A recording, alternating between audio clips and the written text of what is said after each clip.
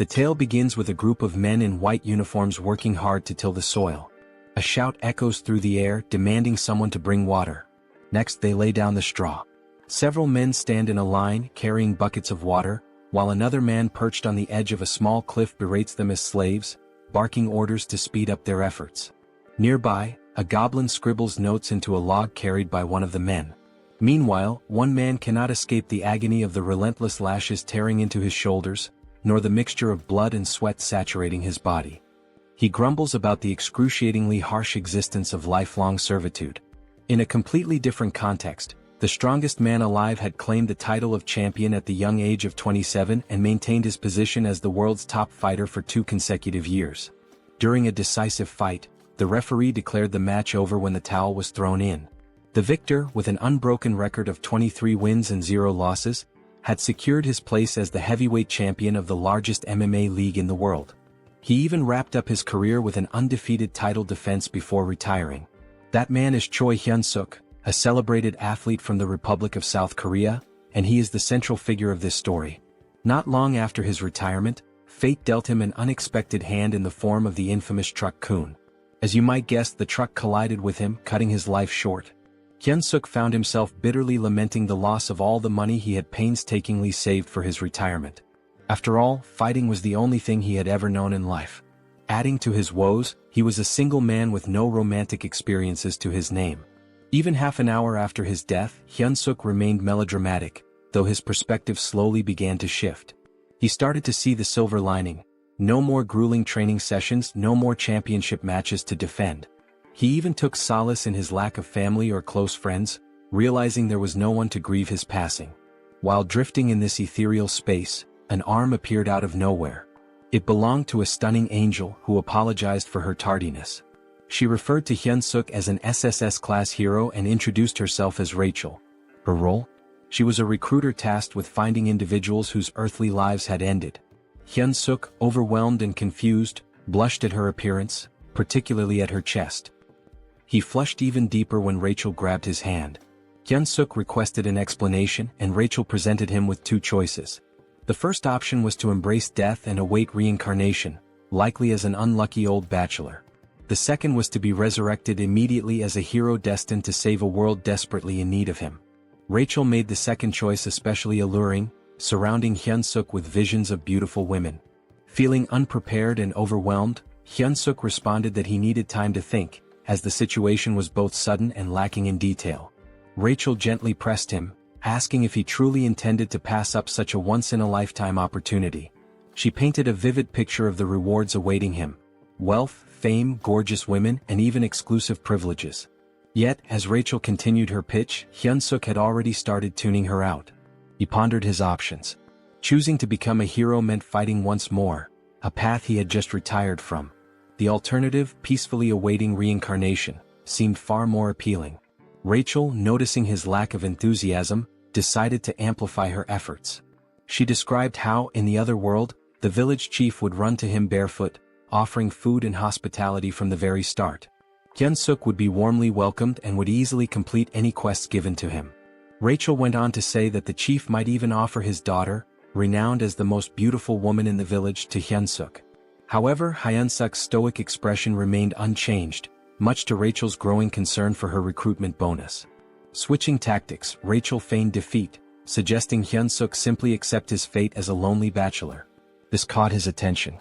To seal the deal, Rachel introduced a chilling thought: there was no guarantee that his next life would even be as a human. This realization struck a chord in Hyunseok's mind. As Rachel began to leave, he grabbed her leg, announcing his decision to accept her offer.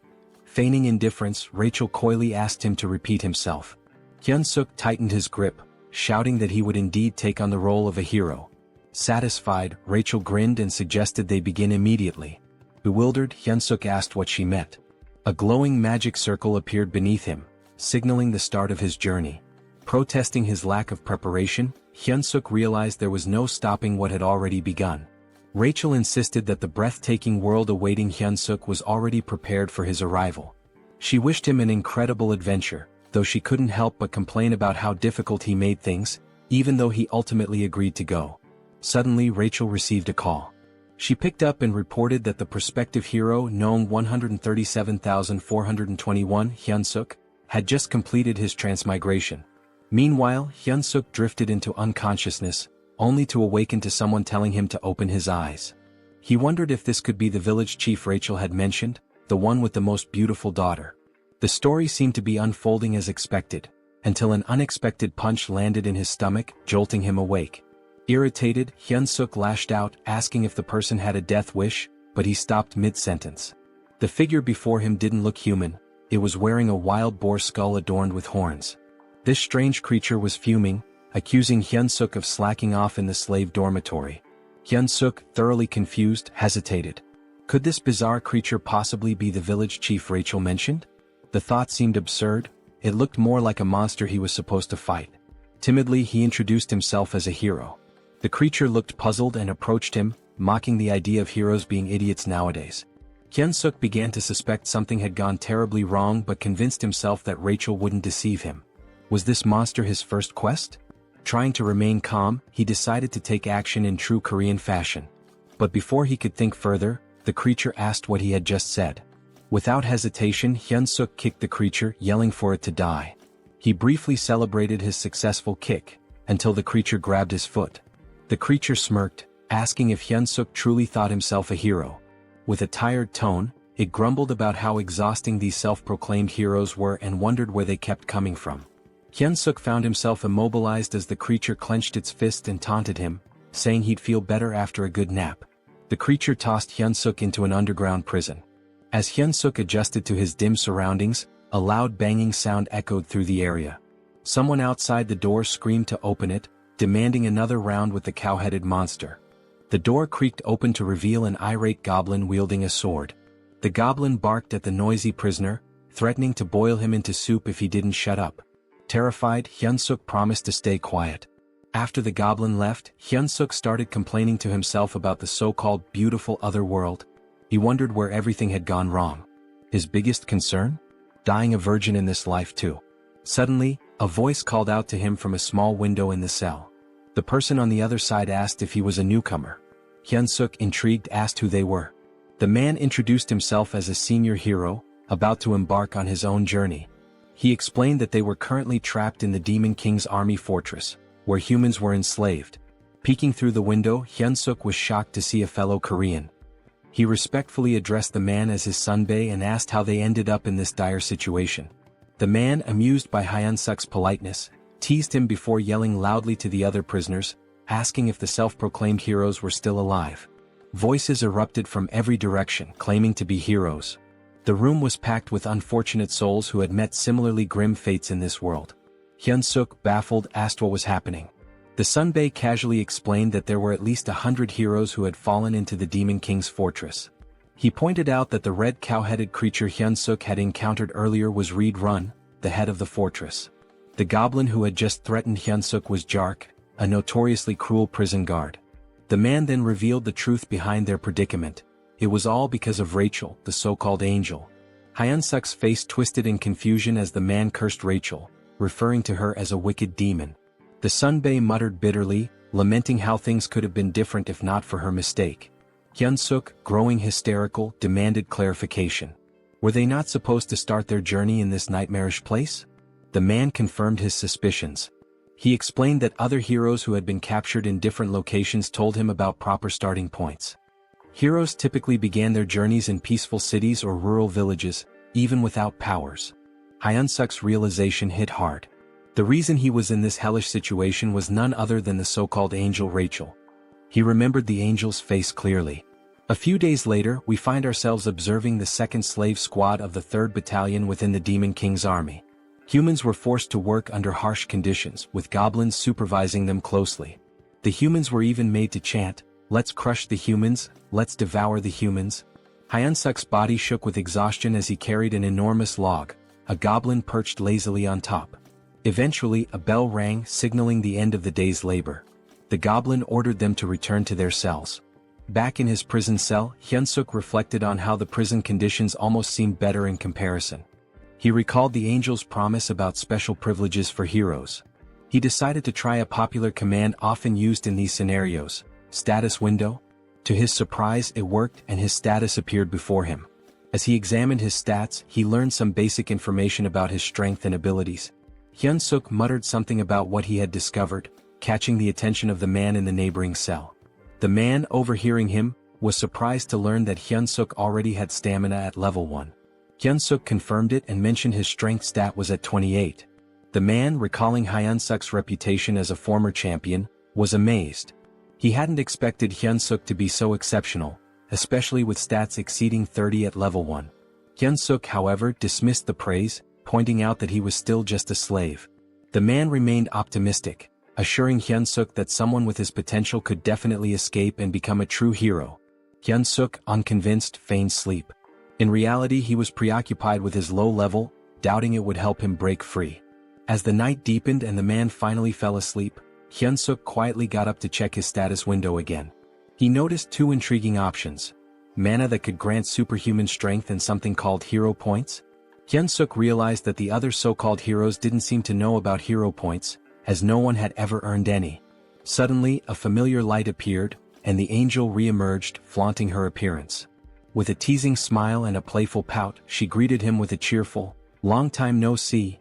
She provocatively asked whether she should reveal some important information about hero points. Before she could finish, Hyunseok grabbed the diminutive Rachel in his hands, his expression dark with frustration. He told her bluntly that he didn't care about hero points or anything else she had to say. At that moment, his priority was giving her a piece of his mind. Moments later, Rachel found herself tied up and dangling like bait on a fishing line. Apologetically, she explained that her magic circles had malfunctioned due to an unfortunate accident involving spilled coffee during a snack break. During her explanation, soundproofing magic was activated to ensure privacy. Hyunseok questioned whether she had been punished by being assigned as his manager. Rachel clarified that her role was to be his personal fairy, a guide to assist him until he defeated the Demon King. Hyunseok made it clear that he no longer cared about being a hero. Rachel, puzzled, asked him to elaborate. He explained that he had no intention of defeating the Demon King and would prefer to live a normal life. Rachel admitted that many prospective heroes chose that path, but she emphasized his extraordinary SSS-level potential. Hyunseok argued that his potential didn't obligate him to anything. He confessed that he never felt it was his destiny in the first place. Rachel tried to protest, but Hyunseok interrupted, saying he didn't want to live a life filled with endless battles as he had in his past. Rachel was startled by his words. She had always seen him as a foolish warrior driven only by fighting in women, but now she worried about her own fate. When she received her assignment as a personal fairy, Rachel had vehemently protested. She felt it was unfair for someone of her status to endure such a humiliating role. Nevertheless, she was ordered to stay by Hyunseok's side until he defeated the Demon King, and the decision was final. A personal fairy, she was told, must actively support and share both successes and failures with their assigned warrior. Despite her protest, she was teleported directly to the Demon Fortress. Back in the present, Hyunseok deduced that a personal fairy was obliged to obey their warrior's commands. Using this to his advantage, he instructed Rachel to contribute to his escape plan. Reluctantly, she agreed. A sudden noise from the door made Hyunseok act quickly, grabbing Rachel to conceal her presence. Goblins were waking the prisoners for the next day's labor. Rachel grumbled that she could use her stealth abilities without his interference. Even after roll call was complete, Hyunseok noticed that Jark, the cruel goblin guard, was still lingering by his door. The Jark informed Hyunseok that Raedran had summoned him to his office. Once there, Raedran brought up an unexpected topic. Apparently, Hyunseok had been working diligently these days. Hyunseok was utterly shocked while the Jark casually lounged on his shoulders. He couldn't believe that the foul-smelling goblin had actually complimented him. Raedran admitted that initially he had thought Hyunseok was just another lunatic human, but seeing his recent efforts had changed his perspective. That was why Raedran proposed a new role for him, head slave. Hyunseok was baffled and had no idea what Raedran was implying. Raedran elaborated, explaining that the workload had significantly slowed down recently, and someone needed to step up to manage the humans. Rachel anxiously hoped Hyunseok would refuse the offer outright. She whispered furiously, pestering him to decline, even yelling that a hero should never submit to officers in the Demon King's army. Both Raedran and the Jark heard the commotion and asked what the noise was. Hyunseok quickly shouted that he'd handle everything and ensure the humans worked harder. To distract them, he exaggeratedly bowed, slamming his head on the desk with a loud thud. Raedran was delighted. He confessed that, contrary to his first impression, he was beginning to like Hyunseok. He even promised to write him a special recommendation letter to join the Demon King's army, if he continued to perform well. Hyunseok was dismissed but felt despair deep down, watching his escape plans crumble. A few days later, the humans were chanting while working. Hyunseok strutted around, smugly scolding one worker for being too slow. He mocked, "Even my grandma could run faster than that." With such an attitude, he looked perfectly suited for the Demon King's army. The system window popped up, revealing that his hidden skill, charisma, had increased. Due to his leadership experience, Hyunseok exclaimed that being the head slave was the best. The other men exchanged worried glances, convinced he had lost his sanity. They whispered about him behind his back. Rachel, however, reprimanded him, warning that this behavior could land them in serious trouble. Hyunseok dismissed her concerns, telling her to trust his plan. He added arrogantly, "A sparrow like you can't understand the strategies of a phoenix like me?" When a man collapsed to his knees, Hyunseok scolded him harshly. The system window notified him that Reed-Run's favorability towards him had increased. Hyunseok saluted dramatically and thanked Reed-Run, declaring his loyalty. Rachel exploded in frustration, reminding Hyunseok of his desire for adventure and escape. Hyunseok scratched his head, explaining sheepishly that he was simply following the system's guidance. He reasoned that obeying the system was part of being a hero. Rachel argued furiously, insisting that boosting the Demon King's army officials' favorability was absurd and completely unlike any hero quest she had ever seen. Hyunseok stood firm, claiming it was the truth, even offering to read the quest description aloud. He read, "You who have found yourself trapped in the Demon King's fortress due to an idiot's mistake?" Rachel cut him off, arguing that the language was far too informal for a system message, which should always use neutral, precise wording. Hyunseok shrugged, insisting that perhaps an SSS-level hero system worked differently. The previous night, Rachel had made a scene, accusing Hyunseok of accepting the head slave position too willingly. Hyunseok retorted that she was the crazy one, not him. Out of nowhere, a system message had appeared, addressed to Hyunseok. It stated, "You who have found yourself trapped in the Demon King's fortress due to an idiot's mistake might feel as frustrated as someone discovering an empty toilet paper roll. However, this is an opportunity. To become a true hero, you must gain the favor of the Demon King's officer, Reed-Run, and earn 100 hero points." Hyunseok had been stunned at the time but realized this was his only viable option. Now back at work, Hyunseok led the slaves in singing the Demon King's Third Army Corps song. Rachel was puzzled, realizing only high-ranking figures could alter quest objectives. She wondered why they would do such a thing for Hyunseok. Suddenly, Jark approached Hyunseok again, instructing him to follow him to Reed-Run's office.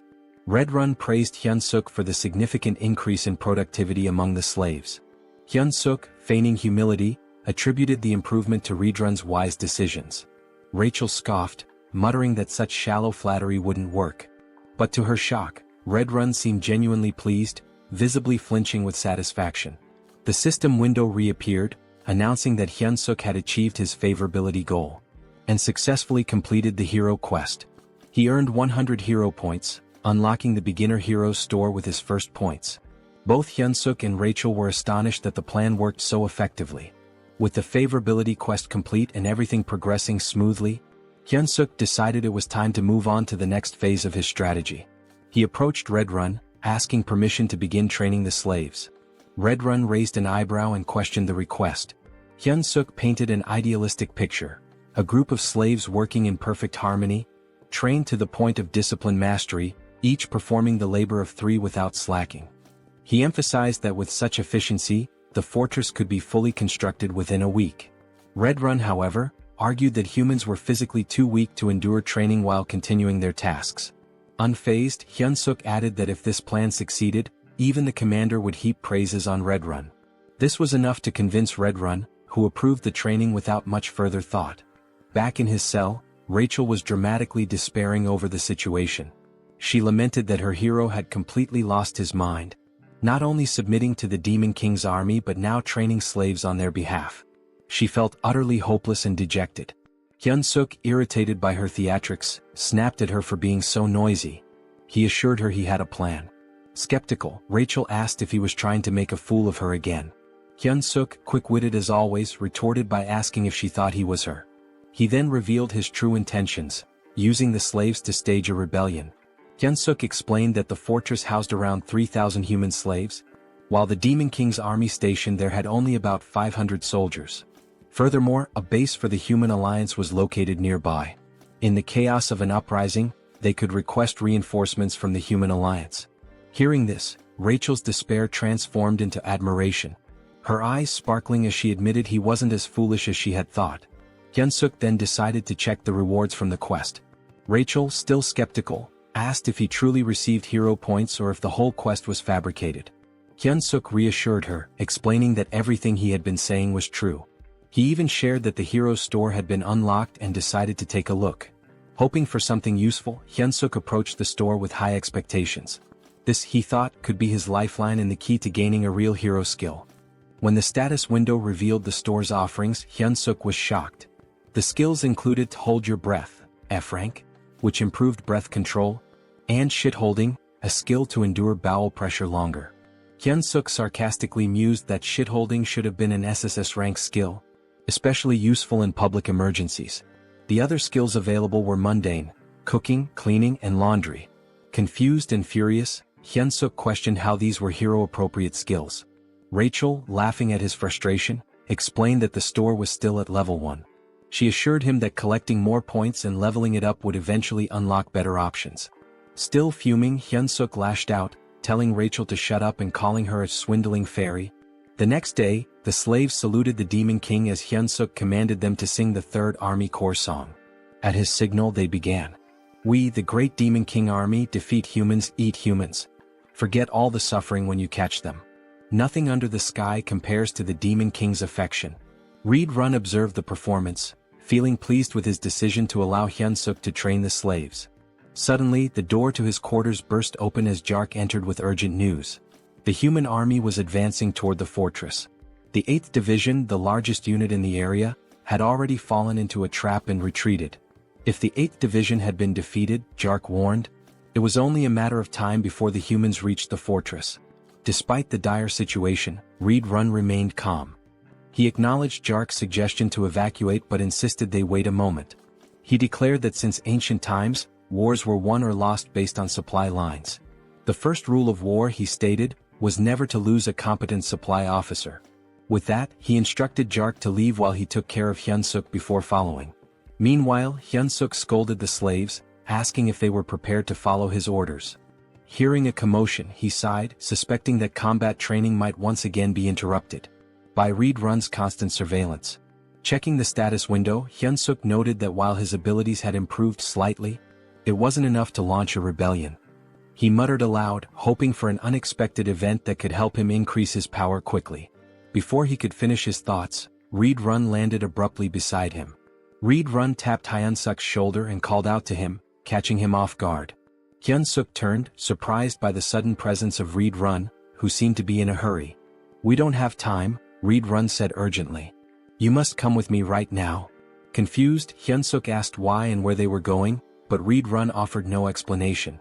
Just then, the commander of the human army bellowed an order to attack, declaring that victory was within their grasp. Human soldiers armed with spears charged forward, successfully striking several goblins in their path. Their advance, however, was halted by a terrifying sight, the Red Nightmare Reed Run. The commander shouted for the troops to retreat and let the knights handle the enemy. Despite the order, the humans continued their charge, emboldened by their momentum. As Hyunseok watched the chaos, a thought crept into his mind. Why were human troops here? He began considering the possibility of using the situation to his advantage. Perhaps this was his chance to stab the Demon King's commander in the back end. Return to human society as a hero. One of the humans yelled, "Die, Red Nightmare," and lunged at Reed Run. With unsettling ease, Reed Run grabbed the man by the head and crushed it, leaving Hyunseok frozen in shock. Reed Run then unleashed his combat arts, performing the 7th movement. He slammed the soldier's face into the ground, following it up with an area of effect attack, the explosive destruction wave. The ground shattered, sending human soldiers flying through the air. Turning back to Hyunseok, Reed Run asked, "Are you all right?" Hyunseok saluted reflexively, replying that he was fine and subtly adding that he'd be leaving soon. This moment reminded Hyunseok that he was still in the company of one of the Demon King's most formidable warriors. The battlefield buzzed with activity as the humans claimed the area. They raised 2 flags at the center and began organizing the citizens of Mariot Kingdom and Drasan Empire. A soldier questioned Hyunseok's prison mate, asking if they were warriors. The man replied affirmatively. The warriors were separated from the other captives and led down a different path. A figure appeared to greet them, Olivane Grimier, a middle-aged man with striking red hair and a beard. He was a duke of the Dresden Empire and commander of the Allied forces. A soldier approached Olivane, reporting that the evacuation had been completed. Olivane praised the soldier for his efforts. The soldier also mentioned that those claiming to be warriors had been drafted. Olivane gave the order to begin. "All soldiers to your positions," he commanded. Moments later he gave a chilling order, "Annihilate all the warriors before us." Meanwhile, a carriage traversed the forest. Inside, Hyunseok sat in sullen silence, bidding farewell to his dreams of adventure and his imagined second life. Across from him, Reed Run sat stoically. Hyunseok couldn't help but think about how Reed Run had effortlessly dispatched everyone chasing them. Their pursuers were no longer a concern. Rachel, attempting to cheer Hyunseok up, remarked that moments of crisis often present opportunities. She suggested they head to the headquarters and properly assess the Demon King army situation. Hyunseok, unimpressed, told her to shut up. Breaking the silence, Reed Run admitted, "I must have fallen asleep for a moment." He looked at Hyunseok and asked, "Did you say something?" Hyunseok quickly covered, claiming he was just mumbling about how honored he was to accompany someone like Reed Run. Reed Run, seemingly touched, expressed his appreciation.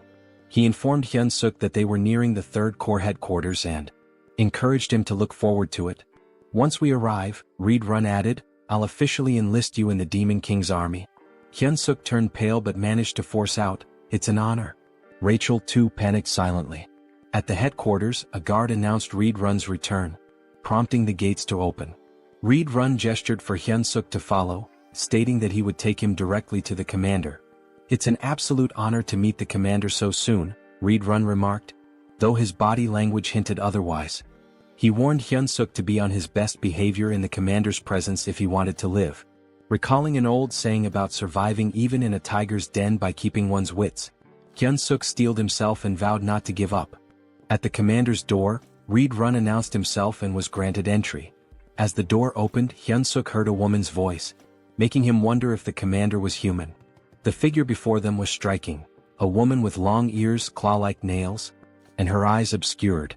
Her jaw and neck bore a different hue, adding to her otherworldly appearance. She lounged in her chair, wearing stilettos, exuding an aura of command. "Welcome back, Reed Run," she said with a smile. She observed that he had gained even more muscle since their last meeting. This woman was Hemis, the commander of the Demon King Army's 3rd Corps. Reed Run responded with a compliment, remarking on how her beauty had become even more radiant. Hyunseok felt his cheeks flush. He couldn't believe that such a stunning woman was a commander. Hemis smiled graciously and thanked Reed Run for his kind words. Meanwhile, Hyunseok was panicking internally, unsure of how to respond. Should he also compliment her beauty? He wrestled with the thought as Reed Run shifted the conversation. Reed Run admitted his shame for failing to defend the fortress. Hemis dismissed his guilt, explaining that the blame lay with the 8th Division commander, not him. She added with a sharp tone, "I should have already made a bag out of his hide." Hyunseok felt his breath hitch. Hemis continued, noting that the 8th Division commander had returned alive, but as a disgrace. The pressure Hyunseok felt in her presence was overwhelming, far surpassing anything he had experienced before. He clenched his fists, doing his best to conceal his trembling. Changing the subject, Hemis turned her attention to the human Reed Run had brought. Reed Run introduced him as Hyunseok, the individual he had reported about earlier. He announced that he had brought Hyunseok to officially enlist him in the Demon King army. Hemis stepped closer, inspecting him. "He's cute," she commented casually. She expressed her anticipation for his performance, especially since he had been chosen by Reed Run. Hyunseok, though flustered, managed to stammer out that he would do his best. Hemis, however, remarked skeptically, "With that body you won't last long in the demon army." She turned to Reed Run, asking if he agreed. Reed Run nodded, adding, "He'll be eaten alive by the others." Reed Run then noted how rare it was for a human to join the demon army and requested permission to train Hyunseok personally. Hemis's response was swift and firm. "Absolutely not," she said. She explained that Reed Run's time shouldn't be wasted on a human. Then something startling happened. Hemis began to transform. Her head morphed into something resembling a flower, but one with teeth and a long tongue. Hyunseok's jaw dropped in disbelief as he watched her shove her arm into her own mouth. Moments later, her face returned to normal, and in her arms she held a black dog-like creature. She informed Hyunseok that he would now be tasked with caring for her pet. The creature, though small, looked ferocious. "This is Bobo," Hemis introduced him warmly. "Isn't he adorable?" Hyunseok on the inside wondered what kind of pets this could possibly be. He couldn't help but think that it looked like it had come straight from the depths of hell. Also in his own language the name Bobo meant stupid, which added an ironic twist to the situation. Reed Run observed the creature and remarked, "I can sense immense power in it even as a baby." Hemis beamed at the acknowledgement, clearly pleased. Hyunseok, however, remained skeptical. Noticing his hesitation, Hemis asked pointedly about his reaction, intimidating him further. "Don't you like it?" she pressed. Hyunseok quickly backtracked, insisting, "It's an honor to care for Bobo." Satisfied with his answer, Hemis handed Bobo over to him. She advised him, "Bobo is growing, so don't forget to feed him. He gets unpleasant when hungry." She also warned that assigning new caretakers for Bobo had become a challenge, since he had been eating them all. Rachel's voice rang out loudly, surprising everyone. She had noticed a new hero quest in the system window and couldn't contain her shock. Hyunseok shushed her immediately, fearing she might wake Bobo. The quest details appeared before him. Survive by earning Bobo's affection and secure a better future. The reward was 200 hero points. Hyunseok was stunned. Was he really tasked with winning over a commander's pet? Just then the door opened and a goblin entered, knocking on the frame. Hyunseok greeted it politely, but internally he couldn't help but feel uneasy. Having a goblin as his companion made him feel like he was being treated as a snack. Curious, he asked about previous caretakers. The goblin informed him bluntly that there were none left. They were all dead. The goblin explained that from now on, it would be their job to prepare meals for Bobo. "Is that all?" Hyunseok asked. "Yes," the goblin replied, but just as it was about to bark another order, a shadow loomed over it. It was Bobo, licking the goblin's head ominously. Terrified, the goblin clung to Hyunseok's leg, pleading desperately. The goblin even offered Hyunseok his food to save itself. Hyunseok's patience snapped. "What are you doing?" he shouted. The goblin ignored him, knowing one of them wouldn't survive. Furious, Hyunseok grabbed the goblin and hurled it toward Bobo. "You're the one who's dying," he declared as Bobo prepared to make his move. Hyunseok handed the snack to Bobo, who seemed delighted. Without hesitation, Bobo devoured it. Hyunseok and Rachel watched as Bobo happily enjoyed his treat. Later, Rachel found herself in a panic, running for her life. Bobo was chasing her. Desperate for help, she shouted at Hyunseok, but he casually replied, "You better not run too long. He'll get hungry again." Hyunseok's eyes caught something. A new item was available, an extra-large bone. This particular bone could attract Kennedy-type monsters and charm them. It was priced at 30 hero points. Acting quickly, Hyunseok called Bobo and showed him the bone. He threw it and Bobo's eyes lit up with excitement before dashing to fetch it. Meanwhile, Rachel, exhausted from all her flying around, grumbled, "You should have found that sooner." Hyunseok, smug, replied, "That's why my brain doesn't miss the small stuff." He thought the quest would be smooth sailing from then on, but he was wrong. Bobo suddenly lunged at him, narrowly missing and tearing only the hem of his shirt. That's when it hit him. The bone wasn't enough. Bobo needed fresh meat. Rachel asked if he was seriously considering taking Bobo outside. Hyunseok mulled it over, feeling the pressure as Bobo began baring his fangs. Frantically, Hyunseok blurted out the first calming word that came to his mind. "Walk." Bobo froze and immediately changed his demeanor. The feral energy vanished, replaced by a happy, tail-wagging excitement. Bobo even hugged Hyunseok, who sighed in relief. Now outside, Hyunseok searched for the kitchen, but he was utterly lost. Bobo, full of energy, was pulling him in all directions, making things harder.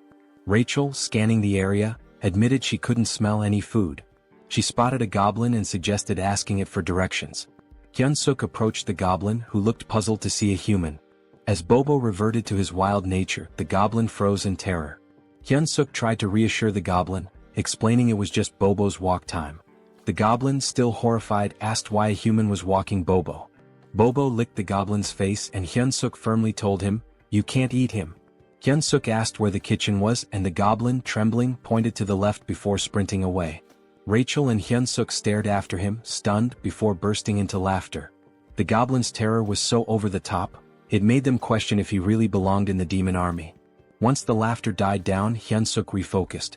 He was ready to search for meat in the kitchen. Rachel, however, questioned his long-term plans, asking if he intended to care for a dog forever. Hyunseok scoffed, replying that, of course not, he still had dreams to chase. But when he turned back, Bobo was gone. Panic hit him instantly. He turned pale and shouted, "Where the hell is that dog?" Hyunseok felt despair creeping in. Bobo was a walking disaster, and even looking away for a moment was a mistake. Rachel scanned the surroundings and pointed toward a direction. There they spotted Bobo trotting back toward them. Hyunseok exhaled in relief, scolding, "You scared me half to death." Bobo returned happily, but blood dripped from his mouth, and his stomach was visibly full. Suddenly they heard shouting, "Commander Regis is dead." A vow for revenge echoed through the air. Hyunseok froze in horror. Rachel pointed accusingly at Bobo, whispering, "He's the culprit." Goblin soldiers emerged, and Hyunseok and Rachel began running for their lives. Rachel, gasping, asked if they were about to die. Hyunseok snapped, "Shut up and run." They reached a dead end, cornered by goblins shouting accusations. One goblin vowed to tear off Hyunseok's arms like chicken wings. Another lamented that the commander was already digested, wondering how he would have tasted. Yet another suggested ripping both Hyunseok and Bobo apart, dividing the spoils. Hyunseok forced himself to stay calm and shouted back, "How dare you?" Outnumbered, he needed a plan. Thinking quickly, he lifted Bobo and asked the goblins if they knew who the brave one was. Confused, the goblins stared at Bobo, who they had assumed was just a wild beast. When Hyunseok heard their words, his fury rose and he reprimanded the goblins. He declared that this adorable yet lethal creature was none other than Bobo. The goblins hesitated, recalling that Bobo was rumored to be Commander Hemis's pet, but they dismissed it. They assumed it was just another deceitful trick from a human. Still, some goblins began to worry that Hyunseok might actually be telling the truth. Hyunseok questioned how they could fail to recognize Bobo, calling it a disgrace. The goblins stared at him, baffled by his confidence. Hyunseok, maintaining his composure, commanded Bobo to unleash his beast mode. Without hesitation, Bobo obeyed, transforming into a ferocious predator, saliva dripping as if anticipating a meal. Hyunseok addressed the goblins again, reaffirming, "This is Bobo." He then ordered, "Bobo, bite him." Bobo let out a deafening roar and pounced on the nearest goblin. Blood splattered as Bobo's teeth tore into his target. Hyunseok watched the grisly scene unfold, casually remarking, "A dog without a muzzle sure gets messy." When Bobo finished, only the goblin's bones remained. Turning to the others, Hyunseok asked mockingly, "Anyone else doubt who Bobo is?" The goblins frantically apologized, claiming they had no idea it was really Bobo. At that moment, a system notification appeared before Hyunseok. It revealed that his extraordinary charisma had subdued numerous demons, increasing his hidden charisma stat. Hyunseok grinned, pleased with the recognition. Just then, a voice from behind interrupted him. A calm but commanding presence addressed the group, wondering aloud about the commotion. It was Commander Hemis. She surveyed the scene, amused, commenting that the cute newbie was causing quite the stir outside. Hyunseok felt his blood run cold. Standing in her office had been nerve-wracking enough, but now facing her here was even worse. Hemis chuckled, clearly entertained by Hyunseok's audacity in using her name and Bobo to survive. Hyunseok bowed deeply, admitting he had committed a severe offense. Hemis raised an eyebrow, confused, as she had actually intended to compliment him. She admired his resourcefulness and wit, contrasting him with the less clever demons she often dealt with. "You've got guts too," she added with a smirk. Hyunseok stammered out a hesitant thank you, unsure if her words were genuine praise or a veiled threat. Hemis elaborated, sharing how the demon army relied heavily on brute strength, often creating unnecessary chaos. When Hyunseok inquired what kind of trouble she meant, she cryptically replied, "You'll find out soon enough." She shifted the conversation, once again suggesting he consider becoming an executive in the demon army. Hyunseok was stunned, feeling entirely unqualified, but Hemis dismissed his self-doubt. "You can't keep using my name and Bobo forever," she declared. She explained that the army had a decisive duel system where one could claim their opponent's rank. She gave him 1 month to prepare for a battle. If he won, she would extend her protection for another month. If he continued to succeed, he might even rise to the rank of battalion commander and prove useful. Hyunseok hesitantly asked what would happen if he lost. "You'll regret surviving the battle," she replied coldly, implying that failure would lead to a fate worse than death. Left with no other option, Hyunseok accepted. Hemis even chose his opponent on the spot. Rachel, standing nearby, sighed dramatically, predicting she would be saying goodbye to him in a month. Hyunseok glared at her, reminding her that she was the one who had claimed he had SSS rank potential. Rachel shrugged, explaining that potential only indicated possibility, not certainty. "You're a fairy," Hyunseok snapped, "but you can't even be supportive." As he fumed, Hyunseok noticed something unsettling. The doors ahead were streaked with blood. He wondered aloud if it was truly the kitchen. Cautiously he pushed the doors open. Inside, a towering red-skinned ogre-like figure greeted him. "You must be the human our commander mentioned," the monster said, introducing himself as Kulkin, the demon army's chef. Kulkin asked what business Hyunseok had in the kitchen. Hyunseok remained outside the threshold, explaining he was just there to get a snack for Bobo. Kulkin's eyes narrowed as he realized that Bobo's caretaker had changed yet again. However, he refused Hyunseok's request outright, leaving him dumbfounded. Kulkin explained there was no reason for him to help a human. The only order from Commander Hemis was to spare Hyunseok's life. Desperate, Hyunseok asked if there was any way to negotiate, emphasizing that the food was for Bobo. After some thought, Kulkin proposed a solution. If Hyunseok truly wanted meat, he would have to hunt it himself like the goblins did. Hyunseok paled as he glanced at the goblins, who were busy chopping up what looked disturbingly like other goblins. He realized with a sinking feeling that Kulkin's idea of hunting was far more gruesome than he had anticipated. The next thing we knew, Hyunseok found himself standing before a colossal, ferocious wild boar. He had been informed that this creature would be his dinner tonight, if he managed to kill it.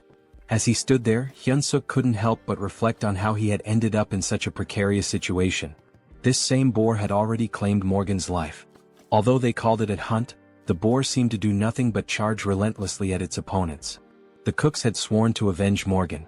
Hyunseok, observing the chaos, quipped that it was unclear who would ultimately be having dinner. Rachel, ever the pragmatist, asked what their next move should be and even suggested they run. Hyunseok shook his head, pointing out that escaping from such a massive crowd wasn't an option. Still, he couldn't deny how perilous his position was. Resolving to act, Hyunseok began to move, but Kulkin's voice stopped him. Instinctively, Hyunseok responded, volunteering to go next. But to his surprise, Kulkin informed him that there was no need. The hunt was over. Hyunseok was taken aback. All this time he thought they were mindlessly charging at the boar. How had they brought it down so efficiently? A goblin reported to Kulkin, tallying 12 dead and numerous injured. In Hyunseok's mind, the cost was far too great. Kulkin, however, seemed unfazed, calling the results amazing and declaring a short break before they resumed hunting their next prey. Hyunseok noticed how little Kulkin cared about the casualties. As the cooks busied themselves, Hyunseok confided to Rachel that escaping was no longer an option. Rachel asked if he intended to join the monster hunts with the others. Hyunseok replied with a firm no, explaining he had no reason to. He mulled over his predicament and concluded that the only way to increase his stats was to level up, which meant he needed experience points. Rachel agreed with his logic but asked where he planned to find such experience in their current situation. Shamelessly, Hyunseok inquired if he would still earn experience points if he only landed the killing blow. Rachel confirmed that he would, though she called his plan disgraceful. Her confirmation fueled Hyunseok's determination. He thanked her and told her they should get moving. Hyunseok knew his options were limited. He had to grow stronger within a month, especially if Commander Hemis's threats were genuine. Approaching Kulkin, Hyunseok expressed his desire to participate in the next hunt as a member of the brave demon army. Kulkin stared at him, making Hyunseok nervous. Had he overstepped? But Kulkin grinned, declaring that he liked Hyunseok's audacity. Hyunseok, relieved, offered his thanks while slipping in a few compliments to appease Kulkin further. Much to his surprise, Kulkin assigned Hyunseok the role of leading the next hunt.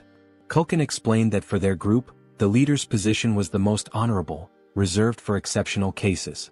Hyunseok, feigning humility, protested that he couldn't possibly stand before the noble demons, adding that the other cooks might object to him taking charge. Kulkin, unbothered, simply gave him a thumbs up. Their exchange was interrupted by an urgent call for Kulkin. "What's wrong?" the chef asked. A cook reported a monster invasion, describing the sound of the monster's cry as a signal that an urn had arrived. Hyunseok, confused, asked if they were in danger. Culkin dismissed the concern, though he added that urn meat wasn't particularly good. Drawing a knife from his back, Culkin rallied everyone to arm themselves, announcing that they would hunt the urn and add its meat to the dinner menu. Hyunseok saw this as an opportunity. All he had to do was stay close and land the final blow. Rachel handed him something. A system notification appeared, showing a slight boost to his health and strength for 3 minutes. Rachel confidently brushed off his gratitude, but instead of thanking her, Hyunseok bonked her on the head, grumbling about why she hadn't used it on him earlier. Motivated, Hyunseok sprinted to position himself for the last hit. As he ran, he forced himself to focus on his goals. He pictured a noble blonde lady, no less than 5 children with bunny-like features and a peaceful retirement. He wasn't planning to die again as a defeated, loveless loser. With renewed determination, Hyunseok leapt into the fray, punching the urn with all his might. The monster fell, and with its death came a flood of system notifications. Hyunseok was stunned to see his level increase by 4 from a single killing blow. At this rate, he realized he could hit level 20 within a single day. Elated, Hyunseok felt empowered. Finally, he could grow stronger. Moments later, a trembling cook approached the dead urn, raising a butcher's knife. Before the cook could act, Hyunseok casually elbowed him, claiming his arm had slipped. He laughed maniacally, his grin wide and menacing. It was almost as if he had lost his mind when he declared that every last hit in the world was now his to claim. Time passed and more monsters were slain. Rachel, visibly drained, asked if they were finished now. Hyunseok smirked and praised his buff bot companion for her assistance. All the monsters had been dealt with, and it seemed like the cooks had wrapped up their butchering. But upon closer inspection, he realized the cooks were already gorging themselves on the fresh meat. One of them even shouted for a larger serving, leaving Hyunseok utterly baffled. Culkin caught sight of him staring and called out, asking what had captured his attention. Hyunseok questioned whether it was acceptable for the cooks to indulge in the army's food like this. Culkin responded nonchalantly, explaining that it was one of the cook's privileges, especially since monster meat spoils quickly. He added that for common soldiers, having fresh meat was a rare and special opportunity. The chef even admitted that enjoying good food was the main thing keeping him going. A flood of questions raced through Hyunseok's mind, like what kind of privilege this was or how they managed without a labor union. Despite his skepticism, the chef offered him a portion of the meat, saying he had earned it as a warrior. Hyunseok hesitated, staring at the meat and contemplating how much the cooks had risked for it. Eventually he took a bite. The flavor wasn't bad, there was a strong smell that oddly enhanced the taste, but overall the meat was bland and chewy. Hyunseok couldn't help but think that, back in South Korea, this kind of meat wouldn't sell for long. The realization struck him. These cooks were risking their lives for mediocre meat. His thoughts shifted to an idea. What if he created a dish better than this? It dawned on him that he could win their loyalty through their stomachs, earning their favor and becoming the kitchen's god. He opened the Hero Shop interface, much to Rachel's surprise. After spending points on a skill and an item, he revealed his purchases.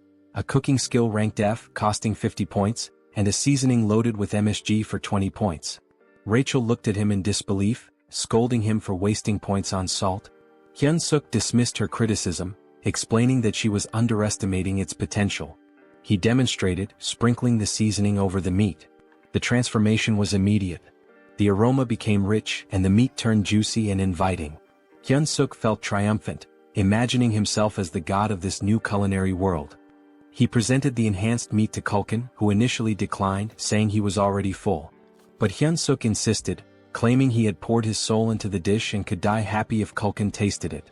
Reluctantly, Culkin took a bite. The flavor transported him to his childhood. He remembered his mother asking if he wanted meat for dinner, a memory so vivid it brought tears to his eyes. Afterward, Hyunseok left with a bag of meat, a gift from the chef, who reminded him that it would stay fresh for only 2 days. When Hyunseok returned, Bobo charged at him, startling him. Quickly, he handed over the meat, calming Bobo instantly. Hyunseok encouraged Bobo to eat to his heart's content, pulling out every piece of meat from the bag. Bobo devoured it happily, and Hyunseok even promised to bring more tomorrow, earning a boost in Bobo's affinity. This also completed their hero quest, awarding them 200 hero points, exactly as Hyunseok had planned. Rachel noticed his success and pointed out an item on his screen that could enhance his stats. When she asked why he hadn't used it, Hyunseok explained that he avoided it because he didn't know how it worked, blaming it certain idiots who had skipped the tutorial.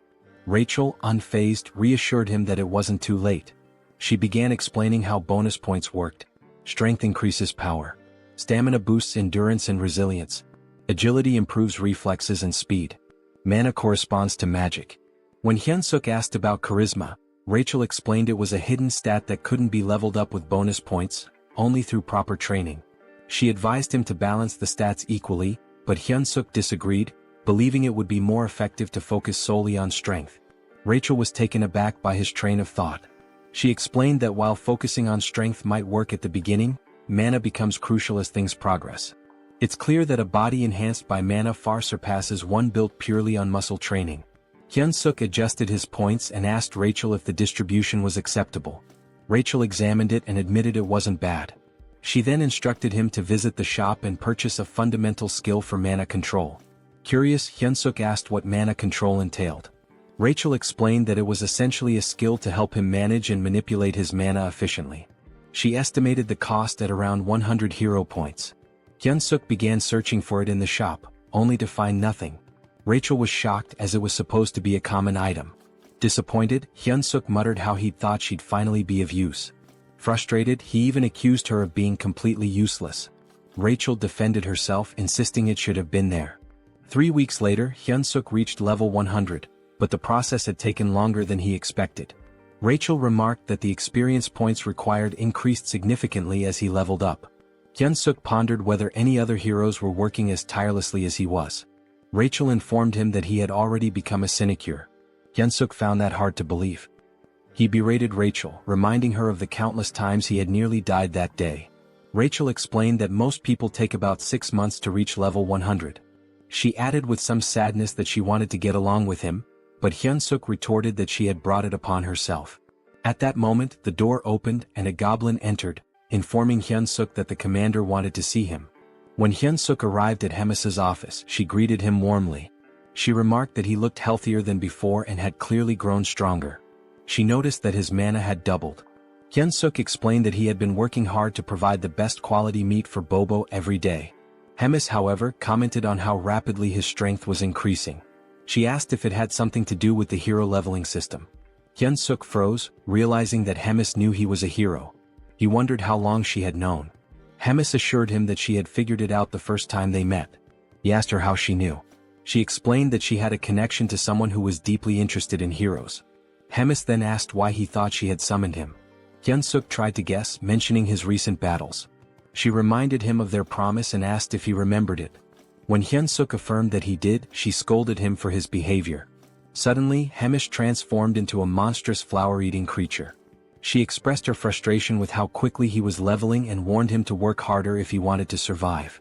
For her, it was all about entertainment. Hyunseok recalled how crowds are most thrilled not by flashy performances or easy victories but by dramatic, unexpected twists. He realized she had set him up against an opponent he could never hope to beat. Rachel, panicked, yelled, asking what his plan was. Hyunseok told her to stay calm and let him think. He reasoned that his best course of action was to gather as much information as possible about the opponent before the battle. Hyunseok intended to study their strength carefully. Rachel pointed out that they only had the opponent's name, questioning how he planned to identify them. Hyunseok revealed his plan to buy an item from the hero shop called the Combat Power Meter. The device, costing 50 hero points, would measure an individual's strength, stamina, agility, and mana. Hyunseok intended to use it to gauge his opponent's power level and then train against someone with a similar level. Rachel sighed, teasing him for only being clever in critical moments. Hyunseok fired back, saying it was better than always being useless. They tested the combat power meter on Rachel first. Her combat power was 375. She admitted she couldn't tell if that was high or low, so she suggested measuring Hyunseok's. Hyunseok handed her the device, waiting for the results. However, Rachel appeared confused. Hyunseok asked if she had seen anything. Rachel hesitated, then claimed the device must be broken, as she couldn't comprehend why his stats were higher than hers. Hyunseok's strength was revealed to be 1,560. He smugly asked Rachel if she was sure she wasn't the weaker one between the two of them. Rachel, feeling dejected, admitted she had a strength level of 10,000 just a month ago. Hyunseok asked if the combat power meter had worked properly despite her doubts. They checked Bobo's combat strength, and the damn dog had an insane 47,422 strength. Rachel felt utterly humiliated knowing that both she and Hyunseok were weaker than a dog. Hyunseok found the situation amusing, joking that maybe Bobo's breed had received a buff. Stepping outside, he decided to survey the strength levels of other orcs. He noticed that goblins, who looked the weakest, had considerably lower stats compared to the other orcs, most of whom had numbers comparable to his own. Suddenly, someone announced Captain Bulkman's arrival, prompting everyone to salute. As the captain passed by, Hyunseok used the combat power meter and discovered Bulkman's strength was an impressive 14,300. Hyunseok observed that individuals with combat strength over 10,000 typically held commander-level positions. He confirmed with Rachel whether his opponent was truly a platoon leader. Rachel affirmed this, adding that the opponent's name was Kirkin. Rumor had it that Kirkin was an orc with the intelligence of a pig. Hyunseok reasoned that a platoon leader should only have around 3,000 strength, meaning he might have a shot if he leveled up some more. Determined, he searched for Kirkin. When he found him, the combat power meter showed Kirkin's strength at 6,671. Rachel bluntly stated that the situation essentially meant Hyunseok was being sent to die. At that moment, Hyunseok received a hero quest. The system window displayed a notification, stating that his odds of defeating Kirkin were almost zero. However, because persevering through impossible situations was his defining trait, he was being given a chance. He needed to raise his combat strength to 3,000 within a week. The reward? 300 hero points. Hyunseok sarcastically commented on how perfectly timed the quest was, jokingly wondering if the system was spying on him. Despite the grim odds, he accepted the challenge, realizing it was a do-or-die situation. He resolved to outwit both his observer and Hemis to survive. The next morning in the kitchen, Hyunseok made his presence known. Kulkin greeted him and took note of the goggles Hyunseok was wearing, finding them intriguing. He asked where Hyunseok had gotten them. Hyunseok casually replied that he'd seen others wearing them and decided to get a pair himself. Kulkin speculated that it must be a trend among the younger generation before quickly changing the topic. He instructed Hyunseok to get ready for the hunt. Curious, Hyunseok used the combat power meter on Kulkin and discovered his strength was an overwhelming 35,230. This perplexed Hyunseok as it far exceeded the typical strength of a captain. Looking around, he realized that even the other cooks had high combat strengths due to their constant battles with demonic beasts. This gave Hyunseok an idea. If he could spar against someone with a similar strength level to Kirkin, he could prepare himself better for the upcoming fight. Hyunseok requested permission from Kulkin to spar with one of the cooks, explaining that it would help him improve and contribute more effectively. Kulkin initially dismissed the idea, stating that Hyunseok was already strong enough for a human and didn't need to rush things. However, Hyunseok subtly threatened Kulkin, saying he'd eat the high-quality meat for himself if he wasn't allowed to spar. Reluctantly, Kulkin relented and asked Hyunseok to choose his sparring partner. Later, as the cooks prepared for the hunt, they were surprised to learn that Hyunseok was planning to fight Golbachev, a cook with a combat strength of 2,620. Some wondered if this would be Hyunseok's last day alive. The goblins, however, voiced their discontent, as they didn't want to lose Hyunseok, who provided them with delicious meat. Hearing the commotion, Kulkin silenced the goblins and warned Golbachev not to kill Hyunseok during the sparring session. He instructed him to go easy and not overdo it. Golbachev, looking rather dim-witted, agreed. However, Kulkin clearly doubted his sincerity. The spar began. Hyunseok, brimming with determination, charged at Golbachev. Golbachev reminded himself of Kulkin's warning not to kill Hyunseok. When he swung a punch, Hyunseok skillfully dodged, observing that Golbachev's movements were largely instinctual. Capitalizing on this, Hyunseok launched a counterattack. The fight felt oddly familiar to him, reminiscent of battles he had consistently won in the past. In the blink of an eye, the match concluded, with Hyunseok declared the victor. The goblins were in disbelief. Golbachev had been taken down so quickly that some hadn't even registered what had happened. Hyunseok, equally shocked, realized he had defeated Golbachev with a single kick. This unexpected victory sparked a newfound confidence in him, making him believe he might have a shot against Kirkin after all. At the northern edge of the Black Fortress, near the Great Forest, Hyunseok replayed the spar in his mind. The fact that he had knocked out an orc with double his strength using just one kick reinforced his belief that combat strength was merely a number and not an absolute measure. He concluded that with a bit more improvement he could secure an easy win in his upcoming fight. Just then, a goblin approached Kulkin to report a large number of Talas appearing up ahead. Kulkin, visibly annoyed, asked if they were within Tala's territory. Hyunseok, curious, asked what the problem was. He questioned if it was because Tala's meat tasted bad. Culkin clarified that their meat wasn't too unpleasant. In fact, their bone marrow was considered a great delicacy. However, Talas lived in groups and had remarkably strong maternal instincts. If anyone harmed their young, it would lead to serious trouble. Hyunseok assumed the hunt would stop there, but Culkin, craving their flavorful meat, decided to proceed. He commanded everyone to attack, declaring that Tala's meat would be their snack for the day. He ordered them not to let any Talas escape and to slaughter them on the spot. The creatures resembled spiders with skull-like structures on their bodies. Hyunseok slyly shoved a goblin, feigning an accident, and seized the opportunity to land final blows to rack up XP. After some time, the group had amassed a collection of slain Talas.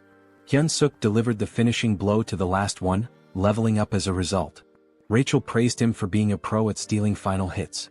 Accepting the compliment, Hyunseok explained that this was precisely why he enjoyed working in the kitchen. Suddenly, an overwhelming pressure enveloped the area, catching Hyunseok off guard. As he turned, someone screamed. The Talas queen had arrived. Her fury was palpable as she saw the pile of dead Talas. With a growl, she expressed her rage. Curious about her strength, Hyunseok used his goggles to assess her stats, only to find her power was immeasurable. The horrifying reality was clear. They had just mercilessly killed her children. Hyunseok spun around to ask the chef what to do, only to find him fleeing. The chef shouted for everyone to survive and meet again later. Hyunseok thought bitterly about the chef's irresponsibility when a loud noise drew his attention. Someone barked orders for everyone to scatter. Weak goblins were being torn apart as the enraged Talas queen screamed, her cry so deafening that Hyunseok had to cover his ears to endure it. Rachel alerted him to look behind, and when he turned, he saw hundreds of Talas charging toward him, led by the queen herself. Naturally, Hyunseok bolted as fast as he could, with goblins in the distance screaming for help. He knew that if he paused for even a moment he'd be dead. Eventually he stumbled upon a cave and hesitated, wondering if it was safe. Rachel reassured him it was empty, claiming she had scouted it earlier. Though Hyunseok didn't fully trust her, he figured the cave was safer than the forest, where he was vulnerable on all sides. The cave was surprisingly deep. He asked Rachel if it was a natural formation, but she didn't know. She did note how spacious it was, large enough for even the Talas queen to enter. An idea began to form in Hyunseok's mind as he spotted a gooey substance on the wall. Rachel dismissed the possibility of it being a Talas hideout, citing the chef's claim that no Talas groups were nearby. However, the sticky residue unsettled Hyunseok. Were these spider webs? Then he saw them eggs. Realizing the cave was a Talas nest, he knew it wasn't a safe place after all. Just as he decided to leave, glowing green eyes emerged from the shadows. A fully grown Talas charged at him. Hyunseok sprinted as fast as he could, with Rachel frantically asking if they were heading in the right direction. Hyunseok admitted he had no idea. This was his first time in the cave too. Suddenly he stepped on something, lost his footing and slipped. Panicked, he grabbed the first object he could find and hurled it at the Talas. The creature caught the object in midair, an egg. To Hyunseok's surprise, the Talas stopped attacking, seemingly distracted by the egg. He turned to Rachel for an explanation. Rachel theorized that the Talas might have found the egg appealing due to its round, smooth and moist texture, noting that it resembled a Talas egg. Inspired, Hyunseok grabbed another egg and taunted the Talas, declaring he wouldn't take any more of its nonsense. The Talas panicked, confirming that his strategy was working. Taking a firm stance, Hyunseok hurled the egg. The Talas scrambled to catch it, reacting almost desperately. Rachel observed the Talas's impressive agility and physique, likely enhanced by its monstrous nature. She questioned Hyunseok about his next move. Hyunseok, exasperated, asked what options he had left when there were still over 100 eggs scattered around. Despite the situation, Hyunseok even dared to taunt the Talas when one of the eggs cracked. He mockingly told the Talas that he could probably catch better than it could. Hyunseok ordered Rachel to fetch him another egg, but she informed him that they were down to the last one. Panic set in as Hyunseok turned pale, realizing he had seriously messed up. The Talas let out a furious growl and lunged at them. Hyunseok quickly ordered Rachel to cast a buff spell. The Talas queen was seething with rage, but Hyunseok noticed that she was already drained from chasing after the eggs. He steadied himself and focused, knowing he could seize victory. As the Talas queen charged at him, Hyunseok prepared his ultimate attack, Paradise Reincarnation shot.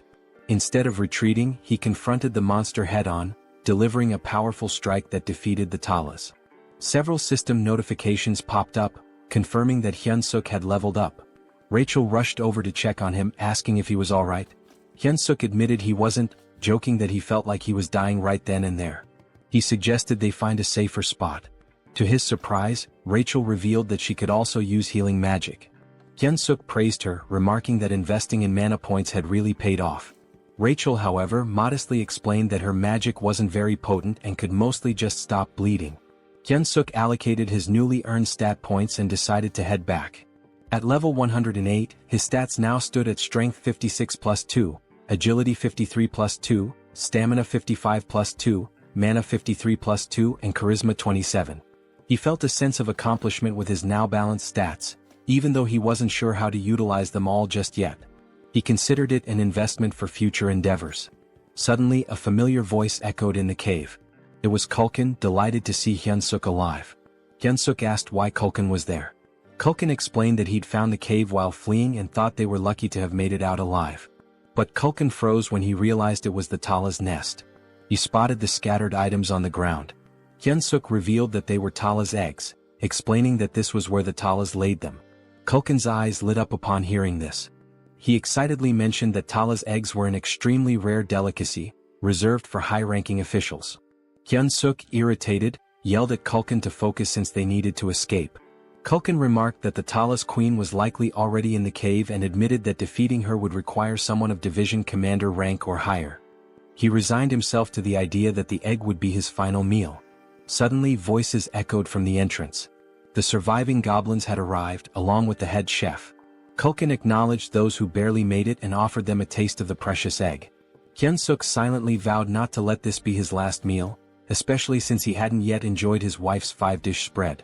Determined, he refused to die in such a pitiful place. Meanwhile, in Hemis's office, someone greeted the commander, commenting on his usual stiff demeanor. She inquired if he had completed his assigned mission. Readrun reported that he had successfully captured the Holy Empire's next saintess as instructed. Impressed, Hemis praised Readrun for infiltrating a fanatical cult in just 3 weeks. She patted his head, causing him to blush. Their moment was interrupted by a knock at the door. Annoyed, Hemis remarked on the interruption. A goblin informed her of an urgent report regarding the cooks sent to gather ingredients. Hemis dismissed it at first, assuming it was a routine issue, but the goblin clarified that the incident was severe. The Tala's queen had appeared, leaving most of the cooks, including Kulkin, dead or missing. Hemis asked about Hyunseok, to which the goblin reported that he was also missing. Hearing this, Readrun's expression darkened. Back in the cave, the goblins were toasting with Tala's eggs, resigned to their fate. Kulkin bid them farewell, but Hyunseok smacked him on the head, yelling at him to snap out of it. Kulkin gave him a bewildered look as if asking, "What the hell?" Hyunseok replied that Kulkin seemed to be under some wicked spell and claimed he used a secret weapon to wake him. With a triumphant grin, Hyunseok pulled out a new item, the Beast Encyclopedia, Demonic Beast Edition. The encyclopedia contained detailed information on nearly all demonic beasts and required 50 hero points to acquire. He searched for information about the Talos, a spider-like demonic beast that lives in colonies and is known for its exceptionally strong legs. To defeat a Talos, one must aim for its weaker spots such as the torso and head. The bodily fluids of the Talos are extremely flammable, and its eggs contain a substance as volatile as a bomb. The caves constructed with the Talos saliva are also highly susceptible to fire, so using flame magic inside them is a dangerous gamble. Hyunseok turned to Kulkin, asking if he could wield fire magic.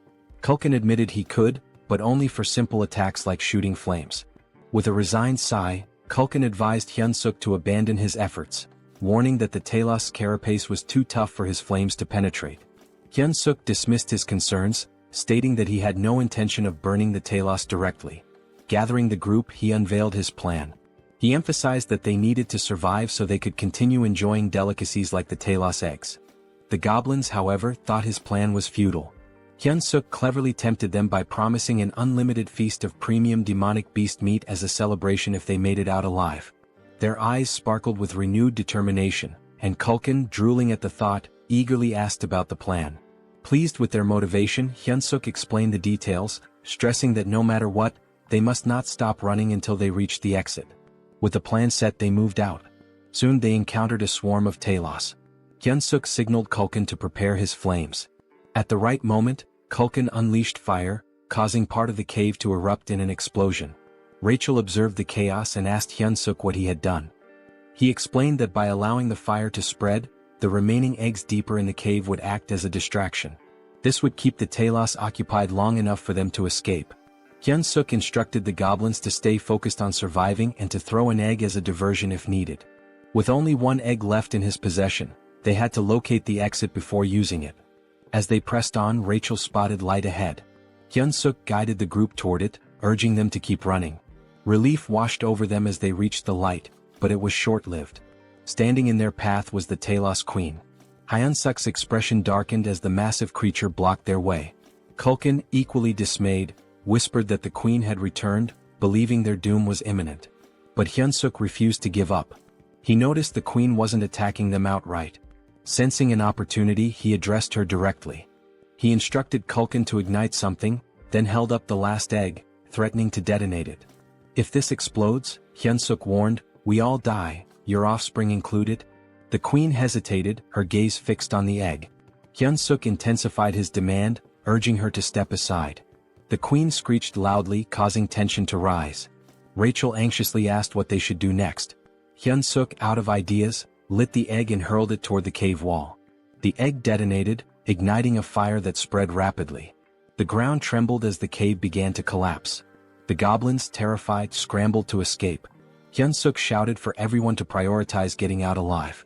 But as he fled, he suddenly froze, distracted by a system notification. He had leveled up. Rachel, exasperated, yelled at him to move before he was buried in the rubble. Glancing back, Hyunsuk saw the Talos Queen being crushed beneath the falling debris. More notifications flooded his vision. He had leveled up repeatedly. The realization hit him. All the Talos killed in the collapse had counted as his experience points. This was, without a doubt, speed EXP farming at its finest. Hyunsuk stood there, dumbfounded, before deciding to focus on escaping. He called out to Rachel for a buff, which she promptly provided. Emerging from the chaos, they faced one final challenge. The Queen Talos was still in their way. Culkin, desperate to create a diversion, pulled out an egg and shouted, "This is for you, Queen." He offered the Queen an egg in exchange for a way out. Hyunsuk recognized it as an opportunity. Determined to survive, he sprinted with all his might. The Queen spat a green fluid resembling spider silk, and Hyunsuk began to wonder if this was truly the end for him. Suddenly, red hands grabbed hold of a large trunk. A familiar voice asked if he was all right. Hyunsuk realized he was being dragged. To his astonishment, it was Reed Run. Reed Run was visibly pleased to find Hyunsuk alive, just as he had anticipated. He confidently declared he would handle the situation. Reed Run wielded the massive trunk and struck the Talos Queen with a devastating blow. The Queen emitted a deafening screech as Reed Run assumed a combat stance. Hyunsuk couldn't hold back his admiration and exclaimed how incredible Reed Run was. He couldn't believe what he was witnessing. Later, at the Demon King's Black Castle, they discovered grim news. Out of the 105 goblin packs in the Demon King's army, only 6 had survived. 99 were either dead or missing, including Culkin. In Bobo's room, the enormous beast whimpered and clung to Hyunsuk, straddling him like a child. Hyunsuk consoled the emotional Bobo, teasingly saying he had returned from the dead just to see him. Rachel commented on how fortunate they were to have survived, crediting the cow-headed figure. Meanwhile, Bobo kept licking Hyunsuk's face affectionately. Hyunsuk replied to Rachel, saying they should cherish their moments of peace, as the looming finals could very well get them killed. Rachel asked for clarification. Hyunsuk explained that finals were approaching fast. Rachel observed that Hyunsuk had matured significantly, and she wasn't wrong. Thanks to the collapsed cave, Hyunsuk had gained a staggering 75 levels in one fell swoop. His current level stood at 200, but Rachel remarked that it still felt inadequate. Hyunsuk shared her sentiment, especially when faced with an opponent boasting over 6,000 battle power. Rachel tested him with a question. Would attaining 6,000 battle power make him as strong as an orc? Hyunsuk replied that it wasn't solely about power level. Rachel confirmed his answer, explaining that such strength also relies on magic. She urged him to master magic if he hoped to confront such adversaries. Hyunsuk admitted it wasn't as simple as it sounded. Rachel reminded him of a moment when he had inadvertently used magic in the past. Hyunsuk, puzzled, was unaware of having done so. Rachel confessed that it was far too basic to be called magic. Hyunseok finally understood. The surge of power he had felt back then was indeed magic. Their conversation was abruptly interrupted when the door swung open. Both were caught off guard as Reed Run entered. Hyunseok asked why someone like Reed Run would visit such a modest room. Reed Run informed him that he was there to summon him to meet the great commander at Hemis's office.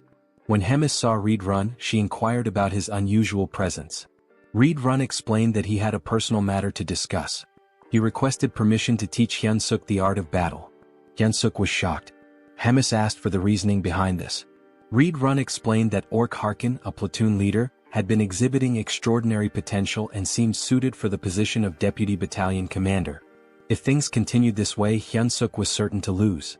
Reed Run expressed his belief in Hyunseok's immense potential and his desire to witness what Hyunseok could achieve in the future. Hyunseok was dumbfounded, certain the commander would reject the proposal. To his surprise, Hemis approved. Reed Run expressed his gratitude and Hemis dismissed them, stating she had work to attend to. Before they left, she noted how much stronger Hyunseok had grown since their last meeting. While she admired his rapid development, it also irritated her as it posed a threat to Kirkin. She resolved to grant Kirkin something to even the odds. Reed Run led Hyunseok to his personal training ground, a vast space that amazed Hyunseok. He reflected on how much respect Hemis had for Reed Run. Reed Run, observing in silence, noticed Hyunseok's body was brimming with mana, yet he couldn't utilize any of it. He realized Hyunseok's rapid growth left little time for mastering the basics. With the battle only 4 days away, there wasn't enough time. Reed Run concluded there was only one solution. He clenched his fist and declared that pain was an integral part of growth. Advising Hyunseok to stay alert, he delivered a punch directly to his face. While crashing onto the ground, Hyunseok couldn't help but question if this guy was completely out of his mind. Here he was supposedly training him, yet he was beating him to a pulp. Hyunseok shouted at Reed Run to focus.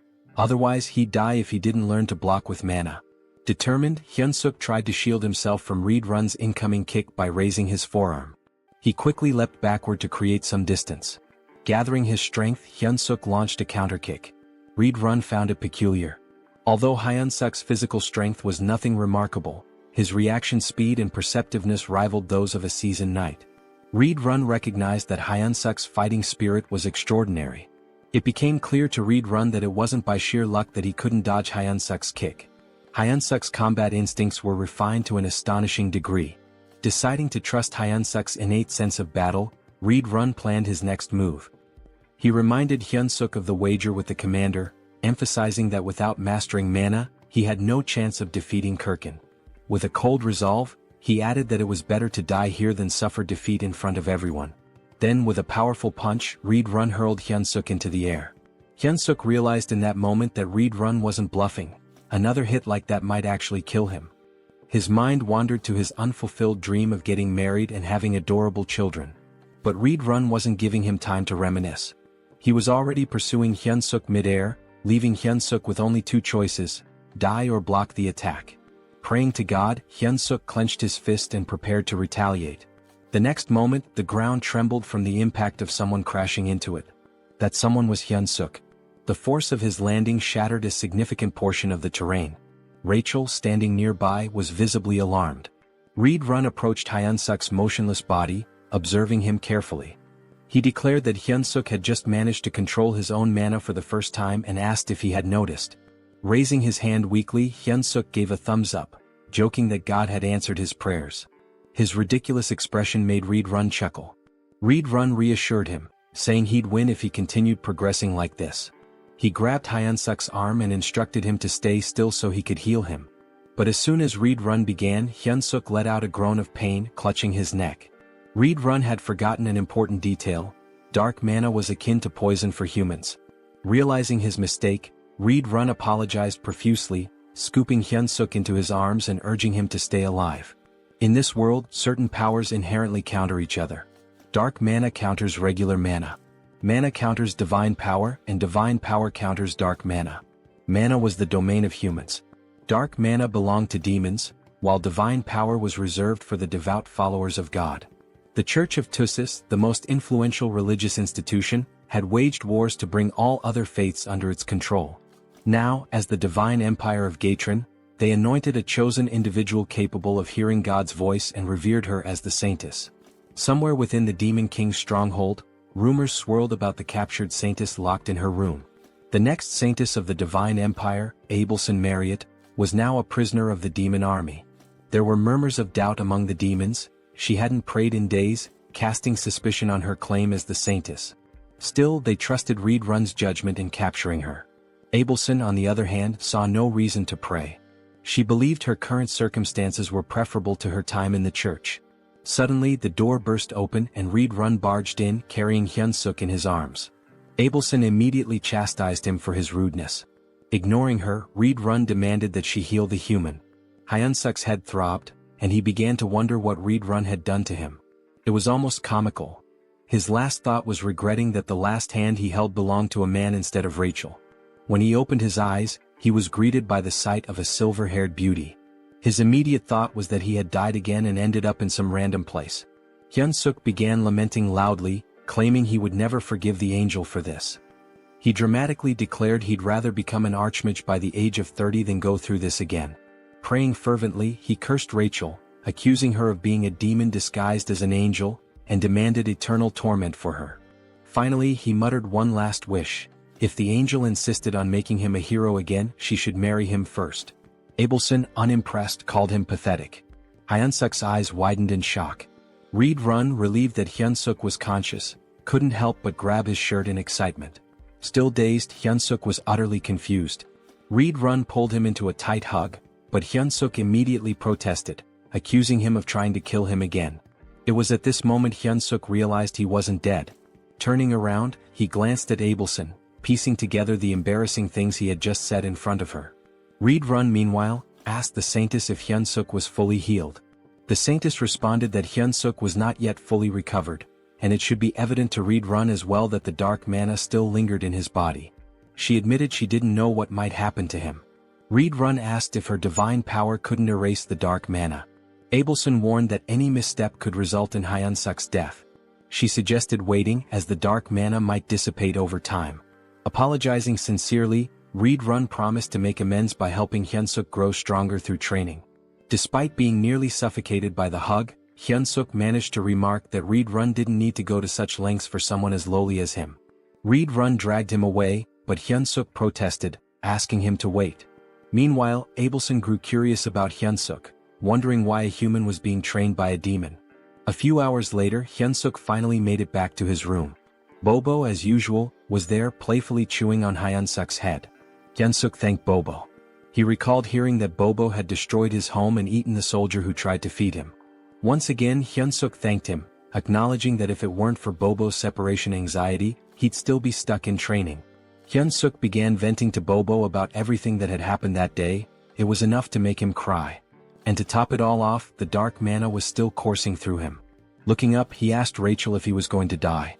Bobo simply kept licking Hyunseok. Hyunseok called for Rachel again, but she didn't respond.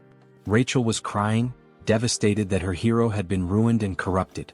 She told him that he wasn't the same hero anymore. Hyunseok was taken aback. Shouldn't he be the one crying after everything he had just been through? Eventually, Rachel calmed down and confessed that all of the misfortunes were her fault. The dark mana in Hyunseok's body, his near-death experience, it was all on her. With biting sarcasm, she added that it was because she was a demon wearing an angel's face, a deranged maniac destined to suffer eternal torment in hell. Hyunseok froze, recognizing those were the very words he'd said to the saintess upon waking up. Realizing his mistake, he scrambled to console Rachel, even going as far as to claim there was no buff item in the world as amazing as her. Rachel, however, was unmoved and told him to shut up, saying he didn't mean any of it. Now all Hyunseok could do was wait, racking his brain for a way to make amends. 3 days later, Hyunseok felt like he was going crazy. Collapsed on the ground, he cried from the grueling training Reed Run had put him through. Abelson, who was present to heal him, tended to his injuries as usual. Hyunseok praised her beauty as he always did. Abelson, disgusted by his behavior, couldn't believe this so-called hero. Yet she healed him anyway. Hyunseok shyly scratched his head and asked Abelson for a favor before his battle the next day. He wanted her to pray for his survival and if possible to come watch him fight. The request caught Abelson off guard. The day of the battle finally arrived. a match that would decide Hyunseok's fate. The crowd buzzed with speculation. Why would anyone challenge the commander, let alone a mere human? Of course, Hemis and Reed Run were in attendance. Hemis, enjoying the atmosphere, asked Reed Run who he thought would win. Reed Run confidently replied that Hyunseok would emerge victorious. He had worked tirelessly and his talent was extraordinary. Intrigued, Hemis leaned closer and proposed a bet. If Hyunseok won, Reed Run could continue training him. Reed Run found the wager unusual and asked what would happen if Hyunseok lost. With a sly grin, Hemis revealed the catch. Reed Run would have to kill Hyunseok with his own hands. It was the responsibility he would bear for his bold words. An uneasy feeling settled over Reed Run, but he had no choice but to agree. As she looked at Hyunseok, Hemis remarked how exhilarating it had been since she felt this much excitement. The announcer began introducing the fighters. Hyunseok stood ready, his mind clear and his body in peak condition. He wasn't nervous. When his name was announced, he stepped forward with confidence. Hyunseok reflected on how much he'd grown. His stats had improved significantly, he'd gained a new skill and trait. The intense training had paid off. Reed Run's unique combat style, composed of 10 distinct forms, was now a part of Hyunseok's arsenal. Though his proficiency with it was only at 8%, he believed it would suffice. Our boy was determined to win this fight and hoped that after the battle, he could go on a date with the silver-haired saintess. But his thoughts were quickly interrupted when Rachel shouted, demanding to know what he was thinking. On the other side, his opponent was introduced.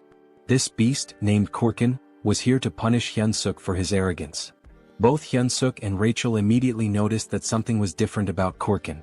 He didn't look the same as when they had seen him before. Reed Run was also caught off guard as soon as Korkin appeared. Hemis wasted no time in reminding Reed Run that there was no backing out of their bet now. Korkin let out a roar so loud it sent shockwaves through the area. His combat level now stood at 10,573, which Hyunseok confirmed with his goggles. Hyunseok couldn't believe it. Korkin had surpassed 10,000 in just a few days. Rachel too was in disbelief. She suspected that Korkin must have done something underhanded to increase his strength so rapidly. However, Hyunseok clenched his fist and muttered to himself, of course, nothing was going to be easy. As soon as the fight began, Hyunseok charged toward Korkin. Korkin, already anticipating the move, raised his weapon in preparation. Hyunseok knew that if that massive club landed even once, he was done for. Korkin swung his weapon, but Hyunseok managed to avoid it. The swing was large and easy to predict. Hyunseok knew that he just had to stay calm, dodge and wait for the right opening. Hyunseok landed a solid blow, and the announcer remarked that it must have hurt even Korkin. Hyunseok readied himself for another strike, landing it once more. The impact was tremendous, but Korkin didn't even flinch. Hyunseok immediately realized he had messed up when he saw something blurry coming toward him. The object hit the side of his body with a powerful force. He quickly created distance between them, only to notice that his left arm had been broken by that single blow. Korkin, however, seemed unfazed by the damage he had taken earlier. Hyunseok observed that Korkin appeared normal, and his movements were still predictable. In his mind, Hyunseok reminded himself that he had endured worse before. He steeled himself, telling himself not to be afraid and remembering the lessons he had learned. Combat arts involved using mana with martial arts, allowing someone to smash the ground or break a rock with a single punch. Reed Run had explained this to him. He added that combat arts weren't just about raw strength. The crucial point was that combat arts are techniques meant to kill your opponent. Back during their training, Hyunseok had been told he couldn't beat Korkin with his current abilities. The reason? He lacked the intent to kill. Without a clear intention to kill, his attacks were meaningless. As the present moment unfolded, Hyunseok recalled Reed Run's words. Korkin was about to strike again, but this time instead of dodging, Hyunseok surged forward as if he was about to counter. This time his attack was fueled by killing intent. Hyunseok's punch landed and he shouted, "Fucking die." Unlike his previous attacks, this one pierced Korkin's muscular body. This was the first form of Reed Run's combat style, instant obliteration. And as the name suggested, the arena was obliterated in the process. As the dust clouded the arena, Abelson wondered who had won. When the dust finally settled, Korkin's body was revealed, a massive hole torn through his chest. "Welcome to the Donut Club, ugly ass," Hyunseok thought to himself as he raised his fist in victory. It was official, the weak human Choi Hyunseok had won. Despite his victory, Hyunseok's body trembled, and he realized that if he used Reed Run's technique again, it might just kill him. Meanwhile, Rachel was celebrating. She told Hyunseok that he had pierced straight through Kurkin's heart. Hyunseok could hardly believe they had won. But then a dark red aura surrounded Kurkin's body. Something wasn't right. The announcer too couldn't believe his eyes, exclaiming that it was a miracle. But Hyunseok knew this wasn't a miracle. He watched as a red object began to emerge from Kurkin's body. Twisting in pain as something strange happens to his body, it's clear that the blow wasn't fatal enough. Kurkin remains standing, almost miraculously, despite a massive hole where his heart should be. Kurkin has now literally become a walking meat donut and will be known as Mr. Donut. Choi, surprised that Kurkin can still fight even with his heart torn apart, realizes it must be the commander's doing as he stares at Mr. Donut's gaping hole. Meanwhile, the commander watches the fight with a smile, enjoying how events are unfolding. Beside her, Reedrun wonders what she was thinking by sharing her dark mana with Mr. Donut. She also cast a curse that turned him into an undead when he reached a fatal state. The commander, impressed by Choi's quick learning and talents, smiles, though her expression carries a hint of frustration for having expected more from him. Back on the battlefield, Choi wonders if Donut is still alive as he looks at the heartless monster still standing. Rachel clarifies that he isn't, it's actually a curse causing this effect. However, she notes that the curse won't last long. Suddenly, Donut charges at the hero, preparing a strike with a murderous gaze. Choi laughs, joking that this move is already well known and easy to dodge. Famous last words. In the blink of an eye, he is struck. Donut's fist is already at his neck, and apparently the blow wasn't as avoidable as Choi had thought. Mr. Donut, holding the hero's neck in one hand, strikes multiple times with the other, only stopping when Choi, in a desperate response, grabs the monster's arm with both his arms and legs, causing a surge of energy. This prompts Donut to throw him away, sending Choi crashing into a wall. As Choi reflects on the gentle meeting between his body and the wall, he recalls the near-death sensation he experienced, comparing then to now. It seems like all the bones in his body are broken. With no time to dwell on his misery, he notices someone willing him to stand and continue. Choi then realizes Abelson's presence, gesturing encouragement, telling him he can win. The hero hesitates to believe her, but the doubt doesn't last long. He rises, realizing the fight isn't over until it's truly over. His newfound courage stems from one thing: the fear of embarrassing himself in front of a girl. That's how we do to overcome death. Even with all his bones seemingly broken, he channels mana that acts as an armor for his body. A blue aura covers him. Choi then decides to counterattack. As he moves toward Mr. Donut, the system updates displaying 2 consecutive changes. His mana control advances from F to E and then from E to D. Charging a powerful energy-infused attack, the hero shouts an invitation to Abelson for a date. Screaming while smashing a goblin's thinking box seems like the perfect time to ask a girl for a hangout. The attack drives Donut's head into the ground, but it isn't enough to neutralize him, but it was almost. Realizing his attack was highly effective, Choi continues his assault, repeatedly striking Donut's meat coconut. The audience watches in stunned silence, unable to process what's happening in the arena. Meanwhile, in the room where Reedrun and the commander are watching, she asks Reedrun if was he the one who taught the hero all those moves. Reedrun denies it. He also added, emphasizing that he's never seen anything like this in his life. Turning the attention back on the battlefield, now nearing its conclusion, Choi's thoughts are focused on his possible date. Things like 1 night, 2 days, dinner and hotel, clearly more important things to think in a situation like this. However, he knows he must remain cautious while collapses in exhaustion. As a result, the commander tells Reedrun to be careful. Choi is a monster. She reflects that having a hero serve the demon army will be fun, even though Choi's face reminds her of someone she isn't fond of. Sometime later, the hero wakes up startled in his cabin, bandaged, and in the company of Dog and Rachel standing nearby. Before he can ask where he is, Rachel informs him he's obviously in his cabin. Choi, concerned about the outcome of the fight and his experience, is quickly reassured that he won and that Abelson tended to his injuries. Eager to check the system, he looks at his stats. Hero candidate Choi, now level 212, has seen significant increases not only in his level but also in stamina, mana, charisma, and unlocked mana control skill. As he reviews his stats, Rachel mentions she could have healed him too. Choi ignores the comment, focusing solely on the absurd number of levels he gained. Noticing the mana control skill, Rachel reacts with exaggerated surprise. She defends her reaction, explaining that she's right, it's extremely rare for anyone to achieve mana control. As she tries to elaborate on how amazing this feat is, she's interrupted by Choi, who notices a strangely folded piece of paper. The scene shifts to Abelson's prison. She's gazing at the stars and muttering to herself that it was unnecessary. In her thoughts, the hero is strange. He discovered mana and learned about combat in just 3 days, which isn't normal. This hero certainly has unknown potential. Unfortunately, his personality is inversely proportional to his abilities. Abelson wonders if her prayers were answered or if Choi is simply pure talent. In the end, it doesn't matter. To her, he's the hope she needs. She then knocks on a door, seeking a favor, and Reedrun at the other side answers, offering his help. When Reedrun asks what she needs, she says she wants to take a walk. Back in Choi's room, as he reads the letter, he's surprised to find it's a positive response to his date request with Abelson. She now wants to see him at the courtyard. The hero will finally have the time of his life. Moments later, the time for the meeting finally arrives. Choi, anxious, still doesn't know how to act in this situation. He wonders if he should ask for her number, but there aren't even cell phones in this world. Rachel advises him to forget about this situation and return to his room, complaining that he always ignores her words. But she can't finish her sentence as she's suddenly grabbed fiercely by Choi, who plans to throw her aside. However, just as he prepares to do so, Abelson appears in front of him, accompanied by 2 others. Choi, clearly caught off guard, announces Abelson's arrival, questioning who the other 2 are. Abelson replies that they are her escorts. After all, she couldn't wander alone in her current condition.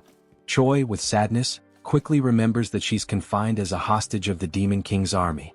Breaking the tension, Abelson expresses her desire to start with a walk. Choi agrees, and as they walk, he thinks about how stressful it is to be under the watchful eyes of Abelson's escorts.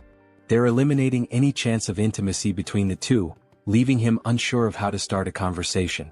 Abelson, on the other hand, knows exactly what to say. Without hesitation, she fires her question. "Are you a hero, Mr. Choi Hyunseok?" The hero, surprised, doesn't understand how she knows or suspects this detail about him. Abelson explains that only heroes and demons have black hair in this world. Shaken by this revelation, Choi is also asked if he has any questions of his own. She encourages him to feel free to ask. Nervous but grateful, Choi timidly starts his first question. But before he can say anything coherent, they are interrupted by Reedrun. Choi is startled as he watches Reedrun approach in a hurry, frustration evident in his eyes. Reedrun delivers the message that the commander wishes to see him, exclaiming that the hero must follow. Choi panics. His meeting with Abelson ends before it even begins. Abelson also shows frustration with the situation, but it's clear their reasons differ. Observing everything, Abelson begins to wonder if Choi is truly someone trustworthy. The scene shifts to Hemi's chamber, where she explains she's been observing Choi's battle. She comments on his ability to consistently escape death with tenacity and then asks if he remembers what was offered to him. Choi cautiously confirms that he remembers she promised to protect him if he participated in a battle with an opponent of her choosing. She asks him to recall more details of the agreement. The hero recounts that he would become an executive under the commander. Hemis admits that this last part wasn't entirely intentional. She didn't think Choi would last long in his adventures. However, as events unfolded, the commander's perspective changed. Turning to Reedrun, Hemis reminds him that she mentioned Choi was a talent, a good candidate for a leadership role in the Demon King's army. She concludes that Choi is too talented to remain a mere platoon leader. Referencing significant losses among the Cook's company, the commander highlights the shortage of meat supplies, fearing they might have to resort to cannibalism. Choi, confused, understands the statement but not why he needs to hear it. Hemis then declares that he will lead the Cook's squad. Choi is now free to take any initiative needed to restore order to the kitchen. Hemis ends by asking if he will be able to accomplish this task. Hesitant, Choi responds that he will do his best. The scene changes again. Now alone with Rachel, Choi is sarcastically asked how it feels to be a Demon King squad leader despite being a hero on paper. Choi, matching her tone, declares he's so happy he could die. As he heads to his new workplace, the hero tells Rachel he notices her lingering bitterness. Rachel just grunts. Adopting a new attitude, Choi arrives at his destination and begins his duties by confronting a suspicious creature in the kitchen. The creature, one of the servants, mocks him by referring to Choi as a slave. Determined to assert his new position, Choi shouts at the servant as he approaches him. The servant looks confused and suddenly Choi strikes him with a blow to the chin, knocking him out while declaring himself the new commander. Choi then shouts for everyone to gather in the kitchen. Surveying the crowd, The hero notes the strongest one has a power level of 3,500. Still, the group is too small, prompting him to wonder where the others are. Initially numbering 300, now there are only 20. Choi realizes the gravity of the situation, knowing the difficulty of his task and the consequences of failure. Addressing his squad, he asks who knows him. Gradually, some start naming him, the barbecue master, while another dares to call him a delicious human. In a flash, that individual is kicked, becoming a wall decoration. Choi then solemnly reinforces that he is the commander. Next, he orders everyone to address him as the rightful commander of the cook squad. Choi asks why the number of cooks has dwindled. One responds that the others went hunting without permission and were killed by demon beasts. Understanding the situation, Choi asks who the best cook currently is. Someone names Galtram, who is immediately promoted to vice commander without objections. With everyone dismissed, the hero wonders how he'll gather 200 people for the squad. However, he quickly comes up with an idea. The next day, the fairy, the dog, and the hero set out to recruit cooks with a plan in mind. Searching high and low, Choi reflects on how some are easily replaceable while others are irreplaceable. Then he finds someone. With a kick as his greeting, Choi invites the individual to become a chef. The individual, irritated by the treatment, attempts a counterattack but is swiftly knocked down again by the hero, who begins persuading him with arguments. Informing him that he'll be the first of the day, Choi promises him a high-ranking position if he accepts. As a senior, he won't be bothered by many, on the contrary, he'll do the bothering. The future senior begins to waver, especially after learning that his first mission will be to recruit 5 juniors. Thus, it becomes clear what Plan A is, a pyramid scheme. Meanwhile, somewhere else, someone is feasting on a large and succulent steak. His name is Doris, and he is a commander of the 3rd Battalion in the Demon King's army. As he eats, he mentions that the place is more peaceful than usual and that this elegant meal is proof of that peace. Suddenly, a goblin bursts through the door to alert Doris that they have a problem. Doris, wiping his mouth calmly, asks what it is and whether the goblin could be more elegant next time. The goblin, still catching his breath, reports that most of the battalion members have left. Doris questions whether they abandoned their posts since they have no other duty but to serve him. Terrified, the goblin clarifies that this is not the case. They have been summoned to join the army's cooking division. Still chewing on his steak, Doris mentions that the new head of the kitchen is a human whom Commander Hemis loves. He then advises them to be more careful next time. The goblin shouts, saying that this is not a situation he should let slide so easily.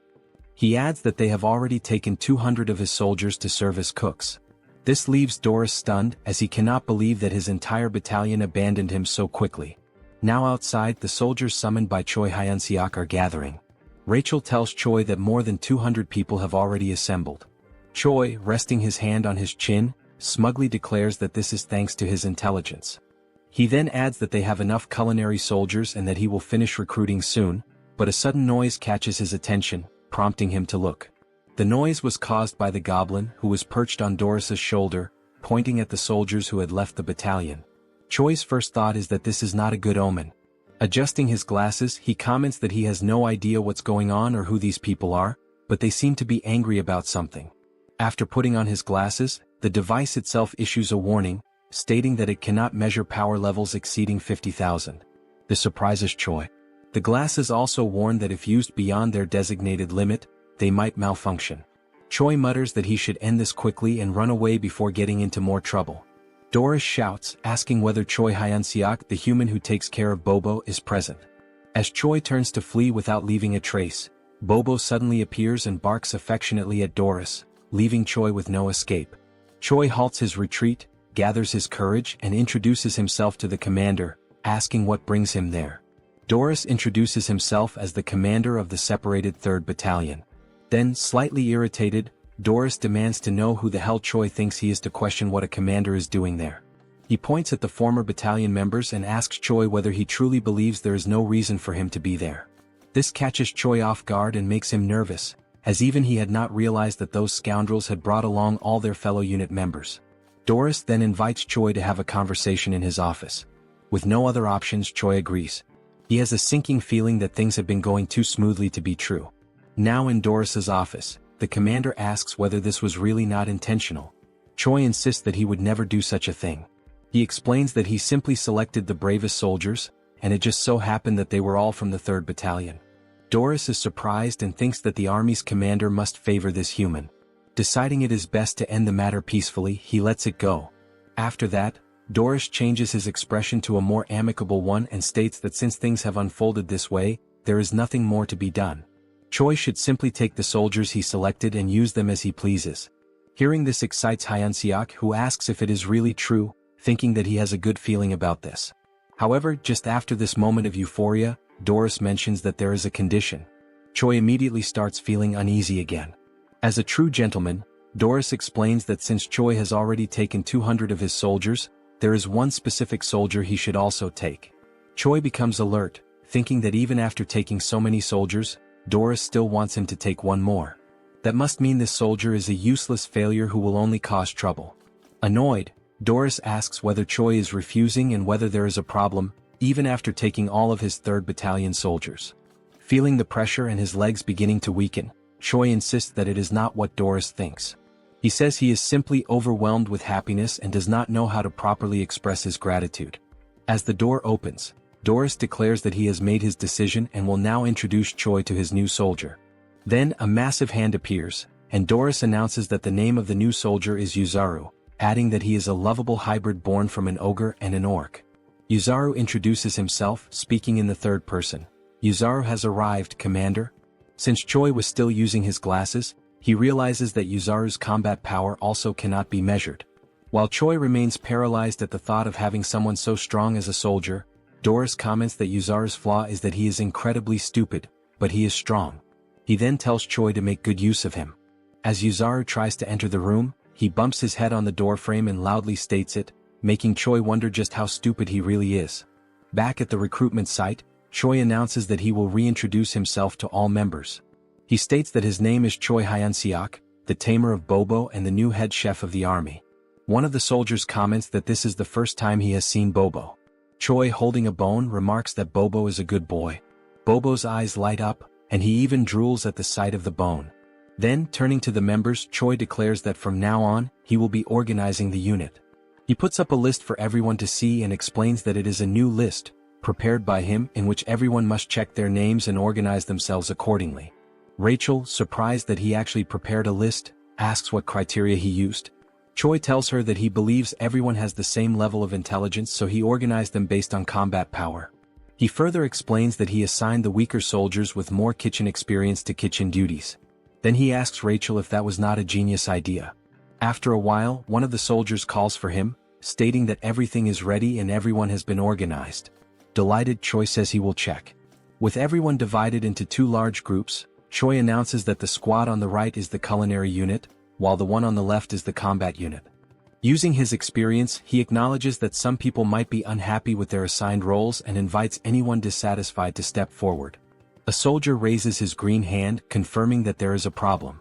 The goblin with a parted hairstyle, one of the weakest in the battalion, is the one who raised his hand. He states that he also wants to hunt and eat fresh meat right away. Choi gives a strained smile, admitting that this is a headache. He then calls for the goblin to come closer. The goblin cautiously approaches, contemplating what might happen. Once he is close enough, Choi suddenly kicks the poor goblin in the balls, making him scream in pain, his eyes bulging. Then Choi announces that this was his entrance exam. The poor goblin, now realizing that he will never be able to have children again, is left in agony. Without remorse, Choi declares that since he failed to withstand the kick, he has failed the test.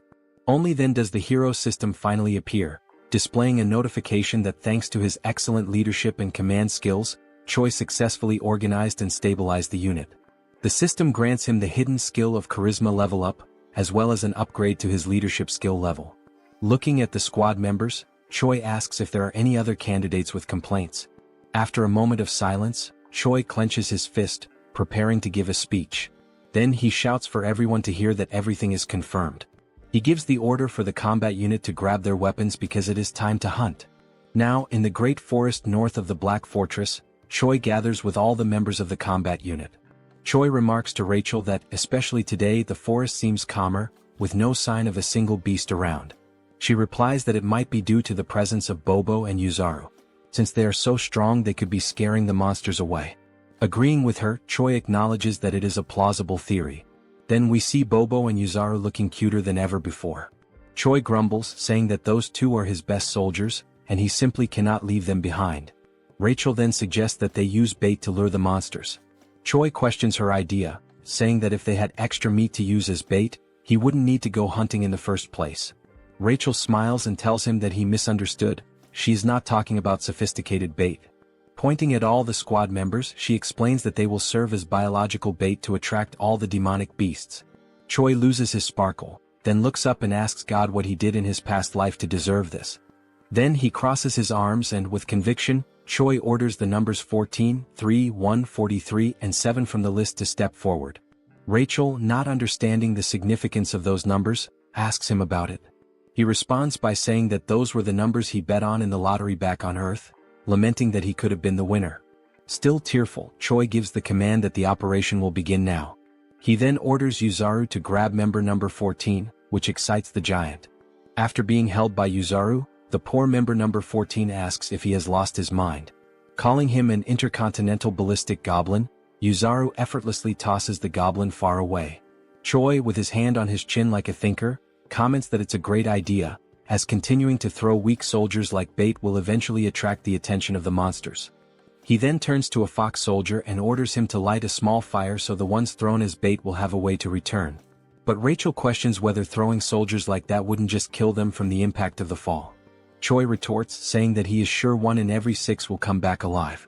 He tells Yuzaru to keep throwing the others from the list.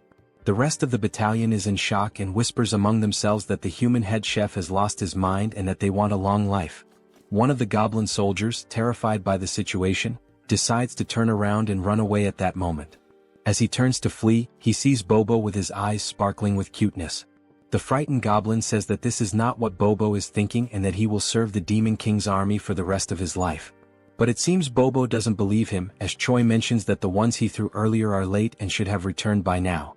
Meanwhile, in the background, the poor goblin is crying for help. At the same time, one of the goblins who had been thrown is running back, desperate and calling for help while being chased by several monsters. Choi smiles, saying it was about time for him to return and let the soldiers handle things now, but only if he needs to land the final blow on the monster to count for XP. But before he can finish his thought, Yuzaru takes off running ahead. He is simply too strong to leave the last hit for anyone else. As Yuzaru takes down the monsters one by one, he shouts that he loves fighting, leaving nothing for Choi. Frozen and speechless, Rachel looks at Choi and asks what last hit he's talking about, since there's no monster left alive. After everything, while Yuzaru celebrates his success with Bobo, Choi is left crying because he didn't get any XP, and worse, he can't even use the monsters as food since they were all torn apart. Rachel, shocked, points out that both Yuzaru and Bobo only need 1 hit to defeat the monsters. Still in disbelief, Choi says he needs to go back tomorrow but without those two. Rachel asks if he is sure about that, since there's only 1 more day before the main commander's duties return to normal. Back at the battalion, Choi orders a retreat, telling everyone to gather tomorrow at the same place, earlier than usual. Back in the kitchen, Rachel asks why he went there right after returning, and Choi responds that he needs to see if the mashed meat works in any way. Kicking the door open, Choi yells asking where the lazy ones are, ordering them to gather. One of the kitchen soldiers runs towards him and asks if something happened. Choi asks if he tried the meat from today's hunt. This soldier is Galum, the vice chef. Galum confirms that he did, but the results were not as good as expected. Choi is uncertain and says that the craftsman isn't very demanding and asks if Galum understands. Galum, in tears, says that he does. Mockingly, Choi asks if, despite all of his experience as a vice chef, Galum still doesn't know how to make minced meat. Galum responds that the main role of the kitchen army is to bring the ingredients, and he is not a personal chef for the commanders. He explains that the commanders care about taste, while the others just want to eat and don't care about flavor. Choi tells him that the members are also struggling and orders Galum to be quicker. Galum quickly runs off, telling the others to gather to light the firewood.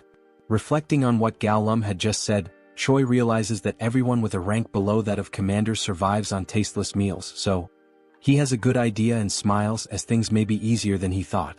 After a while, he decides to pay a visit to an old acquaintance. He knocks on Abelson's door and introduces himself as Hyunseok. She hears him and tells the hero to come in. Feeling awkward and blushing, he says that it's nothing special, he just wanted to see her. Rachel then says that now she understands the real reason he went to the kitchen. It was to see this woman. He then pulls out the beautiful and delicious dish and asks if she has already had dinner. Choi continues speaking, saying that he only won the duel because of her support and that the meal is a symbol of his gratitude. Abelson thanks him and mentions that she will only want a little bit. The woman then cuts a small cube of the meat and brings the fork to her mouth, thinking that the smell is very good. She takes a bite and after chewing for a moment she's left without reaction. Then, like in Shokyuji no Soma, she says that it's delicious, much better than what she had eaten at the castle. An incredibly tasty flavor. After a few minutes, Choi, pleased, says that it looks like she liked the food since she finished the entire plate. Still shy, he takes the plate and says that now that she's eaten he can leave. Just as he's about to leave, she calls him by his name. Then Abelson asks what Choi's plans are when he leaves this place in the future. Choi, like a good man moved by emotion, quickly responds that it's marriage with her. Hearing this, Abelson's eyes widen. Realizing his intentions and that he didn't understand the meaning of the question, she says that now he can leave. But before he goes, he tells her that there's something else he wants to do besides marry her. This catches her attention. However, before finishing, he asks her what her plans are and what she wants to do when she leaves there. With a lifeless look, she says that she doesn't know yet because if she ever leaves there, she doesn't want to do anything. Now, in Gartran, the divine empire of the capital of Gratium, where the theocracy is governed by the Pope of the Church of Ducis. A man kneels and refers to another as Your Holiness, then he provides the information that they have discovered the location of Abelson Marriott, the next saint. He then adds that, supposedly, Abelson is imprisoned in the Black Fortress where the glutton resides. The man sitting on the throne asks how the next saint ended up in such a place. Tapping his fingers anxiously on the throne, he asks if there has been no word from the Demon King about this. The man replies that there hasn't been, as no one knows what they want since they're not demanding anything. Rising from the throne, the Pope says that in the history of wars between humans and demons, there have been only a few times when humans managed to breach the Black Fortress. Even so, on those occasions when they succeeded, the glutton Hemis was absent. So, attacking directly now would be very reckless. Opening the curtain to the window, he says that he will send a secret rescue team. Then, Pope Orvan IV gives the order for the man to summon their hero. Back in the hunting grounds, Choi organizes the kitchen battalion soldiers into 2 blocks, literally. However, something keeps nagging at him. He can't stop thinking about what the hell Abelson meant when she said that she didn't want to do anything else. Walking to a suitable spot, he stops and says that this should be enough. While rummaging through his backpack, he calls the platoon commander forward and tells him to step up. He takes something from his backpack and tells the platoon commander to eat. What he pulled out were 2 steaks of meat, and while the soldiers look on in disbelief, they think it's some new type of bribe or some kind of leftovers. Choi asks if they're not going to eat, and the soldiers apologize and quickly begin eating. After tasting the meal, the soldiers who ate it shine their eyes and enter a state of ecstasy due to the delicious flavor of the meat. The 3 platoon leaders kneel and say that from now on they will be loyal to Choi, begging for another piece of the meat. However, he pulls out more pieces of meat and says that the chance to taste it is over, meaning that from now on, Choi shouts at them to run, because only the platoon that captures the most living demon beasts will be allowed to eat with him. The 3 platoon leaders run desperately, urging their soldiers to do the same. Seeing this, Choi says that the plan was a success since they're all slaves to their appetite.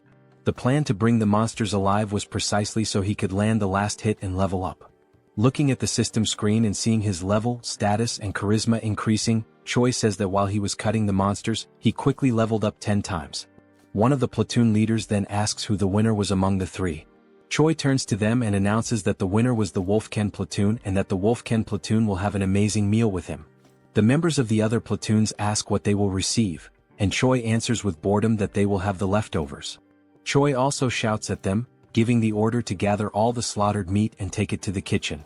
Meanwhile, beyond the Black Forest, we see several lifeless bodies of soldiers and a man in a black cloak holding a sword. Back at the headquarters, someone stands in front of a door and says that they've finally arrived. Inside, Abelson says that she shouldn't have said that to Choi. After all, she can't keep hiding this forever. The door opens and it's the man in the black hood calling Abelson by her full name. He then removes his hood and we see that it's not Choi but a blonde man with green eyes. He says that he's there to rescue her. Recognizing him, Abelson calls him Sir Guffin and asks if the Pope sent him. He replies that he thinks so but isn't sure. Leaning against a table, she apologizes and says that she can't go back now, politely asking him to leave. Surprising her, he says that he'd love to retreat as well, but a mission is a mission and must be completed. With a serious expression, she says that as he should know, the glutton Hemis lives in that fortress, and if he tries to take her, he knows what the worst outcome could be. He approaches her, smiling, and asks how she plans to do that, and Abelson says that she will use her holy power to summon Hemis there. The man then grabs Abelson by the neck and says that he's not there for games, because he's not a prince but a soldier. With a cold expression, he orders her to close her eyes, and when she wakes up, she'll already be in the capital. With his grip tightening around her neck and her almost fainting, Abelson realizes that he may use holy power and wonders how that's possible. As her eyes slowly close, she thinks that she can't go back there again. Then a sleep spell is launched toward the blonde man. It's Choi telling him to take his hands off Abelson. The punch hits his face, but it seems to have little effect. With a small trickle of blood on his face, the blonde man says that it was a punch infused with magical energy and asks what Choi is. He adds that Choi's movements are very impressive for the magic he possesses. Irritated, Choi throws another punch and asks what the hell the blonde is talking about, ordering him to get away from Abelson immediately. The man retaliated with a kick and said it wasn't part of the mission, but it's always good to have something useful, so Choi would go with him as well. The kick was so strong to Choi's stomach that he couldn't stay on his feet. While Choi and Abelson were on the ground, the blonde man said that trivial worms always irritated him. Watching all of this from afar, Rachel saw that the man had defeated the other man with a single blow, so she was unsure whether she should call Bobo for help. Then Rachel felt a frightening presence approaching the area. Inside the room, the man looked at a teleportation scroll and said that there was nothing he could do, but to bring another person with him, he needed to alter a few terms. Then someone arrived behind this man. The person asked the blonde if something wasn't going well. Was Hemis? Smiling, she asked if the man needed help. The man quickly turned around and was shocked to see Hemis in front of him. He wondered how this was possible since he had blocked the saint's powers. Hemis asked if the man could start calling her gourmet from now on. The blonde, trembling with fear, thought that he couldn't feel any magical energy coming from Hemis, and maybe this was due to the difference in their levels. Placing the contract in his mouth, the man thought that maybe the story about Hemis, the glutton devouring thousands of soldiers in a single day, could be true. Hemis emanated her power with a pink aura and said that now she would see how skilled her blonde guest was. The pressure from her magical energy was so immense that the blonde man became paralyzed. He could only think about not panicking because only then could he dodge her attacks, and when the opportunity arose, he would take the saint quickly. Then the blonde man felt a strange dizziness and realized it was due to the punch he had received from Choi, and the dizziness effect came late. While he was distracted, Hemis launched an attack that apparently struck and ripped off the blonde man's arm. The glutton said she liked him and asked if he could entertain her a little more. The blonde man thought that, with the state of his body, it was better for him to leave on his own. Then the blonde man declared the mission a failure, activated the teleportation power, a golden explosion occurred, and he disappeared from there. Hemis was surprised that the man fled even after she had asked him for a favor. Then, with a devilish expression, she said that it was fine because the truly fun things were about to begin now. Then a brief description of Hemis is shown. The glutton is an ancient monster and an ageless witch. All of these were insults to Hemis, the commander of the Third Corps of the Demon King's army. Through the endless flow of time, countless demons were born and appeared. However, the Demon King and Hemis, these two remained unshaken like enormous mountains. Yet, the infinite passage of time has numbed many things, and this is too cruel for any sentient being to bear. A few days later, Choi is training and is struck in the same spot with an attack. Lying on the ground and crying, he was training with Readrun, who tells Choi that his attacks and how he uses magic are still too direct. Readrun says that he doesn't need to be so rigid about it and can be more flexible. Still crying, Choi says he will keep that in mind next time. In an ironic tone, Readrun says that there's one more thing to mention. No matter how strong Choi feels or considers himself to be, there will always be someone stronger. Helping Choi up, Readrun tells him not to forget that a fair victory is a privilege only for the truly strong. Then Reed turns to Choi Hyunseok and says that's all for today, telling him that he did a good job. Readrun turns and leaves the area while Choi, feeling awkward, watches him walk away. The hero, nearly depressed, sits on the ground and concerned Rachel asks if he's alright. He responds that no, he's almost dying and asks her to heal him. Rachel begins the healing and Choi says that at least he can breathe now. This makes the fairy ask if she is now just a healing potion for him. While he's being healed, Choi has several thoughts in his mind. He remembers Abelson telling him to get stronger because only his belief in his own strength would protect him. Then he tells Rachel that Abelson said he needed to be stronger. Rachel gets angry because he's already talking about that woman again, and because of her, he almost lost his life. She doesn't know if she's a saint or a witch. Choi tells her that she could suffer divine punishment for saying such things. While still using the healing, Rachel remembers that the assassin used sacred power, so she questions why, if she is really a saint, he attacked her. Choi, thinking, says that she's right because the next saint should be a valuable existence, and that's not what happened. Choi becomes frustrated thinking about it and says that, in any case, he's done thinking about it. Then Rachel asks why he's so fond of her. Choi ignores her and says she's just jealous. Rachel yells that he's a woman-crazed moth and asks if he really wants to die. Shortly afterward, there was Choi, head down and sad, while Rachel and Bobo looked at him. Choi says that it's over for him and asks to be reborn as a rich family's cat in his next life, leaving their eyes confused by the situation. Rachel asks if Bobo is concerned and if he would accept someone like that as his master. Bobo still doesn't understand, so Rachel says she will tell him what happened. 30 minutes ago in Hemis's office. Hemis calls Choi Hyunseok and tells him that she has a big dilemma. She quickly says she's been bored for a long time, which surprises both Rachel and Choi with this sudden revelation. Sitting on her throne, Hemis says that because of this she should see something fun, and Choi just agrees.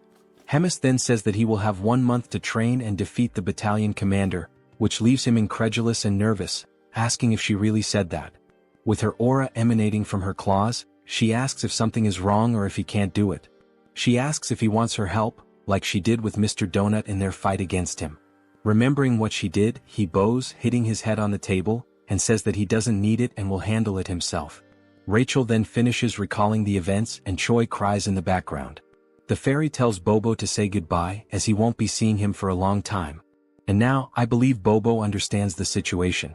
Rachel then turns to the hero and tells him that it's about time he accepts the fact that he's a hero, asking if he intends to defeat the battalion commander with only 9,000 power. Choi says he's already crying because of it and asks if Rachel wants him to die right now. While he laments, Rachel remembers that indeed Choi became strong quickly, but it's not enough because the battalion commander is on another level. Hyunseok remembers that the average battalion commander has a combat power of over 40,000 and he laments because there's no way to reach that number in such a short time. He looks at Bobo and thinks it would be wonderful if Bobo could replace him and fight in his place, as Bobo could fight on equal terms or even win against the battalion commander. While Bobo consoles him, Rachel says that the fight should be a duel and Choi confirms that. Only then does Choi have an idea, remembering what Hemis actually said. He then asks Rachel what Hemis had said, and Rachel replies that he has 1 month to defeat the battalion commander. He gets excited again because he realizes that at no point did Hemis mention a duel or a main fight. Rachel is left speechless, her eyes wide open. Choi then comes up with a plan because, no matter how he does it, he just needs to do it. The idea is to use anything to defeat the battalion commander, whether alone or not. Rachel asks if he's sure he should interpret it as he wishes. Biting his fingers nervously, Choi says that the only way is to lure the battalion commander out and set up an ambush with Bobo. Upon hearing this, Rachel asks what he is, as she doesn't know whether to consider him very intelligent or just a coward. Then Rachel asks how Choi will lure the commander out. She wonders if someone as careless as the hero has any way to persuade the commander. Holding a spice and smiling, Choi says yes, because he met the commander recently and knows that he enjoys savoring elegant meals. So Choi begins preparing the best recipe for grilled ribs. He selects the best ribs and goes through the entire process to make them incredible, soaking them in water with honey to remove the blood. Once the blood is removed, they should be left in a pot to cook quickly. While it's boiling, Choi chops the mushrooms and green onions, adds gushing fish, and stirs to combine the flavors. Then he adds everything into the pot with the meat and lets it boil. After at least half an hour of boiling, we see Bobo dragging Choi through the fortress corridors so fast that his body seems to separate from his soul. Upon arriving at the location, Choi can't bear it and collapses, questioning how it's possible for him to lose in terms of endurance if he's just a human. Quickly, Rachel stops the hero and tells him that it's burning, which leaves Choi terrified. Then we see the plate of ribs and stew complete and it looks delicious. Carefully, Choi places it on a plate, and with a smile he sprinkles finely chopped green onions on top, saying that the best stew, the key to unlocking the heart of Commander Doris, is ready. The table was full of delicious food, and Doris leaned back in satisfaction, a rare moment of peace washing over him. He took a deep breath, savoring the ambience, and reflected on how infrequent such refined, tranquil moments were in his position. The decision to pass Yuzaru on to Choi had been a stroke of genius, easing a burden he hadn't realized was so taxing. As he pondered this, a subordinate entered, bowing with measured respect. The air in the room shifted slightly as the servant cleared his throat before delivering a message. The cooking squadron had arrived to see him. Doris, though already sated, felt curiosity stir within him and gestured for the servant to continue. Without hesitation, Doris dismissed any possibility of returning Yuzaru, assuming that was the purpose of their visit. The subordinate hesitated before clarifying that Choi had come for a different reason. He wished to present a dish as a token of appreciation. Hearing this, Doris's eyes lit up. Whispers of Choi's extraordinary culinary skills had reached him, rumors painting him as a near-mythical figure in the kitchen. Now he would experience it firsthand. Straightening his posture, he gave his approval. A knock echoed through the room, and the doors swung open to reveal Choi making an exaggerated entrance, tray in hand, a mischievous glint in his eye, and a rose held between his teeth. Doris blinked, momentarily caught off guard before swiftly composing himself. Choi set the tray before him with a theatrical bow, expressing his gratitude for the opportunity that had led to his new title in the kitchen. Doris, unimpressed by words, expected the food to speak for itself. With a humble nod, Choi lifted the cover from the dish, revealing a steaming serving of urine ribs. A rich, tantalizing aroma filled the room, causing Doris to salivate despite himself. The presentation was impeccable, almost divine. Drawing in the fragrance, Doris found himself overwhelmed. Across from him, Choi watched knowingly, confident that one bite would send him into a world of indulgence. The moment Doris tasted it, disbelief overtook him. His widened eyes and forward-leaning posture betrayed his astonishment. The dish transcended human capability, reaching a level of perfection he had never imagined. Encouraged by the reaction, Choi suggested introducing more dishes in the future. Doris, without hesitation, accepted, willing to eat anything he prepared. As Choi exited, Rachel, standing by the door, struggled to contain her reaction. Doris, still enraptured by his meal, casually remarked on Choi's favored status. Barely making it outside, Choi gripped the doorknob, trembling. He and Rachel exchanged a glance before both succumbed to violent nausea. Rachel wiped her mouth, staring at Choi in disbelief. He acknowledged his actions, fully aware of the consequences. When pressed on his intentions, he made it clear. He would continue feeding Doris until the day came when he was nothing more than a pig fattened for slaughter. Meanwhile, inside the dining hall, Doris remained blissfully unaware, savoring each bite. A week passed. Doris sat before another grand meal, yet his appetite had noticeably waned.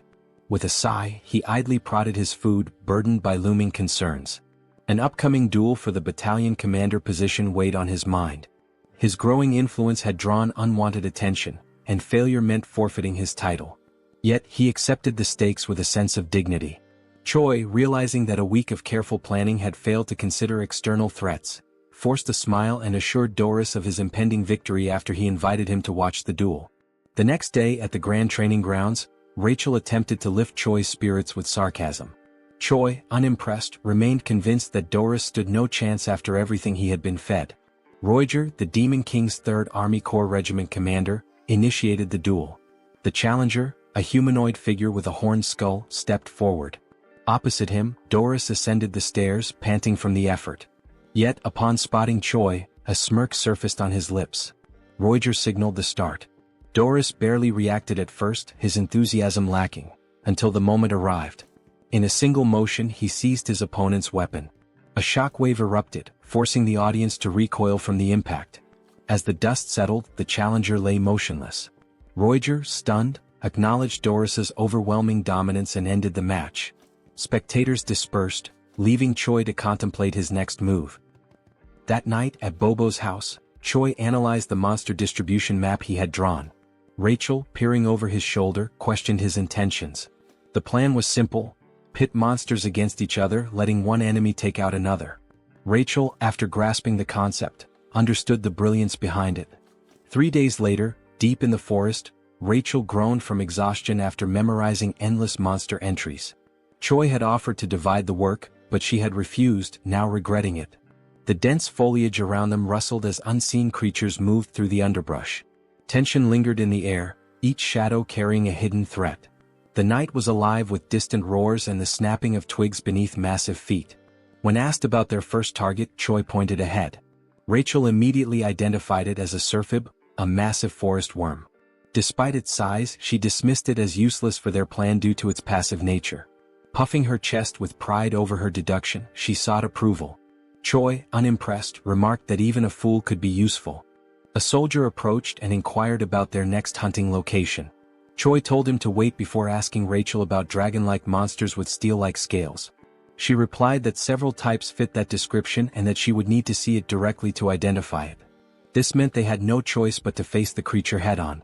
Choi then announced to the cooking squadron that they would be sweeping the area clean. There was no need for captures. Everyone was free to kill to their heart's content. He even gave them permission to eat their prey immediately. The soldiers were ecstatic. They felt that their commander had finally come to his senses, celebrating the opportunity to eat their fill. They cut down monsters relentlessly, harvesting their meat until the supply piled up. Choi observed the results of their efforts but noted that the true owner of the territory had yet to reveal itself. He began to worry that their efforts had been in vain. Deciding to halt the operation, he ordered everyone to put away their weapons. The platoon commander ensured that his orders were followed. However, just as they began to settle, an unexpected sound caught Choi's attention. He immediately sensed that something had arrived. Birds scattered into the sky as a monstrous presence made itself known. A dragon's eye glared down at them from above. The creature, Nidrak, was a beast of immeasurable combat power. The soldiers panicked at the sight of the dragon and scattered in fear. In response, Nidrak set the area ablaze. Choi, however, was pleased. With a monster of this caliber, he now had a weapon strong enough to defeat Doris. At Hemis's office, she spoke to Reed Run about her growing concerns. 3 weeks had passed without any news from Choi. She speculated that Reed Run might have been training him for something extraordinary.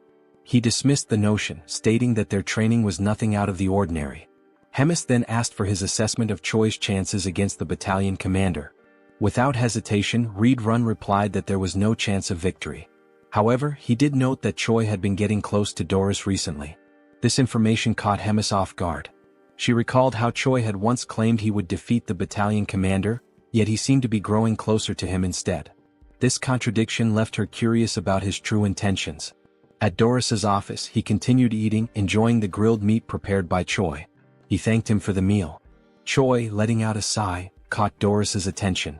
Sensing something was wrong, Doris questioned him about it. Choi, putting on a pitiful act, claimed that there was a serious problem within the squadron. He hinted that this could be the last time he would be able to treat Doris to a meal. Alarmed by this statement, Doris pressed him for details.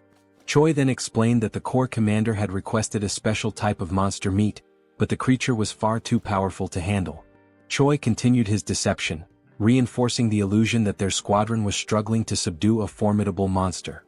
He named the creature Marbling, a name unfamiliar to Doris, who had only heard rumors of numerous injuries among the cooks.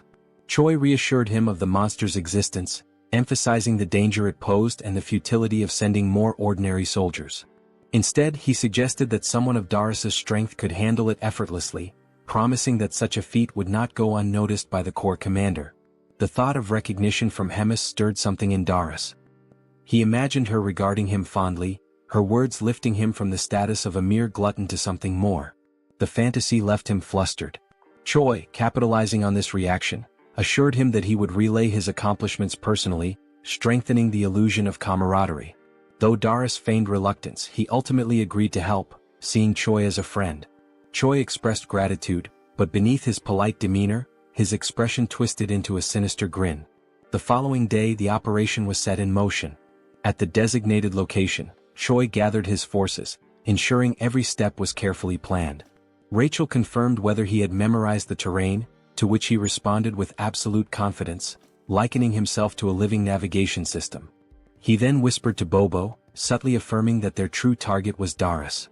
Yuzaru, lacking complexity in thought, simply prepared to execute his given task without question. With everything in place, the mission commenced. Deep within the great forest, the soldiers were oblivious to their true purpose.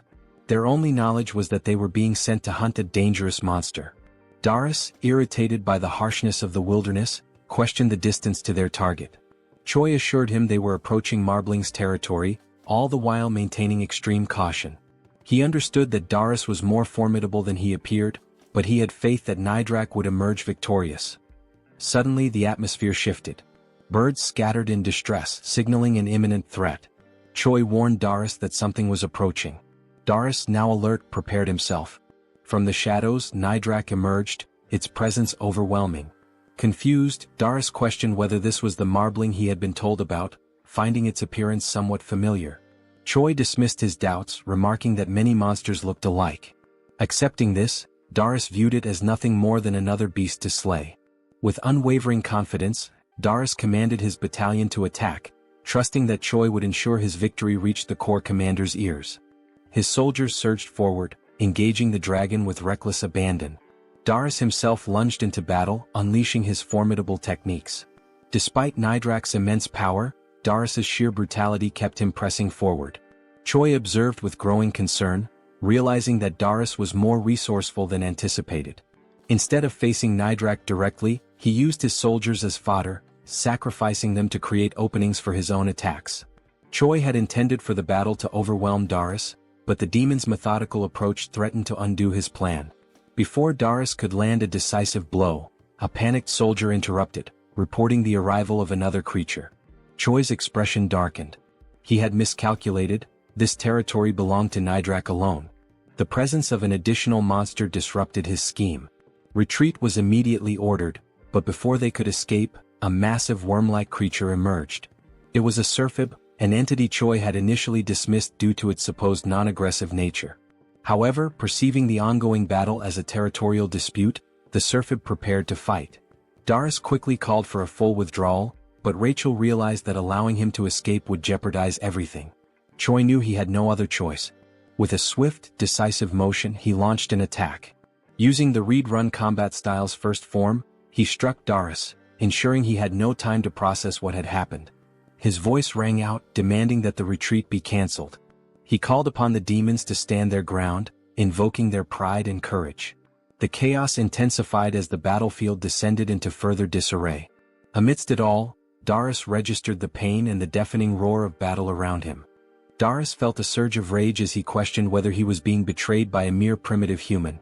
Consumed by anger, he called out Choi's name, determined to risk everything to confront him. Activating his skill, Full Bloom, he unleashed a devastating attack. Choi, unaware of what was happening, found himself with no escape. Rachel urged him to run, but before he could react, he was struck by what felt like a bolt of lightning. The force nearly killed him, leaving him in shock and confusion about the nature of the attack. Through the chaos, Choi spotted Darius standing firm on the battlefield, declaring his intent to tear him apart while he was still alive. Realizing the imminent danger, Choi quickly assessed the situation, wondering about the whereabouts of Bobo and Yuzaru. Meanwhile, Rachel scanned the battlefield and noticed that Surfib's attack had caught everyone in its range. Choi felt as though he had been left alone to face Darius, who was seething with rage. Despite Darius' overwhelming fury, Choi saw him coughing up blood, recognizing that his opponent was pushing himself beyond his limits. Deciding to stall for time, Choi sprinted as fast as he could, instructing Rachel to call out the monster clusters from the map she had shown earlier. She complied, reading them aloud as she saw them. If Choi continued straight, he would reach the Warhound habitat. Darius, undeterred by the surroundings, pursued him relentlessly, showing no concern for the monsters in his path. Choi knew that while most creatures would avoid the strong, a habitat with younglings would provoke an aggressive response. Darius dismissed Choi's tactics as feeble tricks, determined to ensure his demise. Channeling his strength, he unleashed a level 3 technique, Falling Flowers. His power surged, fueled by his deep belief that promotion was the greatest weapon of a demon. With confidence in his overwhelming strength, he prepared to end Choi once and for all. However, something felt off. His body wavered, and he suddenly coughed up a significant amount of blood. Choi, having stopped to observe, listened as Rachel pointed out that Darius' demonic energy was depleting rapidly. Darius realized too late that he had reached his limit. Expending excessive energy while hunting demonic beasts had left him drained. Acknowledging the situation, he turned away, unwillingly accepting that he could not continue. Choi called out to him, questioning his retreat. Darius, though displeased, admitted there was no choice but to recover first. He vowed to return and exact vengeance, declaring that he would never forget this humiliation. Before he could leave, Choi refused to let him escape so easily.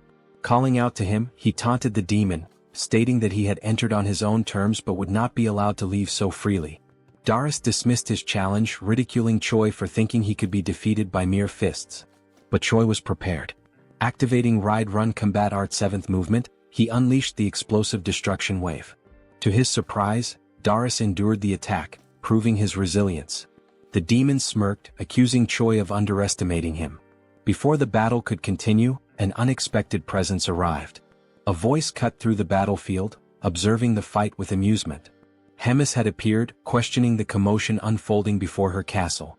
A sudden explosion sent Choi flying into a tree, leaving him disoriented and in pain. As he cradled his head, trying to grasp the situation, Doris turned to the corps commander, pleading for her intervention. He insisted that he had not yet lost and argued that this was not the final battle. Hemis, unimpressed, silenced him immediately. She mocked his incompetence, incredulous that a human had managed to beat him so severely. Given their ongoing war with humans, she found the thought of someone like Doris holding the rank of battalion commander utterly disgraceful. The mere idea made her shudder. She resolved to eliminate him on the spot. Choi, seizing the moment, rushed forward and boldly declared to the corps commander that he had successfully defeated the battalion commander. Without hesitation, he kicked Doris, sending his blood splattering onto Hemis' face. Acknowledging their previous bet, she considered the outcome and extended an invitation to Choi, indicating that they had much to discuss. As they spoke, Hemis learned that even a Serphib had joined the chaos at the end. Choi admitted he had not anticipated that development either. Curious about his thought process, Hemis casually suggested that perhaps cutting open his head would provide some answers. Hemis acknowledged that Choi had manipulated the situation against her, finding his methods cunning and distasteful. Despite her disapproval, she admitted his success but warned him that such an opportunity would not come again. If he ever resorted to deceit or caused trouble in the future, the consequences would be severe. At Bobo's house, Choi lay sprawled on the floor, drained from the recent events but relieved to have survived. Still recovering, he inquired about Doris' polymorph and the concept of promotion. Rachel speculated that it might be a martial art exclusive to demons and suggested consulting the cow-headed one for answers. As Bobo barked, Choi acknowledged the hardships the creature endured amidst the chaos, recognizing that the corps commander had resolved the situation swiftly. Reflecting on the battle, Choi admitted feeling a shred of pity for Doris, believing he was not entirely a bad opponent. However, Rachel pointed out that he had delivered the final blow intentionally to secure all the experience points. In response, Choi offered a hollow apology, but beneath the hand covering his face, a wicked grin revealed his true thoughts. Curious about his progress, Choi checked his level and discovered that he had advanced significantly. However, his status window displayed question marks, which puzzled him. Assuming it was an error, he voiced his concerns, but Rachel dismissed the idea, insisting that the hero system could not possibly malfunction. She believed he was joking, but Choi remained serious before deciding to drop the subject. To mark his achievement of reaching level 48, Rachel suggested measuring his combat power. After glancing at the readings, she revealed that his combat strength had now reached 13,936. Choi took pride in the drastic increase, recalling how not long ago, he had struggled even against a simple goblin. As a surprise, Rachel produced a beer, offering a moment of celebration. They drank, cheered, and basked in the victory. Yet, amidst the light-hearted moment, despite the calm, I could sense the impending danger and chaos. Sometime later, Choi returns to his inevitable routine, divided between sleeping, preparing, hunting, eating, cooking, training, and resting. He lives this loop of tasks daily and endlessly, regardless of how strong he becomes. While preparing for a training session, wrapping bandages around his hands, Choi wonders if he should find Abelson after training to clear up remaining doubts. Riadrun arrives, surprised that Choi showed up early for training, and they greet each other. Riadrun smiles while speaking with a tone of pride about Choi having defeated Doris and congratulates him. Choi thanks him shyly. Choi then takes advantage of the topic and decides to question Riadrun about something particular that happened during the fight against Doris. When asked if he knows anything about the technique called promote, Riadrun reflects with his hand on his chin, remembering it to be an informal style of ancient combat. The word informal makes Choi curious. Riadrun then explains that there are two forms of combat: formal, which involves movement, and informal, which is detached from formal structures. He also explains that, compared to formal combat, informal combat has significantly fewer variations. Since formal combat itself is already rare, informal is passed on more secretly. Choi then deduces that the difference is in summary something like attack damage versus skill damage. Riadrun continues, saying that despite everything, promote is a style that has been passed down for quite a long time. Any demon who uses demonic chi can learn it. However, it is an extremely dangerous ability that few dare to use. It has many side effects. Choi then asks if there is a possibility for him to learn how to use promote, since he possesses some demonic chi. Riadrun jokes about the amount of chi that Choi claims to have, emphasizing that besides being little, it is not natural to him, nor is it real demonic chi. Choi, in fact, seems to have ignored the warning that it is extremely dangerous. Choi uses the given argument that his chi is little to claim that the consequences may be mild and, in the worst case, Abelson could help. Riadrun, facing Choi's insistence, resists the idea of training such an ability. Choi, in contrast, is frustrated with the delay in giving a final answer. Desperate for approval, Choi throws himself to his knees, grabbing Riadrun by the leg. In an attempt to gain acceptance, Choi argues fiercely that without promote, he will die. He argues that all the fights are meaningless, where his life is reduced to being a tiny ant with an expiration date for the commander. Finally, he swears not to insist if a single attempt goes wrong. Riadrun, convinced, understands all the points that Choi made and agrees to the training. Riadrun confesses to being uncertain, but he made a promise, from which he cannot back out, to Choi's relief. Riadrun then announces the beginning of training and demands that Choi pay close attention. The scene changes not to the underground prison of the Empire of Gartran. There, a shackled prisoner receives a visit from a man in white robes. The man in white greets the prisoner, whose name is Geffen. Geffen replies that he was wondering who was coming, surprised that it is the Pope. Geffen then asks what the Pope wants, since he had said he had no more business with him. The Pope responds that he brings an opportunity to make peace. Geffen then asks what he needs to do. The Pope, with a malicious look, responds that the mission is to eliminate Abelson. Geffen is surprised by the mission, asking why not a rescue and why the orders suddenly changed. He also asks what the church will gain if the goddess dies. The Pope responds with irony that it is not something Geffen needs to know.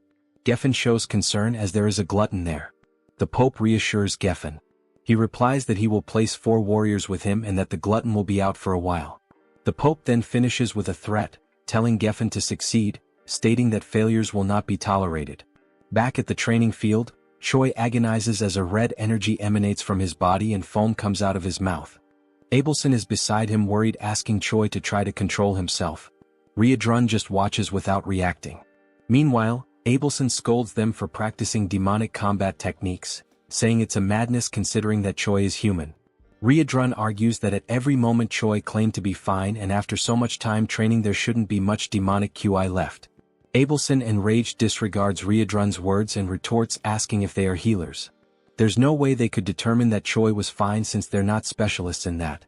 Abelson explains that she had controlled and sealed Choi's demonic QI, but during the training it was undone as they thought they could handle it. Riadrun then asks what's going to happen to Choi, and Abelson replies that she won't be able to hold the situation as it is. She says it's too late to try to seal the demonic QI. Instead of sealing it, she decides to try to make Choi's body adapt to the energy flow. Abelson tries to compress the demonic QI and suppress it with divine energy to spread it out so that it stops being concentrated, and that way Choi's body can endure it. Riadrun is surprised by the idea and questions if it's really possible. Abelson shows that she's not completely sure because she's never done anything like it before, nor has she ever heard of another deity doing it.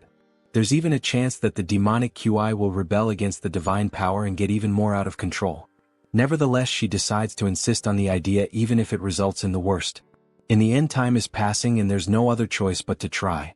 Sometime later, Choi wakes up in his room startled. He tries to get up, wondering what must have happened, as if a lot of time had suddenly passed. Suddenly he is hit by Rachel and Bobo, who throw themselves on Choi, happy that he finally woke up. Rachel doesn't hide her joy as she fervently repeats that Choi finally woke up after 3 days. Choi is shocked by how long he slept, which leads Rachel to ask if he doesn't remember anything. Choi replies that he remembers trying to learn promote and tries to check if anything changed in his system window. Upon checking, Choi notices that something has changed. He finds a new status called demonic QI accompanied by question marks in the system window. While calmly checking it, he is interrupted by someone's arrival. Riadrun and the commander enter the room, and the commander jokes, saying she knew Choi would wake up. Choi tries to get up to greet the commander, staggering. However, the commander says he doesn't need to strain himself in his current state as he can barely get on his knees. The commander then points out that she heard from Riadrun that Choi was practicing the use of demonic QI. Choi gets nervous when questioned why he didn't tell them about it. The commander approaches Choi, evaluating his condition, knowing that the goddess was the one who healed him, stating that it was worth having been revered as a saint. After all, she did a good job. Choi gets confused by the mention of the saint. The commander turns to Choi, conjuring dark energy from her mouth, saying that the demonic QI training isn't over yet. This time, she herself will give a special help. After all, as Choi himself said, he is a little ant that belongs to her. The commander strikes Choi on the neck with her magic like a snake, biting him and instantly putting him into shock. Riadrun tries to ask what's happening. The commander responds that it's nothing to worry about Choi, he will just need to rest a bit more. Choi watches them leaving for a meeting with the Demon King in his last conscious seconds. Days later, at Bobo's house, the saint finishes another day of healing Choi's body. Abelson has been treating Choi since the day of the incident during training. After she finishes, Choi thanks her for always helping, and internally, he's grateful for the chance to see her every day. Abelson mentions there's no need for thanks, since it was Choi's willpower that helped stabilize the crisis. She also murmurs that thanks aren't necessary because he is her hope. Choi doesn't understand Abelson's murmur and asks her to repeat it. She ignores the request and says goodbye, saying she's done everything she had to for the day. Choi is left confused, thinking about other times the saint said things he couldn't understand, and how many strange things are happening in this world, leaving many questions. The only thing left for Choi is to wait for things to unfold. Later that night, Choi and Riadrun are together, with the hero receiving lessons on the theory of demonic chi manipulation. Riadrun, however, warns Choi not to overdo it. Choi says he's fine, as it's already been 3 days since he woke up and he'll be okay as long as he doesn't use that type of magic again. Riadrun then recalls that it's been exactly 3 days since the commander left. As Choi continues talking, Riadrun gets lost in his thoughts. He reflects that even though the meeting is an annual and recurring event, this particular year feels like there's something strange involved. Choi notices Riadrun is distracted and calls his attention, prompting an apology from him. Choi mentions that Riadrun has been very busy in recent days. He offers to help if necessary, as Riadrun has been handling command duties alone. Riadrun replies that everything is fine and the commander will return soon. Even if she was summoned earlier this time, it won't change much of the routine. He ends by telling Choi to focus on himself, and Choi accepts it as an order. Riadrun observes that Choi is getting stronger over time. He also notes that now that he has demonic chi, his strength should develop even more. Choi will only need to remain stable in his current state to achieve tremendous results. As he watches Choi, Riadrun senses an unusual movement. He quickly realizes its divine power and becomes alert. Standing up, he surprises Choi with his sudden change in behavior. He then explains that he sensed the presence of someone with divine power in the castle who isn't the saint. Before Choi can process it, Riadrun confirms it's an intruder. Riadrun then orders Choi to stay quiet while he goes to investigate the situation. The scene shifts to the castle's hallways, where 4 men in black cloaks are gathered. They discuss how entering the castle was relatively easy. One of the men comments that this ease came from the commander being away. Geffen, instead of responding, demands silence. He knows and warns that even without the commander, there's still an opponent they must be wary of. When Geffen mentions the name Red Nightmare, Riadrun appears in front of the group, demanding to know how they knew about Commander Hemis's absence. Realizing they're facing the one they feared, one of the men panics, confirming it is Red Nightmare, while Geffen tells the group not to lose composure as they assume battle positions. Geffen then assigns 2 of the men to go after Abelson, while the other stays with him to fight Riadrun. Realizing their goal is the saint, Riadrun becomes concerned because the room where she is confined is not far from their current location. Clenching his fists, he becomes frustrated, knowing that dealing with all 4 would be easy, but handling 2 while the other 2 escape is much more complicated. Suddenly, a voice echoes down the corridor. Choi appears, asking if everything is alright, anxious because Riadrun had left the room with such a serious expression. Riadrun scolds Choi, saying he was very clear when he ordered him to stay in the room. But internally he is grateful that Choi showed up. He then asks Choi to pay attention to a new command. Explaining that the intruders are after Abelson, Choi must reach her before they do and escape with her. Riadrun throws his necklace to Choi, who is confused about what to do with the accessory. Geffen charges at Riadrun before he could finish the instructions, and even so, while defending himself, Riadrun explains that the necklace will serve to convince high-ranking officers of the situation. Choi promptly follows his path at full speed. Geffen, irritated, orders his companion to go after Choi and stop him. Meanwhile, Riedrun finally decides to attack, making it clear that Abelson will not leave the castle without the commander's permission by anyone's hands. Riedrun activates his combat-style 7th movement, attacking Geffen with powerful strikes. He also launches a blow called Explosive Destruction Wave, his eyes glowing red with determination. Meanwhile, Choi runs as fast as he can to reach Abelson's room. As he runs, a mission window appears. The mission this time describes that evil men are trying to kill Abelson and Choi must protect her, and who knows, maybe after that a romance might arise with a reward of 1,000 points. Knowing that the humans are actually trying to kill the saint makes Choi anxious. Another detail in the message that confuses him is the large amount of points awarded if he manages to complete the mission. Upon arriving at Abelson's room, Choi urgently announces that they need to get out of there immediately because humans are attacking. Abelson is caught by surprise and does not understand what is happening, so Choi explains that it is an attack from the same people who attacked previously. Meanwhile, in the nearby corridors, Riedrun's troops delay the intruders' advance. The comrades warn Choi not to waste time and to flee with the saint. Choi immediately grabs the saint by the hand and in a swift motion places her on his shoulder. With no time to apologize for the lack of courtesy, he runs carrying Abelson. The scene shifts to a room where a meeting is being led by the 3rd Commander Roiger. He comments on Doris's defeat by a low-level human with a tone of disappointment. The memory of the commander asking him to take care of correcting everything while she's away takes over, and Roiger wonders why he was chosen for such a task. Focusing on the meeting, he decides to end it as there's nothing more to be discussed and asks everyone to follow the orders. Suddenly, a goblin interrupts with an urgent report. He explains that Choi has arrived carrying Riedrun's necklace, and Roiger tries to understand the situation. The goblin then explains that other humans are attacking the castle trying to find Abelson. Roiger receives the message and becomes irritated with such inconvenience. Moments later, Roiger encounters Choi accompanied by Abelson in a corridor, who intends to explain the situation in more detail. Choi then begins to tell that Riedrun detected divine power within the castle, and promptly went after the intruders who turned out to be humans seeking to put an end to Abelson. Roiger does not believe that humans would attempt on the saint's life, and asks Choi to calm down, thinking it must be some mistake. In a brief moment, Roiger senses something strange approaching, and before he can react, with only enough time to tell everyone there to protect themselves, a devastating attack hits the corridor windows, signaling the arrival of another enemy. Now, with no more doubt about the human's objective, Roiger is stunned by the reality he is witnessing. Roiger, seeing that the enemies are approaching the saint, casts a restriction spell to try to stop them. However, the distance is too great, being insufficient to stop both attackers. Choi decides to act, preparing to use the 7th movement of Riedrun's combat art. Before one of the enemies could reach Abelson, Choi hits him from behind with a powerful punch, knocking him out instantly. Choi shouts as he attacks, declaring that he will protect Abelson. Meanwhile, in Riedrun's battle, one of the invaders has already been defeated, while Geffen mocks the loss of his companion after having used him as a shield. Riedrun already expected Geffen to be a strong opponent, but even so, the level of Geffen's strength is surprising, equating to that of a commander. Besides strength, divine power and demonic IQ are natural enemies.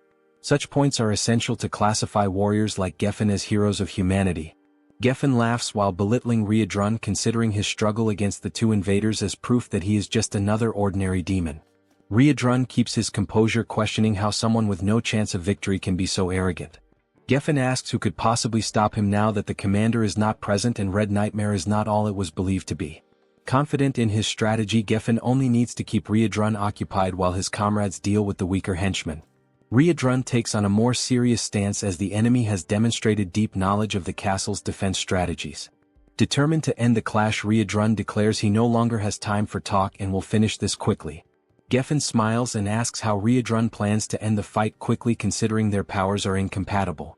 Riedrun responds that pure brute force can overcome any incompatibility. Meanwhile, in Choi's fight, after knocking out one of the invaders, Choi hears the other one say he didn't know there was another hero in the Demon King's army. The man laments that he didn't expect 3 corrupted humans to be on the Demon King's side. Choi ignores the enemy's concern and warns that the invasion plan has already failed and that all castle allies are on their way. Choi also declares that no matter how strong this enemy may be, there's no way to fight an entire army and the best strategy is to surrender. The man scoffs at the hero's statement, asking if he's sure the invasion has actually failed. Nearby, Roiger wonders when the hero learned Riedrun's combat arts, but also feels grateful that it allowed them to capture one of the invaders. The captured invader mutters something inaudible which soon reveals itself to be an incantation, a spell to use his own body as a sacrifice and quickly spread flames. He used sacred magic to burn himself completely, creating fire as a last resort, forming a wall of fire, a blaze that creates a kind of flaming arena. These flames are capable of killing a person with just a single touch. The man, now more confident, raises his sword while stating that not even the highest-ranking demons will be able to easily pass through the wall of fire, giving the hero the only option, which is to hand over Abelson. Choi is caught in distress, desperate, not understanding why the humans are interested in killing the saint. Choi desperately wants to know why they want to attack someone who is on their side. The man does not acknowledge Choi's statement, and when he tries to explain the obvious, Abelson decides to speak for herself. The divided empire abandoned God a long time ago. Choi is caught off guard by the information, and Abelson continues explaining that the only thing the empire needs is a puppet that obeys commands. For that it doesn't matter whether it is the real saint or not. Tired of the conversation, the man strikes his sword to the ground. He declares that he no longer wants to hear drama and will give the hero a 10-second head start. Choi finds himself under pressure, with no safe strategy to withstand a direct fight for long. The only thing that comes to mind is exactly the riskiest possible option. While the man begins his 10-second countdown, Choi starts activating Promote. Upon activating the first level of the magic, Choi immediately causes concern in Abelson, because she realizes what he plans to do. The saint tries to warn him that his body won't withstand it and tries to make him stop, but time is running out. Nothing will be able to convince Choi because he already believes that everyone is going to die, so the only thing left is to fight with everything he has. Pushing the technique to its limit, reaching full stage 2, Choi still hasn't given up on evolving Promote. He recalls Riedrun's instructions, who explained that Promote has 3 stages named Bloom, Full Bloom, and Falling Flowers. Each step taken increases the risk to the user, highlighting that Choi should never think of going that far. Although he must master the previous level before moving on to the next, reaching the 3rd level is too risky. But Choi saw no choice in the face of certain death. So he decides that if he manages to do it, this will be the only time. After 7 seconds, Choi finally reaches the peak. His heart feels like it's about to explode while his body screams for him to stop this madness. Rachel, desperate, cannot believe that even with the situation so dire, using Promote is the only solution. Choi, however, is completely focused, ignoring any contradiction. He has only one step left to take, which is to act. Because Promote has already reached level 3. With his body completely transformed, crimson eyes and dark aura, Choi asks Rachel to use her buff abilities. Time is up. The man is surprised to see a human using Promote, recognizing that Choi is not just anyone. Choi ignores the dialogue and announces the start of his offensive. He then dashes forward at high speed toward the man, who decides to defend against Choi's blows. He recognizes the level 3 of the ability, opting to defend because, being human, Choi will soon run out of stamina to keep attacking. Choi once again ignores the man's words, throwing even more punches against the sword. The enemy is confident that his victory will come simply by waiting, but Choi suddenly repels the sword with his fists, leaving the enemy disarmed and open to attacks. Before the invader could even react, Choi lands a precise, powerful punch right in the enemy's chest. The blow was enough to destabilize the man, who complains about the tricks Choi used. He watches as Choi prepares, astonished at a human who allowed himself to be corrupted by demon arts. Choi knows he's reaching the limit of what his body can endure from the technique, but he cannot fall, because he is the only barrier between the assassin and Abelson. Remembering that Promote, if pushed to the limit, can bring irreversible consequences, Choi finds a reason to go even further.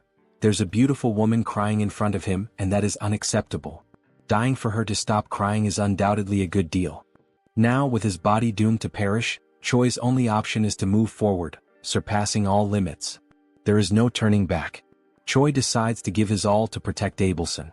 The saint, witnessing Choi's unshakable will in his pursuit to neutralize the threat, reflects on the danger of using holy power on Choi, who is taken over by demonic chi.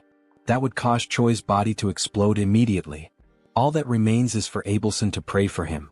Choi, determined, advances toward the enemy, activating his combat arts. The man realizes that Choi is stacking attack types and laughs, considering it self-mutilation. Choi ignores the enemy's provocation and charges a jump, attacking with his instant obliteration strike. The enemy keeps intimidating, saying Choi will regret it when facing death. As he delivers his blow, the enemy counters with his sword, declaring it was a very weak attack, but Choi continues charging a much more powerful strike. Not just one more blow but a combo of attacks. This time there was no room for the invader to utter a single word. The overwhelming power of Choi's simultaneous strikes left him stunned. All that was left was to wait for the barrage of attacks to annihilate him. The violence of the strikes was so great that it destroyed part of the castle's structure, sending a massive beam of red energy into the sky. The enemy finally perished. Choi briefly observed the damage he had done to the invader before finally freeing himself from the promote. Rachel immediately noticed that Choi had succumbed, while Abelson panicked and rushed to try and help. Before Choi collapsed unconscious, the saint held him, keeping him seated while checking the hero's shocking physical condition. Abelson noticed that Choi could barely breathe. She tried to talk to the hero to give him strength, but suddenly, a scream startled the saint. The defeated enemy stood up again, furious, declaring that Choi would become a threat to the empire. The enemy managed to gather strength just to end Choi's life. But a massive hand grabbed his head, foiling his plans. Riadrun arrived on the scene, apologizing for the delay, and finally putting an end to the invader. The saint watched while caring for Choi as Riadrun wiped ketchup from the enemy's head. Riadrun quickly noticed that Choi had used, again breaking the promise, the arts they had trained. He then asked if the saint could take care of Choi, and she promptly replied that she would once again do her very best. Worried about how far the hero went to save her, Abelson prayed that he would not perish. The scene shifts to the waiting room in the Demon King's castle. It's the 5th day of the commander's meeting. There, Hemis is complaining about the food and is promptly confronted by a woman who tells her to stop whining and eat what was given, calling Hemis a big mouth. The woman is Park Hyuna, the 4th commander of the Demon King's army. Hemis mocks Hyuna's affront, calling her disrespectful and pointing out that if it weren't for the non-aggression pact between commanders, Hyuna would have died many times already at Hemis's hands. Such a statement made the 4th commander very irritated. Before a bigger argument could break out, a humanoid hamster enters the room yelling. He brings information to Hemis, saying there's something urgent coming from the Black Fortress. Hemis asks what's going on, and the hamster replies that the Gartran Empire attacked the fortress. The attack was carried out by 4 knights, one of them at hero level. The assault resulted in many casualties and injuries. Hemis hears the details and then turns her gaze to Hyuna, smiling and sarcastically pointing out the change in the regular meeting schedule, coinciding precisely with the attack on the fortress. That attitude left Hyuna in an awkward position. While finally enjoying the food, Hemis mentions the given coincidence, thinking about the Demon King. Meanwhile, in Choi's room he wakes up again after using promote, this time surprised that he managed to recover. Rachel quickly approaches, grabbing Choi by the hair, irritated by the hero's recklessness that almost got him killed. Choi begs for mercy, saying he's still a patient. Choi jokes that, considering the pain he felt from Rachel's blow, he's definitely alive, even though he thought he had been defeated. Rachel then explains that he was indeed defeated because, even after using all the combined techniques and hitting the enemy directly, the villain still managed to remain standing in the end, while Choi was unconscious. But before the enemy could strike back, Riadrun arrived and ended the game. The cowhead guy saved everyone with just one blow. Choi listens to the explanation in awe. Rachel continues narrating the events, explaining that after the battle, Riadrun and Abelson took care of Choi, giving him the necessary treatment to recover. Finally, she and Bobo also took part in the care. No less important, both Riadrun and Abelson described it as a miracle that Choi came out alive and asked him not to repeat that recklessness, so he wouldn't make others worry again. Choi then points his finger at Rachel, who immediately gets irritated, thinking Choi is about to argue with her. However, he just gently touches her face and apologizes for making her worry, thanking her for all the care. Rachel lets her guard down and the two are fine again. A few hours later, Riadrun and Commander Hemis go visit Choi. While the commander plays with Bobo, Riadrun repeatedly says that Choi was only able to use the technique the way he did because of the demonic chi Hemis put in him. Riadrun also asks if Choi thinks he has 9 lives to keep acting recklessly, reminding him once again that he's only alive because of Hemis, and Choi states that he's already gotten the message. Hemis, while playing with Bobo, gets annoyed by the conversation. Choi asks how the meeting went, and Hemis says she doesn't care about what happened there because what matters more is taking care of the headquarters. That's why she simply abandoned the meeting and returned to the fortress. Choi is shocked by Hemis's attitude, since it was a meeting with the Demon King. Hemis smiles as she notes that the Demon King might have gotten a little upset. Meanwhile, Choi and Riadrun get chills thinking about what that could lead to. Hemis has more interesting matters at the fortress. Choi's performance after she put her own demonic chi in him behaved as if it were his own. While Riedrun and Choi fear the wrath of the Demon King, Hemis is delighted by how interesting Choi is. The scene then focuses on the moment when Hemis meets the Demon King. In the memory, she emphasizes that even during all the battles from the first to the last fought by the Demon King, she remained by his side, following his purpose. Hemis believed that all of the king's actions were with the intention of protecting. The Demon King Tigrad tries to move things along, asking what she means after all. Hemis then gets straight to the point and explains that if the Demon King's plans go against her, they will have a problem. Tigrad responds that Hemis's attitude is insolent and that what she's saying basically means she will no longer obey him. Additionally, Tigrad asks if the fact that Hemis has lived for a long time made her bored, as he sees it as a way for her to kill time. Hemis replies that she already knew that would be Tigrad's reaction and that she doesn't plan to fight him, which is why she will leave. But before going, Hemis looks at Tigrad once more and asks who is really getting bored as time goes by, and tells him to think carefully as this is her final warning as a longtime companion. And after that farewell, Hemis goes to meet Choi, and the scene returns to the moment when Hemis and Riedrun leave. Choi shows respect as the duo walks, and Hemis turns to Riedrun, congratulating him, which makes Riedrun curious about the reason for the congratulations. Hemis explains that he managed to handle a hero-class human on his own and asks if it wouldn't be time for him to evolve into a higher hierarchical position. Riedrun thanks her for the compliments but replies that he doesn't think it's the right time for that. Hemis asks why not, and Riedrun promptly responds that he's still interested in training and following Choi's growth, and with that he also wants to learn more from Hemis's own teachings. That will be good for his personal growth. Hemis briefly smiles, and after a moment she decides to go straight to the point, confirming whether the castle turned into 3 chunks due to the human invasion. Riedrun confirms that yes, and he has no excuse for it. Hemis then says she thinks everyone has gotten lazy, as she didn't even arrive at the front lines. So she gets the idea to start a tournament to select a commander for the Third Army. The scene then cuts back to Choi, who is viewing his shop through the system. He notes that even after upgrading the hero shop to the intermediate level, he still has 950 points left, and it would be a waste to let them sit unused. He wonders if there's anything interesting he could buy. Rachel questions if, since he finished another quest and gained another 1,000 points, that was to be expected.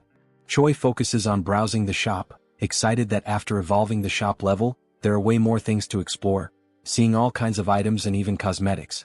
When asked by Rachel if he's actually going to buy something, Choi reflects that even though there are countless options, all of them are very basic and don't even offer bonus stats, considering their high cost. Rachel agrees, pointing out that all those items could be destroyed like paper by Hydro. Taking another look at the shop, Choi notices that some accessories have different options, but they're hard to understand. So he decides to first upgrade his combat power gauge. Before proceeding, Choi notices something and asks what this item called Wrath and Magic Creation is. Rachel then explains that it's not an item, it's more related to something like a unique skill from the creation system, where Choi can, for example, turn his kick into a skill and then level it up. Even though they're the same kicks, they'll probably hit harder. Choi reflects on Rachel's words. After proceeding, deducting 500 hero points, the system begins the creation process, analyzing the hero's mana and physical movements for a period, with the duration of the analysis being manageable by Choi himself. The countless pieces of information leave Choi confused, and as soon as he understands how the system records movements, he becomes amazed by the skill. With that, he stands up and prepares to record his new skill. While the system records the movements, Choi chooses to start with his kick, performing the motion for the recording. Once it's finished, the system will generate the alteration, optimizing his physical balance and mana control. Choi simply watches as the system operates, and suddenly, a warning message catches him by surprise, while he thinks that his life is finally becoming a real Isekai story. The system's warning message comes with a failure during the creation process and a suggestion for Choi to perform the movement correctly. Choi then gets irritated, asking what the hell is going on, since he did exactly what the system asked him to do, not knowing why the hell it's not working. Rachel speculates that the system might not be recognizing Choi because he's a bug user, since he possesses demonic chi, clarifying that the hero's security system is the most secure in that world. Therefore, it's not Choi's fault that he wasn't able to use the skill the way he did. Choi, even more annoyed, grabs Rachel with his hands and shakes her violently up and down, leaving her desperate. While he explains that he's already pissed and her explanation made it worse, something catches his attention. A new hero quest has appeared, and even before reading it, Choi gets even more irritated by a new mission, having spent a bunch of points for nothing, demanding that the system return his points. In the mission, it informs that it's too early for him to despair over the points spent, stating that he can always earn more points and now it's time to forget the past and move on. The mission is precisely to create a new skill using his strength. Sometime later at Riedrun's training field, Choi begs his master once again on his knees to help him. Riedrun confirms Choi's request, saying that he needs help to develop his personalized wrath, and Choi confirms it. Riedrun takes a moment to analyze, then responds to Choi saying he'll help him. Choi, with teary eyes, is left speechless by the answer, and Riedrun adds that he was already planning on giving Choi some training anyway. Riedrun turns and informs that the training has just begun, and Choi promptly follows him. Moments later, the two are sitting in a moment of concentration, marking the beginning of that training. The session continues with more strikes and some physical exercises, which may be the ones that leave Choi quite exhausted. At the end, Riedrun and the saint observe Choi resting in his room again, with some bandages and his feet positioned in a bizarre way. Marking day 1, Choi smiles, grateful for having completed the day, and after getting up to pull himself together, he checks the system window informing that he completed a mission. Choi's combat power increases, and he then reflects on having managed to create his personalized wrath. It's a modified version of Riedrun's martial arts style, and the name Choi gives to this new style will be Nobilis. On the day of the tournament, the host greets everyone, introducing himself as Jark, explaining that this time's event will be to select 1 company commander and 13 battalion commanders. The host also states that the number of expected tournament participants exceeds 1,000. Focusing on the image of Remus and Hyuna, who are together in a room, the host explains that the tournament will consist of 3 matches in total and that all of them will follow a battle style different from the usual in previous tournaments. All participants will have 1 hour to prepare for the beginning of the first match, and during that we already see some participants gathered, including one with a goat head and a weird smile. Right after that, we see Choi smiling as the host explains that a knife has been accidentally dropped, making a metaphor with the name of the first match, which is the Killer Run and will take place on the Outlaw of the Highway. The scene shifts to Choi, who is warming up as the 4th commander arrives and approaches him. She states that she has been observing him for some time, asking if he is human in a rhetorical tone. Choi is surprised by the presence of the woman, who is a stranger to him until now. The hero is dumbfounded by her beauty. She then begins to describe him, answering her own question by saying that the fact he has black hair and a combat power gauge suggests he is probably just an ordinary hero at first glance. Choi tries to confirm this, but the 4th commander continues her analysis, surprised that he possesses demonic chi and speculating that he might be some kind of spy. Before the conversation could progress, Riedrun arrives at the scene, asking for permission and demanding that the woman step back, until he realizes she is the 4th commander. Riedrun then states that he has a request from Hemis to deliver to the commander of the cooking squad, and Hyuna is surprised that this guy is receiving an order directly from Hemis. Riedrun confirms it, and Hyuna then decides to step aside, complying with Riedrun's request. As she looks back, she reflects on how Riedrun is standing beside Choi not as prey, but as a commander. She then becomes excited, saying that what is to come might yield more results than she expected. Riedrun then speaks with Choi, explaining that sometimes she behaves inappropriately, but she is a squad commander, clarifying that she is also a hero just like Choi. He warns that she came to observe the tournament under the Demon King's orders, but Hemis used the word surveil, so it's best for Choi to keep his distance from her. Choi quickly senses that there is something strange about the relationship between the 2 commanders. He then tells Riedrun that he understands and asks what Hemis's request was for him. Riedrun explains that Hemis said he should reach at least rank 8 in the tournament, and that if this doesn't happen he would be sent to the 2nd Material Research Squad. He also mentioned something about cost protection, which shocks Choi, who fears his fate. 2 hours later, the start of the tournament is announced, and the host explains the rules. The first race is simply a race. The goal for the participants is to reach the final destination, and there are no other rules beyond that. He adds that for today, if a competitor accidentally kills another competitor, there will be no penalties. The goat then turns to Choi, asking if he heard that correctly. In a threatening tone, he says that if he accidentally kills Choi, he'll be forgiven, so Choi shouldn't even come near him. Choi, unfazed by the threat, simply confirms that he got the message.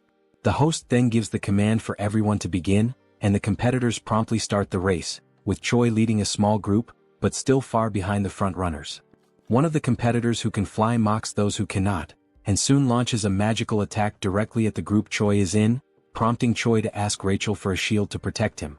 While running under Rachel's protection, Choi asks her to update him on the condition of the front line of runners. She then tells him that if he keeps the same pace, he'll barely be in the 100th position. Suddenly, the goat appears beside Choi, surprised that he's still alive even after the aerial attacks, and he charges an energy sphere to launch directly at the hero. Upon receiving the attack, Rachel's shield works perfectly, and Choi thanks her for it. The goat, dissatisfied, charges a stronger energy and then throws it at our hero. However, before the attack can land, the energy begins to split into countless fragments and falls like rain, hitting several other competitors. Choi doesn't understand why the attack got weaker, questioning whether it was smart to divide it into waves. The answer comes when the goat starts acting as if it was Choi who launched the attack with the intent to hit multiple other runners, leaving Choi furious at the false accusation, since now all the competitors want his head, driven by fury and resentment against our hero. The goat then picks up the pace and mocks Choi, who is falling behind. While running to escape the crowd and seeing the goat just ahead, Choi curses him, saying that as soon as he catches him, he will kill him. He then asks Rachel how many are still ahead, and Rachel informs him that he has passed 76 and there are still 24 left in front. As soon as Rachel gives the information, Choi is hit from behind by an attack strong enough to break Rachel's barrier. While feeling the attack and about to fall, a memory comes to Choi's mind about his training with Ryudrun, where he was confused about what to do regarding having multiple combined styles, where each of them was made exclusively for demons incompatible with humans. Both the Promote and Ryudrun's combat skills needed to be used as a base to create a new skill completely compatible with Choi, and thus Noblesse was born. As soon as he activates the skill back focused on the race, the system informs him that his magic power evolved from rank D to C, and also that the level of demonic chi evolved from rank E to C. The Noblesse skill then appears in the system, explaining that it was created through the merging of the two forces, thus creating a unique combat style that emanates a purple aura of magical and demonic power, with a proficiency of 0.06%. After fully charging while defending himself from the attacks of other runners, Choi then starts a fast sprint, warning everyone to get out of his way, and in moments, the only thing the runners can see is a flash of purple light passing everyone at an absurd speed. He quickly overtakes several competitors, but then the information appears that 95 runners have already reached the destination, leaving only 5 spots available for qualification. Determined, Choi accelerates even more, fast enough for Rachel to barely hold on to keep up. Suddenly, the goat looks back, noticing Choi's approach, surprised that he is already so close. As he approaches, Choi enjoys the situation, grateful for finding the goat right at the end of the race. He then activates Rachel's third combat form, charging an attack, getting even closer to the goat, and as soon as he reaches him, he hits him from behind, saying for the goat to accidentally die. The goat then flies at an absurd speed toward the wall, completely destroying the structure. Meanwhile, observing both amidst the confusion, the host explains that the 99th and 100th positions were filled by Choi and Whole Goat. Choi then sits, relieved for having qualified, while the goat is unconscious behind him. Choi gives thanks and the goat quickly gets up, enraged, cursing Choi and threatening him with death. But before anything could happen, the host intervenes, saying that the race is over. He then explains that the 100 people who passed the first round will have the second stage in 3 days, and everyone else is dismissed. Meanwhile, that night, in a forest near the Dark Fortress, Hemis and Park Hyuna are in a forest location, and the fourth commander asks Hemis if she is really going to release a certain thing inside the tournament. Without answering, Hemis only focuses on what is ahead, greeting Modem, saying how long it has been since they last saw each other. The creature, emanating a red aura, explains that indeed it has been a long time, exactly 97 years, 3 months and 11 days, and asks what can be done for Hemis. The creature is Modem, Hemis's familiar, with a strength of 198,532. Hemis then explains that what Modem needs to do is capture all the participants' flags. Modem confirms he understands, and then Hemis asks him not to be reckless with the task, because if there is a decent participant, Modem needs to go easy on him. Hyuna, hearing this, says that the big mouth is getting too soft. Hemis questions why she is being seen as soft by the fourth commander, and then asks if she knows why demons are losing to humans. Before receiving any kind of answer, Hemis justifies the question by answering it herself, saying that demons are fighting too fairly. They try to solve everything through brute force, and if they lose in strength they do not retreat, and in the end they end up dying. And this is accepted very simply. But unlike demons, if humans are at a disadvantage, They avoid the fight and manage to return later with schemes to unbalance the battlefield.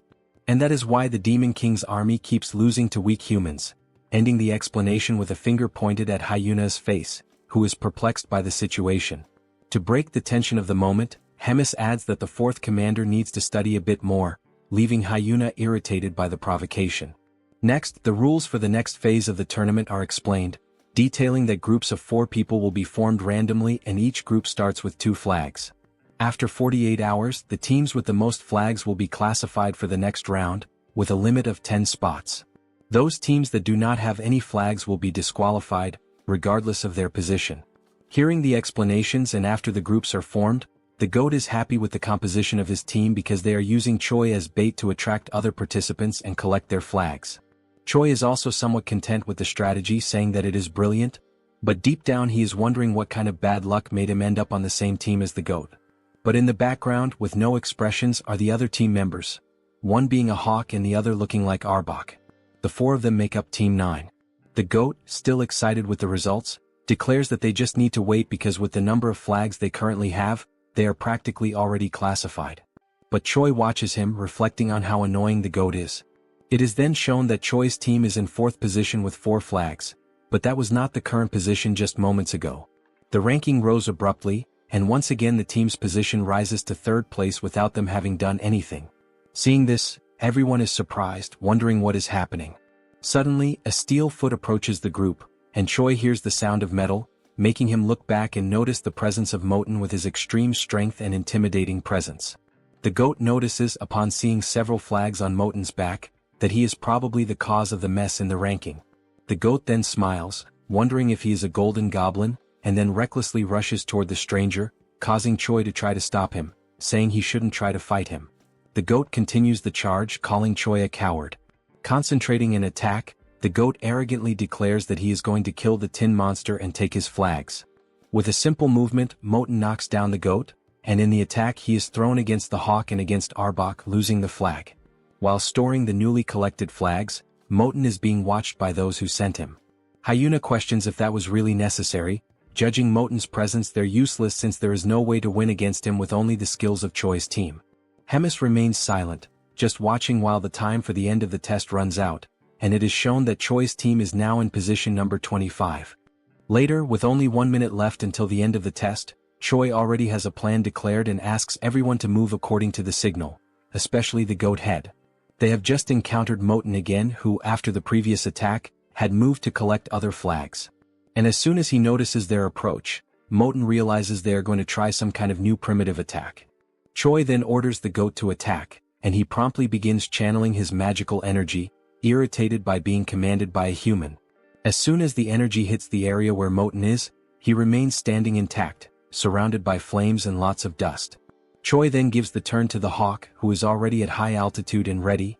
He begins his charge, descending toward Moten at very high speed. Moten notices the hawk's charge and realizes it is a joint attack, also noticing that this is the first team using tricks like this, as he prepares to defend against the attack. As the falcon approaches Moten, he is met with the defense of the tin monster and has his neck restrained, causing the attack to halt, leaving only the strong wind that accompanied him, which brings a certain comfort to Moten, who declares that the wind is refreshing. But he quickly notices that Choi is advancing and states that all members of the team attack in a very simple and slow way, mocking how pathetically weak the demonic chi in Choi is. From afar, Arbok approaches underground while Choi is already practically at Moten's defense. He then orders the centipede to attack and tries to dodge Moten's defense.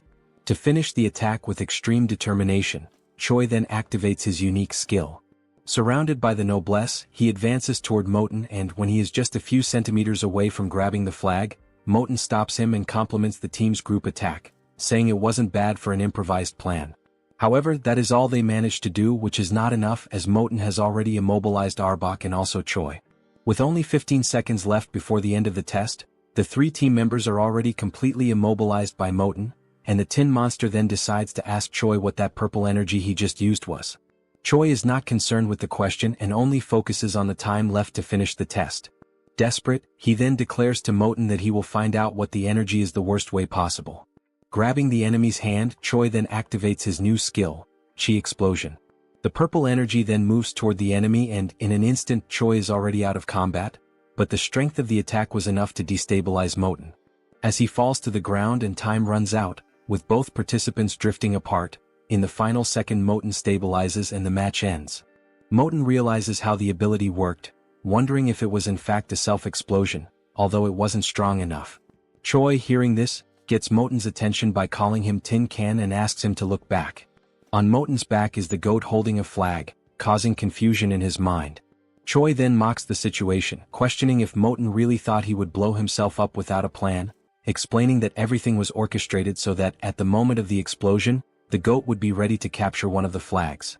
Choi then ends by saying it was a great displeasure to meet him, and the ranking is presented as Choi declares that he will never see the Tin Can again, flipping the middle finger at his enemy. The system then presents Choi's new ability, Chi Explosion, with a proficiency of 0.11%. Sometime after the end of the tournament's second round, the scene shifts to a quiet but significant conversation between Hemis and Moten. Hemis asks Moten for his thoughts on Choi. Calm and composed, Moten describes Choi as a rare human possessing a hybrid of demonic ki and mana, an unusual and unprecedented combination. He states that he has never witnessed anything quite like it before in all his years. Hemis, unfazed, replies that she was already aware of this unusual trait. She presses further, asking if Moten has anything else to offer. Moten adds that Choi is not only talented but exceptionally quick on his feet. He highlights Choi's sharp, instinctive decision-making, admitting that the young human surpasses many demons Moten has known, even those considered elite. Hearing this, Hemis quietly reflects on the implications. She begins to consider that the direction of the demon army may need to evolve. She muses that, should she choose to pursue her own path, the future could unfold in unexpected, and possibly thrilling ways. The narrative then transitions to the divine empire of Gartrum, where the atmosphere is somber. The Pope mourns the loss of Geffen, a hero-level figure who perished during a mission, a warrior of great promise taken out in a vile and humiliating manner. The mood in the room is tense, laced with both grief and strategy. In the same chamber, a man seated nearby asks what will be done about Abelson. The Pope pauses in silence before coldly announcing that, despite her popularity, Abelson is merely the princess of a small, insignificant kingdom.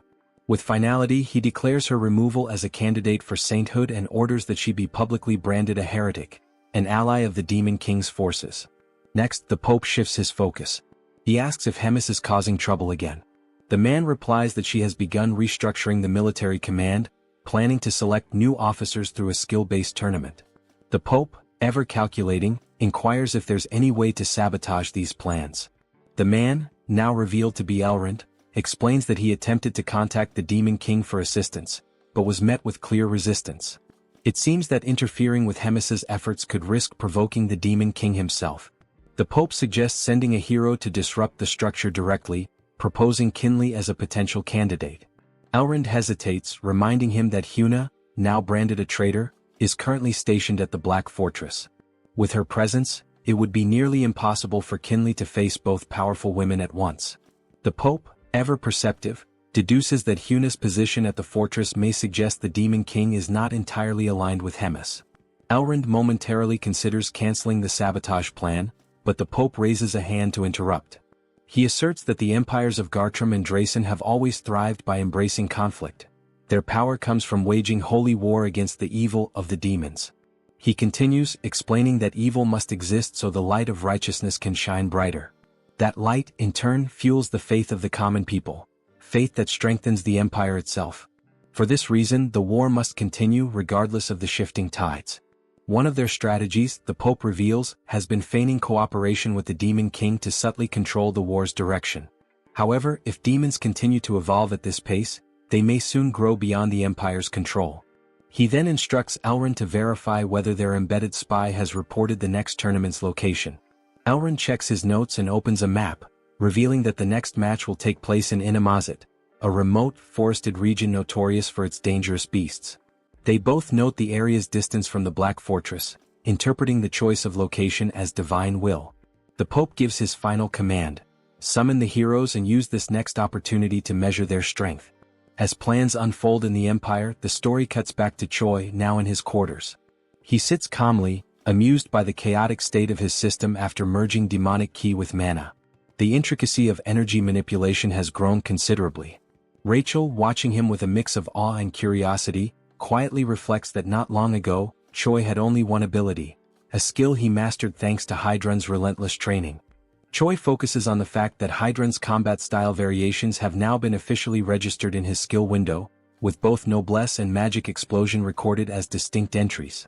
This brings the total number of unique skills in Choi's panel to 5, a significant milestone. Rachel, observing the update, asks if his leadership ranking has increased as well, noting that the new effects added to his abilities are extremely useful. She remarks on how rapidly he's advancing through the executive path within the Demon King's army, clearly impressed. While browsing through his system, Choi wonders aloud if there might be any items available that could further boost his stats. Suddenly, a voice interrupts, bluntly declaring that nothing will help him at his current level and insisting that he needs to wake up from this dream. The voice, cold and sharp, belongs to none other than Hyuna, who appears unexpectedly, startling the hero. Choi reacts instinctively, crawling backward in alarm when he realizes that the surprise visitor is none other than the fourth commander. Annoyed by his panicked scrambling, Hyuna tells him to shut up and demands that he state how many hero points he earned. Choi quickly answers that he accumulated 1,300 points. She follows up by asking about his shop's rank, and he replies that it's currently at the intermediate level. Hyuna scoffs at his progress, calling it utterly pathetic, even going so far as to label it garbage. Seeing a rare opportunity to learn, Choi timidly asks what Hyuna bought when she was at the same level, practically begging for a veteran's advice. Amused, Hyuna laughs, clearly aware that he's trying to squeeze information from someone far more experienced. She agrees to give him a tip, but only under the condition that he answer every single question she asks. Choi eagerly accepts the deal without hesitation. Hyuna then advises him that, since he already has an aura, the next step is to upgrade his shop level and purchase a dimensional pocket, a valuable inventory-like item that offers excellent utility for its cost. Choi ponders the usefulness of such an item and wonders if it will show up in the next round of shop offerings. Hyuna confirms with a nod but immediately shifts gears, announcing it's now her turn to ask questions. Her first, is Choi really a hero? He responds vaguely that, somehow yes he is. Her second, why on earth is he serving in the demon army? Again he answers that he somehow ended up there. Her third question, how can he use both demonic ki and mana simultaneously? Choi gives the same kind of answer, it just happened. Frustrated by the lack of clarity, Hyuna sarcastically sums up his story. He's somehow a hero who somehow ended up in the demon army, and somehow can use both demonic ki and mana. Choi simply nods in full agreement. Furious at his nonchalant attitude, Hyuna delivers a brutal kick to his face, launching him across the room. Dazed and annoyed, Choi retorts that Hyuna herself is also part of the demon army. The scene then shifts to some time later, with Choi lying face down and submissive, pinned under Hyuna's legs as she casually rests on top of him. When she calls out, he responds instantly. Hyuna asks if he wants to transfer to the Fourth Army and become her direct subordinate, offering to train him personally. Choi, still in pain, politely declines, thanking her nonetheless. Her mood sours again and she increases the pressure on his back, making him groan. As he struggles, she demands to know why he insists on staying. Choi, gasping through the pain, replies that his main reason is simple. If he tries to leave, Hemis might actually kill him. Hyuna then asks what Choi's next point is, whether he has any goal beyond simply staying alive to avoid being killed by Hemis. Choi, without hesitation, replies that his next grand ambition is to marry a rich blonde noblewoman and become the proud father of 5 children. The absurd honesty and randomness of the statement catches Hyuna completely off guard. She freezes for a moment before abruptly getting off of him, visibly shaken by what she just heard.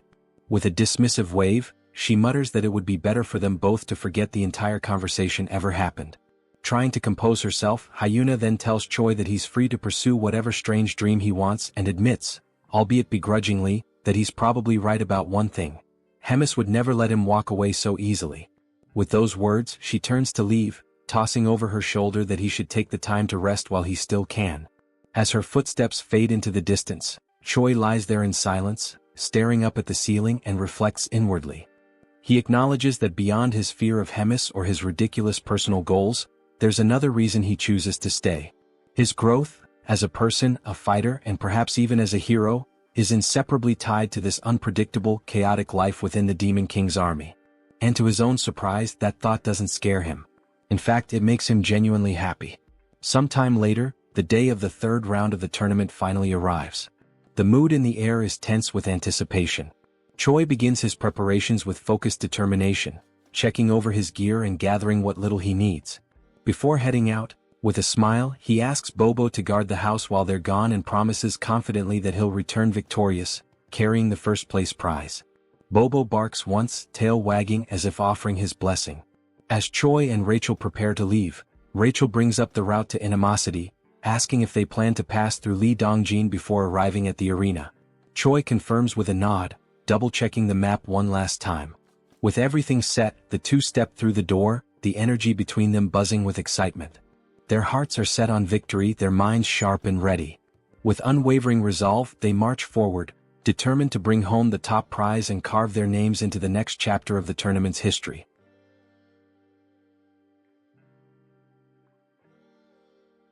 The scene moves forward to the beginning of the third day of the tournament, where Choi is hunting monsters. He notices that he is gaining 1 level for each monster he defeats. At this point he has already leveled up 4 times and wonders if it is actually real. The monsters he is defeating are dryads, generally female individual creatures, classified as plant-type demonic beasts. These monsters typically serve to assist in the reproduction of other monsters by exchanging pollen. While holding the body of one of the defeated dryads, Choi questions why he is gaining so much experience. During this moment, a purple sphere floats above him as part of the current training round. On this third day, the challenge is for participants to survive in the demonic beast forest, and the event will continue until 10 out of the 24 participants are eliminated. Each participant has been given a magical item for the day. This item is the same purple sphere that Choi is suspicious of. The sphere is used for military tracking, made by Hemis and composed of demonic energy capable of locating individuals.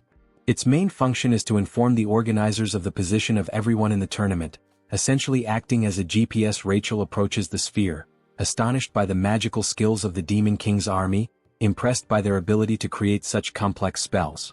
Choi decides to move on quickly before someone comes and steals the monsters he has defeated. Suddenly, he is struck on the head by an object thrown by someone, causing him to fall to the ground and lose possession of the monsters he was carrying. The attacker expresses joy at finding him and Choi tries to recover from the hit. The attacker is revealed to be the goat, who is now furious and determined to defeat Choi once and for all. Meanwhile, elsewhere, the tournament host seems bored, finding the task of overseeing the event annoying. He questions why he is always assigned to jobs he compares to guarding a doghouse door, while other guards assist in watching the portal to Inamazet. One of the guards tries to motivate the host, saying he shouldn't talk like that because guarding the portal is important. It is the only one connected to the main gate, and if it breaks, something bad could happen. The host agrees but insists that it is unlikely anyone would show up in such a remote location.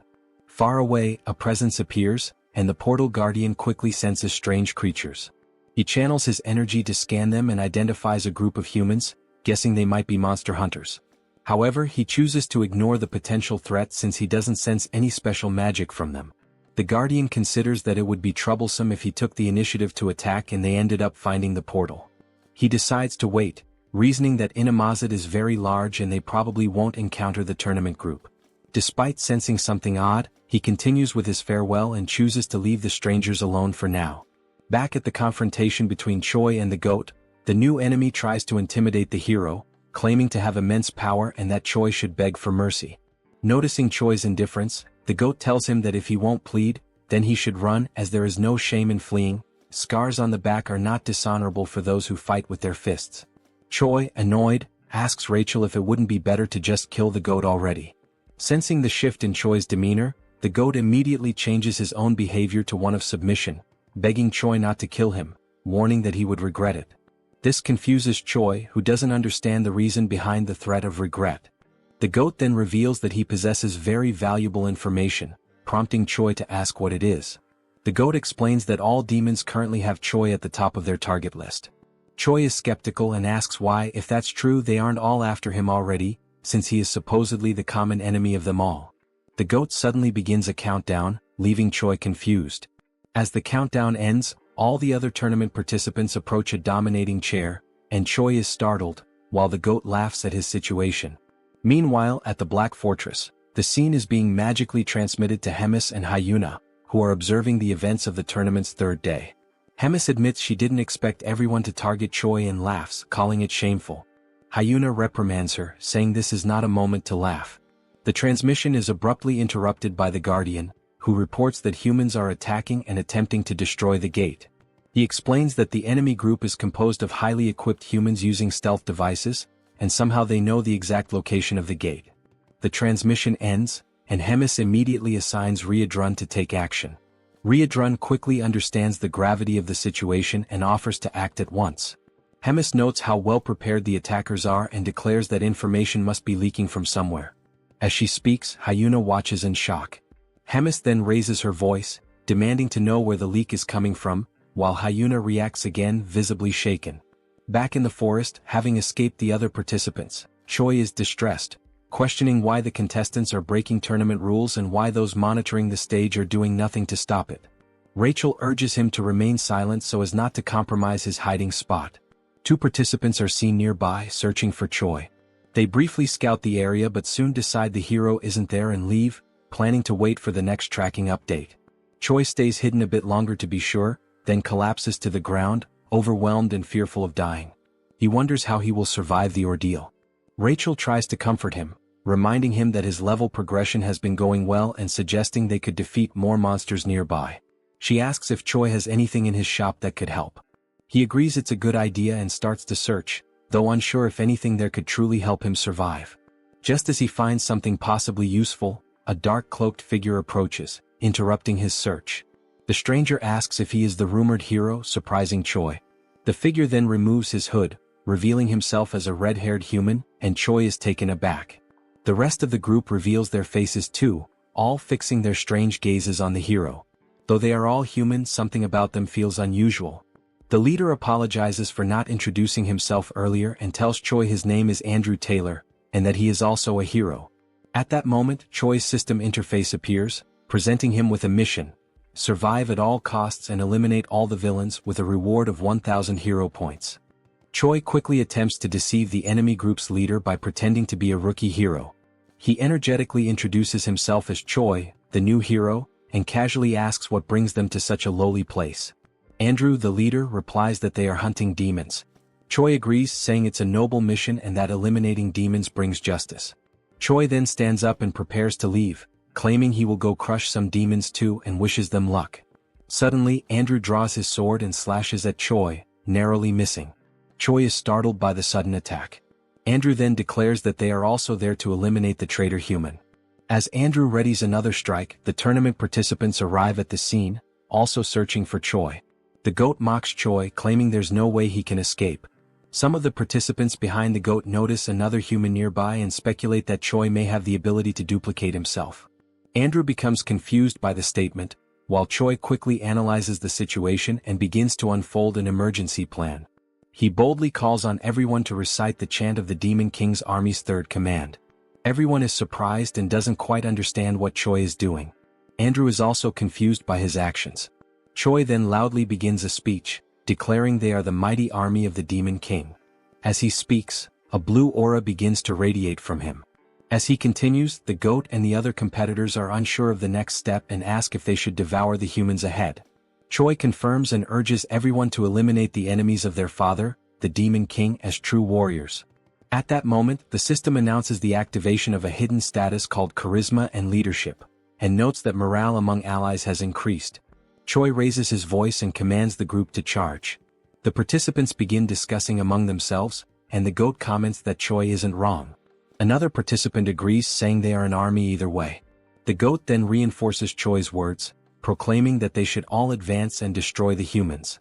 Empowered by Choi's blue aura, the group charges into battle. In the midst of the crowd, Choi is thrilled that his plan is working and vows to remember their bravery. As they rush forward, Choi runs in the opposite direction, joyfully declaring that they will all meet again in Valhalla. As he flees, Choi reflects that they probably won't last long and that fleeing is his only option. Suddenly, someone grabs his scarf. It's the commander who was guarding the gate. Choi recognizes him and asks what's going on. The commander explains that the gate linked to the castle was destroyed during the humans' ambush. Choi asks about the fate of the gate's guards, and the commander says they were likely wiped out, adding that he barely escaped alive himself. Choi questions how that could happen, recalling there were only about 40 enemies, The commander explains that all of them were at least battalion commander level, with 3 at regimental commander level, and 1 nearly at division commander strength. Choi then asks what they should do to survive. The commander replies that survival may not be possible. He then reveals that Choi has a tracking spell on him and that, being of high rank in the Demon King's army himself, both of them are top priority targets for the enemy. Choi then asks the commander if there is any way to remove the tracking spell. The commander replies that it would not be possible, as the process takes too long and they do not have enough time. Suddenly, the tracking spell alerts them to the presence of a nearby creature of extremely high-level demon beast class. Choi realizes that this monster might somehow be useful. He turns to the commander, who waits to hear what Choi has in mind. Choi then announces that he has an idea that might help them escape the situation. Sometime later, the invading army has already wiped out all the tournament participants and realizes that the traitor hero has fled, prompting a full pursuit using the spell to track him. Andrew notices that besides Choi, something else is being sensed and he wonders if it could be Flowclad. He explains that Flowclad is a monster with a combat power between 250,000 and 300,000, known as the top predator of Inamazet, a massive plant type being classified as high risk, which typically requires at least a fighter-class hero to subdue. Andrew comments that while defeating it is not impossible, the damage it could cause will be significant. It doesn't take long before chaos breaks out with the encounter between the monster and the invading hero group. Andrew instructs his team to keep the monster distracted while he goes after the traitor hero. At this moment, the system announces the use of an item called pheromone perfume, which mimics the scent of a demon beast. However, the wider the area of use, the weaker its effect. It simulates beast affinity towards humans at the cost of 10 hero points. Choi then combines the item with Promote to attempt his survival plan, even if it means disguising himself as a female tree. Andrew soon spots the pair's strange outfits and is visibly surprised. Without hesitation, he charges at them and Choi sees the incoming attack, calling out for the commander to intervene. The commander effectively blocks Andrew's strike, and both swordsmen reposition, preparing for battle. Andrew activates his sword's advanced form and attacks again, triggering an epic duel between 2 highly skilled fighters. As the commander is assaulted from different angles, Choi steps in and neutralizes each peripheral attacker one by one. He reassures the commander, saying he will handle the smaller threats and urges him to stick to the plan so they can hold out as long as possible. Andrew then realizes and questions whether the duo's actual plan is simply to stall for time. His question is met with complete silence. The scene then flashes back to when Choi explains the plan to the commander. The central idea is to use the demon beast as their main force against the enemies. The commander's role is to evade Andrew as much as possible, tiring him out while using the beast as a shield against his attacks. Meanwhile, Choi is to deal with the rest of the group by leveraging the presence of the demon beast. The crucial point of the strategy is to never engage in a direct fight. Choi names the operation "You Come at Me." Returning to the present battle, Andrew grows frustrated with the commander's evasive tactics, asking how long he plans to keep dodging blows. The commander remains silent, internally reflecting on the fighting style of the humans, calling it cowardly. Still, he admits that it's exactly this method that allows them to buy precious time. The focus then shifts to Choi, who now faces a cloaked enemy. Weakened but determined, the opponent rises with one goal: kill the traitor. As the man charges, Choi easily dodges each attack. However, he notes the precision and strength behind the enemy's strikes, each one powerful enough to cut him in half. Despite that, the movements are highly predictable. Without embellishment, the enemy swings his sword like a machine. Choi counters, first striking the man's leg to unbalance him. When he falls, his chin hits the ground and Choi follows up with a direct kick to the head, knocking him out instantly. The swift victory earns Choi several level-ups, leaving him surprised by how easy the fight turned out. He wonders if they are truly human given their mechanical fighting style. Suddenly, while reflecting on the extended use of Promote, and the risk of exhausting his stamina, Choi is caught off guard by a potential side effect. His forehead begins to undergo a strange mutation. The system alerts him that his demonic chi has increased from rank C to rank B. As a result, a horn begins to grow from his head. Confused by the transformation, Choi now possesses a demonic appearance. The system then informs him that his body has temporarily synchronized with demonic chi, triggering an immediate transformation. The commander, covered in armor made of intertwined plants and vines, watched his opponent from a safe distance. His eyes were fixed on the hero Andrew, who held his sword with unwavering determination. The commander could feel his energy waning. He was already near his limit, and he looked at his opponent with growing concern. The demon beast he was using as a shield, a towering creature with alabaster skin and razor-sharp claws, bore several deep wounds across its body. Its breathing was labored, its legs trembling. Neither the beast nor the commander could hold on much longer. Andrew, steady with his sword in hand, broke the silence that had settled over the forest like a heavy fog. His voice was calm but laced with contempt. He said the commander had nothing special aside from his ability to run away, and even that would end right there and then. A dark smile curled on Andrew's lips as he boasted of his imminent victory, claiming that heroes like him grew stronger every time they killed a beast or demon. He concluded with a smug tone, pointing out that his current level was 983. Once he killed the beast shielding the commander, he would easily ascend to level 1000, a milestone few had ever reached. Without further warning, Andrew lunged forward, striking at the commander with deadly precision. The commander barely managed to defend himself, using the long whip coiled at his side to parry the attack. Concern was now etched into his face. He was clearly at a great disadvantage against this overwhelming force. He knew that unless he came up with a solid plan he would be defeated right then and there. Without hesitation, the commander began touching strategic points along the massive white beast's body. His fingers moved swiftly with practiced accuracy, and from his hand, small red sparks erupted with each contact. These sparks flickered like embers, tracing cryptic markings along the beast's skin. He continued the sequence even as Andrew relentlessly pressed forward with fierce, calculated blows. The battle intensified, yet the commander stayed focused, gambling everything on the seal he was about to complete. Andrew, thirsty for victory, advanced on the commander, who kept blocking the transferred blows while clinging desperately to another part of the beast's massive body. The weight of each strike forced the commander to retreat little by little, his defense beginning to falter. After another powerful blow sent him tumbling backward, scraping against the forest floor, Andrew gripped his sword with both hands, raising it high above his head.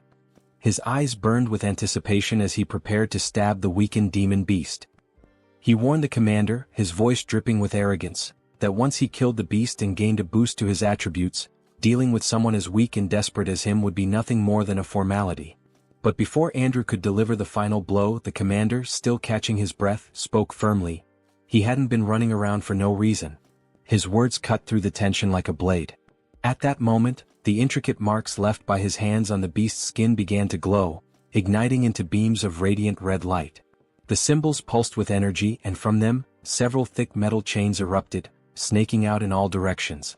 Red sparks danced in the air around the demon beast, crackling like fireflies caught in a storm. Then the scene revealed a new technique, an advanced movement restriction skill. The commander, ignoring his injuries, focused his energy and curled his fingers into a circle, completing the final gesture needed to activate the seal. The red glowing chains, now shimmering with intensity, surged forward and wrapped themselves around Andrew from behind, just as he was about to drive his sword into the beast once more. The narrative then shifts to a memory, showing the commander and Choi discussing the second part of their plan in a quiet moment before the battle. Choi, barely able to contain his excitement, suggested they name the plan Kill Steel. The commander raised an eyebrow and crossed his arms, clearly skeptical, and asked if that was some sort of code among the heroes. Choi grinned and continued with the plan's outline, explaining that he would first take care of the rest of the group before the demon beast fell. The commander, always cautious, asked what would happen after that. With a confident smirk, Choi concluded that the commander would keep buying time, just like he was doing now, and when the right moment came Choi would return to help finish off the beast. The two shared a look that said they both understood the risks, even if they didn't speak them aloud. The commander scratches his head with an awkward laugh, accepting that they had no other options anyway, but he points out that Choi's plan has two glaring flaws. 1. Would he really be able to come back in time? 2. Even if he did, could he actually defeat that guy after leveling up? Choi, with his usual blunt honesty, admits that the chances of everything going according to plan are less than 1%. But, he adds with a sharp glint in his eyes, if they gave up now, the chances would be exactly 0. Choi clenches his fist with resolve. If those were his only options, he'd bet everything on that 1%. There was no room left for fear, only for action. The scene jumps forward to the battle's turning point, where Andrew is suddenly restrained by several glowing chains wrapping tightly around his legs, wrists, and even the sword he had just raised, now frozen mid-air. His expression twists in frustration, eyes burning with rage. He demands to know what the commander was thinking. using such a cheap trick to restrict his movement. His voice echoes through the battlefield like a growl. Unfazed, the commander keeps forming hand signs, controlling the magical chains with precision. His face remains calm, his gaze steady. He simply advises Andrew to wait and see, because they also have a hero who can level up. Suddenly, Choi appears on the scene in his awakened demonic form. His body radiates power, dark horns protrude from his head, and his muscles are tense with raw energy. The air itself seems to crackle around him. Andrew's face shifts from anger to disbelief. He can't believe what he's seeing. His voice falters as he asks what that thing is and whether Choi is actually a demon. Choi says nothing.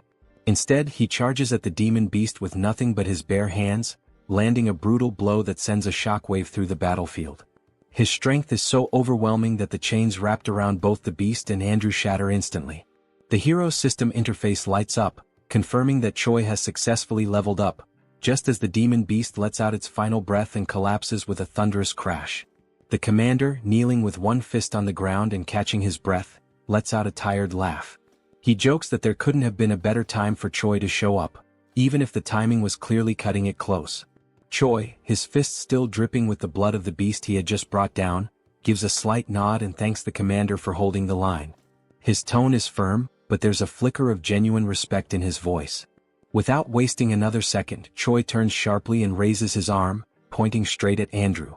"Now," he declares with unwavering confidence, "the hero will be defeated by me." Andrew lifts his sword, his expression darkening. He scoffs at Choi's boldness, dismissing his claim as nothing more than overconfidence. In his mind, no one could possibly defeat him just because they managed to kill a weakened demon beast. He tightens his grip on his blade and prepares to crush Choi's foolishness with overwhelming force. In the next scene, the air vibrates with tension as Andrew's newest skill is revealed, a high-level sword technique in Form 3, ominously titled Dragon Slayer. Energy flares around the blade, forming arcs of blue light as the hero steps forward, each movement heavy with the confidence of someone who has never lost a battle. Then with a roar he strikes. Choi doesn't flinch. He braces himself, raising his arms and crossing his wrists above his head. The massive blade crashes down, but he holds firm, stopping the strike with raw power. The ground cracks beneath him from the impact, yet he remains standing. Andrew's eyes narrow. In that instant he understands, this wasn't just a brute.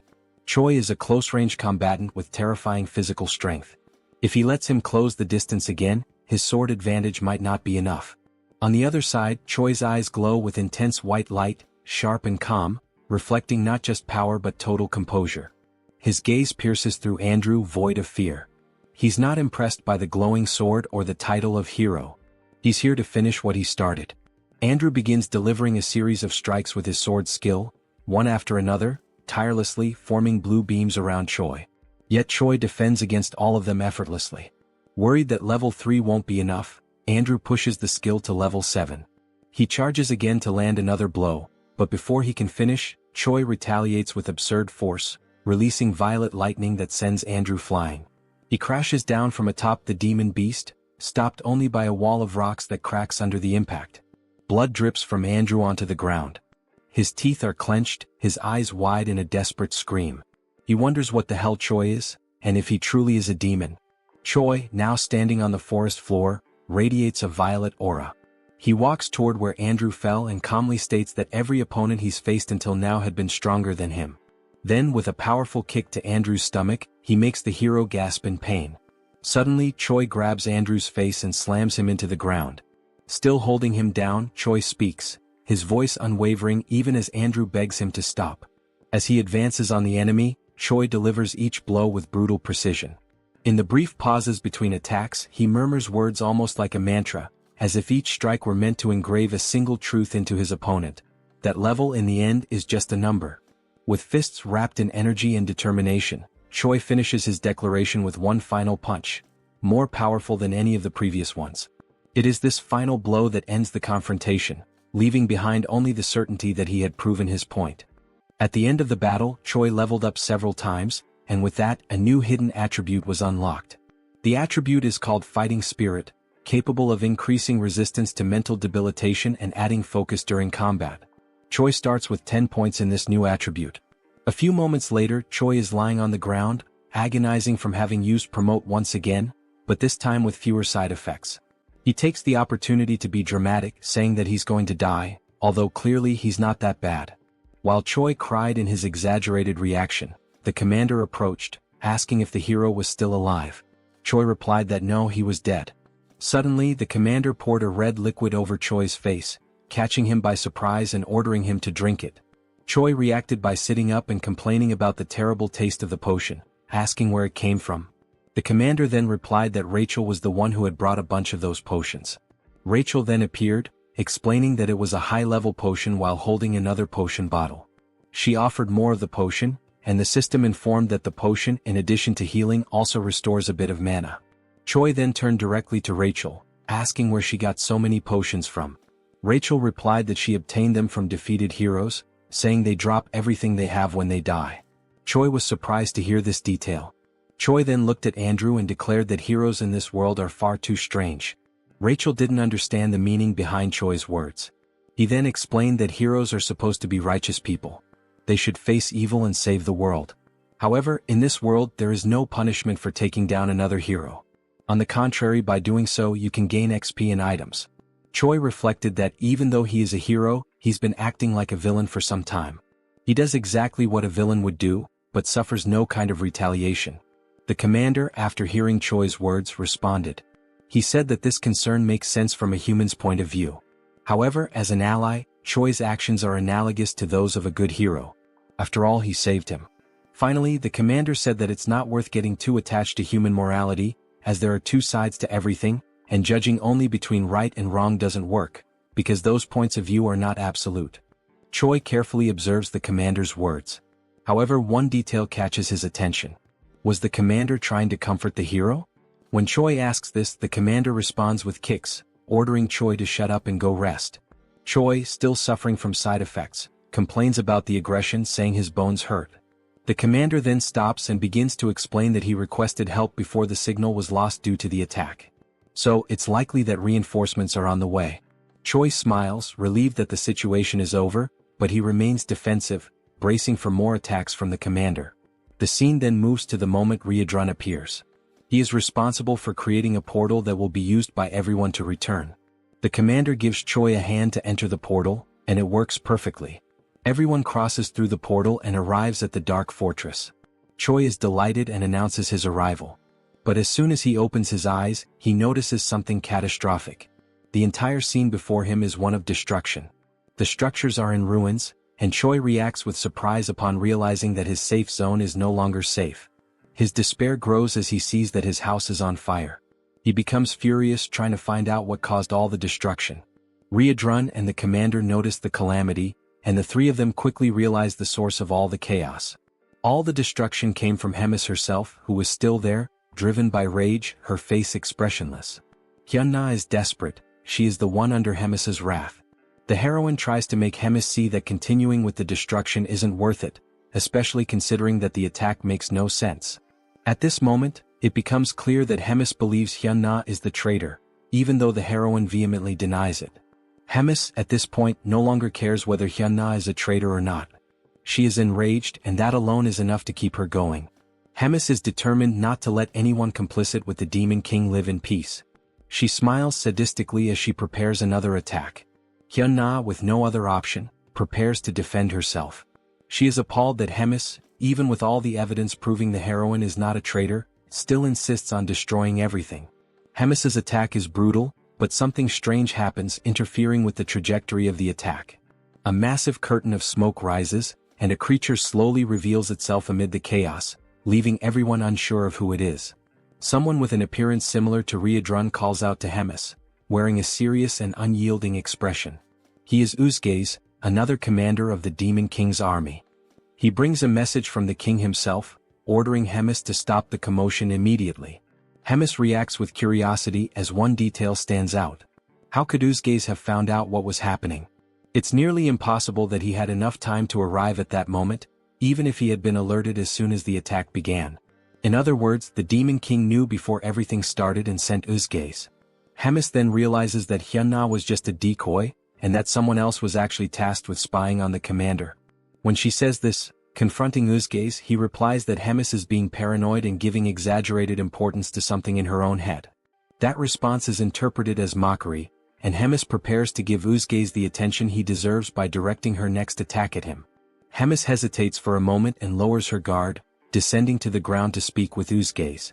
She approaches him, recognizing that she may be overreacting. Then she begins to mention that she was unjustly punished for saving Rotak from the humans and was confined for 100 years in the Dark Fortress. With this, she reveals her interpretation of Uzgaze's words, asking if he truly thinks she is arrogant and paranoid. Hemis begins casting a spell that spreads across the ground. As the magic advances, Hemis declares that perhaps saving Rotak was a mistake. Uzgaze, sensing the threat, is surprised by Hemis's offensive move. As the dark aura surrounds Uzgaze, Hemis finishes her speech by asking if he agrees with that statement. He, in turn, remains still, standing, almost as if he knows that nothing bad could happen. Suddenly, a voice echoes through the scene. It's Riadrun who shouts, drawing Hemis' attention and asking her not to proceed with the attack. Uzgaze acknowledges Riadrun's presence, showing that the two share a certain familiarity. But before any concern can arise, Hemis calmly walks forward and touches Uzgaze's shoulder, telling him that he can relax because there's no more need for confusion. Hemis says she already got everything she wanted. She then tightens her grip on the commander's shoulder, warning him to thank his nephew. It becomes clear that Riadrun is Uzgaze's nephew. Sometime later, Choi is lying in bed, still processing everything that happened. He is surprised that there is so much disorder within the Demon King's army. Abelson is once again by his side, helping with his recovery. She takes the opportunity to ask if he plans to continue in the Demon King's army, considering he is about to be promoted to commander of a battalion. Choi replies that he probably will, since there is an official war declared between the Dark Fortress and the Gartran Empire. He also adds that even if he wanted to leave, it would be practically impossible to live among humans now. Choi now has horns growing from his head and is a user of demonic chi. Abelson laughs at the hero's situation. Choi soon remembers the events during the trial, especially the appearance of the heroes. Something seemed very strange about the heroes in that group, with the exception of Andrew. They had a strange appearance. All of them looked dazed, and no matter how injured or even killed they were, their expressions never changed. When asked if she knows anything about those heroes, Abelson responds to Choi that she isn't sure. She recalls that she was expelled and therefore doesn't know the internal workings of the kingdom.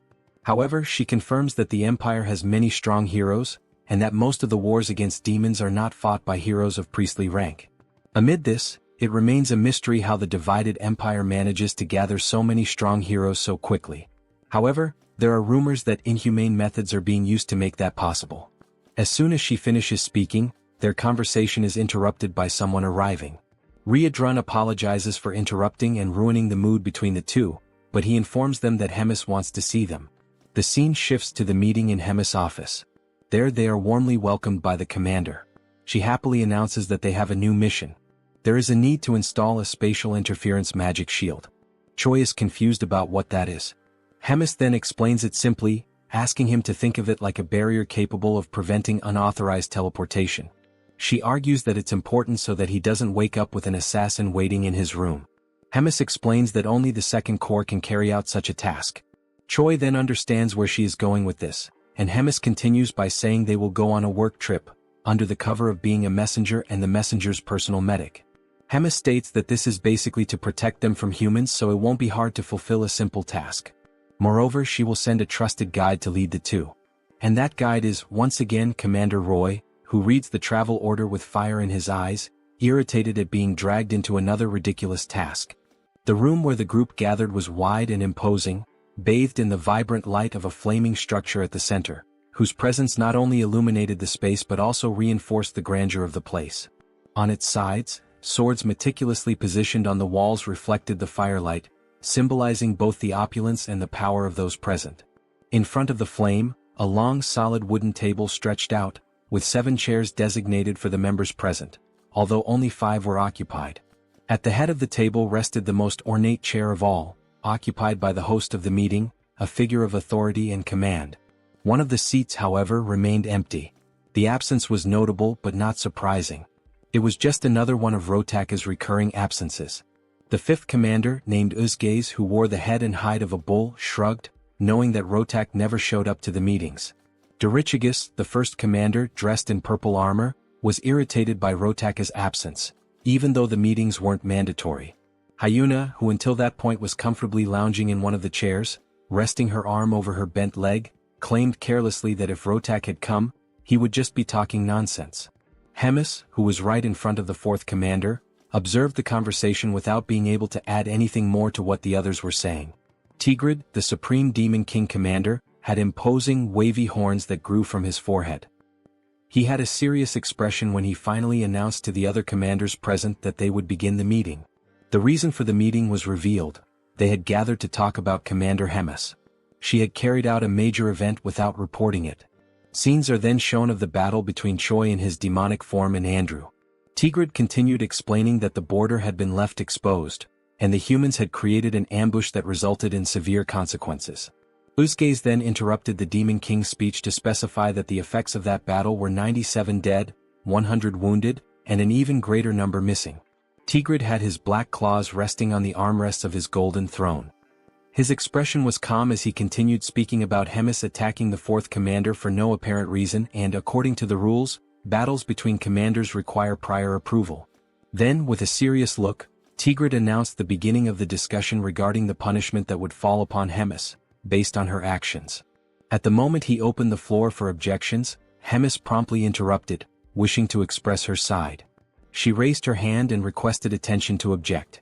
With no resistance from the others, Hemis began to speak, aiming to defend herself against the claim that she had acted without cause.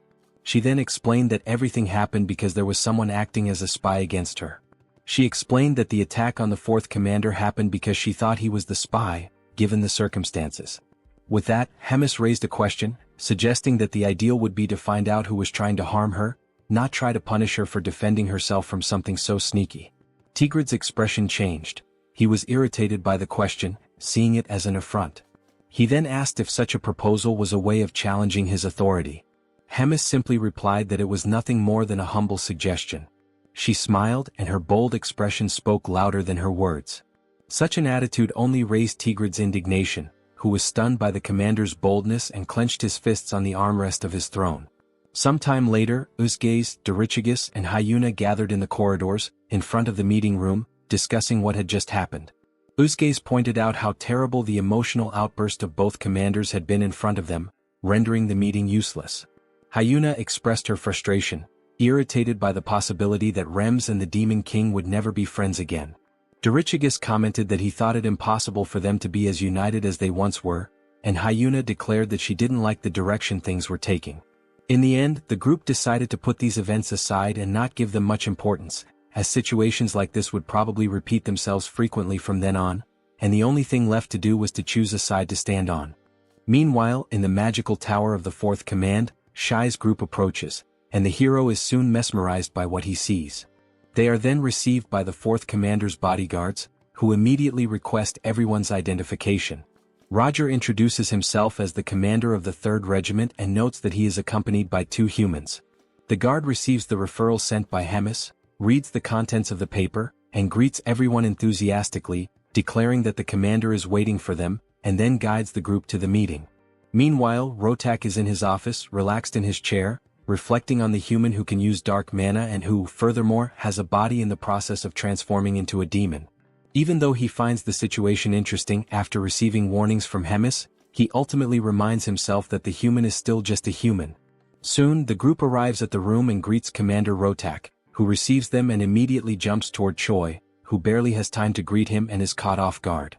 While analyzing Choi's body, he is surprised that he doesn't feel anything and then begins the infusion of energy into one of the hero's arms, warning that it will hurt a little, but that Choi needs to endure it. Choi doesn't understand the situation, and the only option is to endure the discomfort caused by the energy emitted by Rotak, flowing through his body without understanding what is happening. As soon as it ends, Abelson expresses her concern, asking if the hero is okay, while he is on his knees trying to recover from what just happened.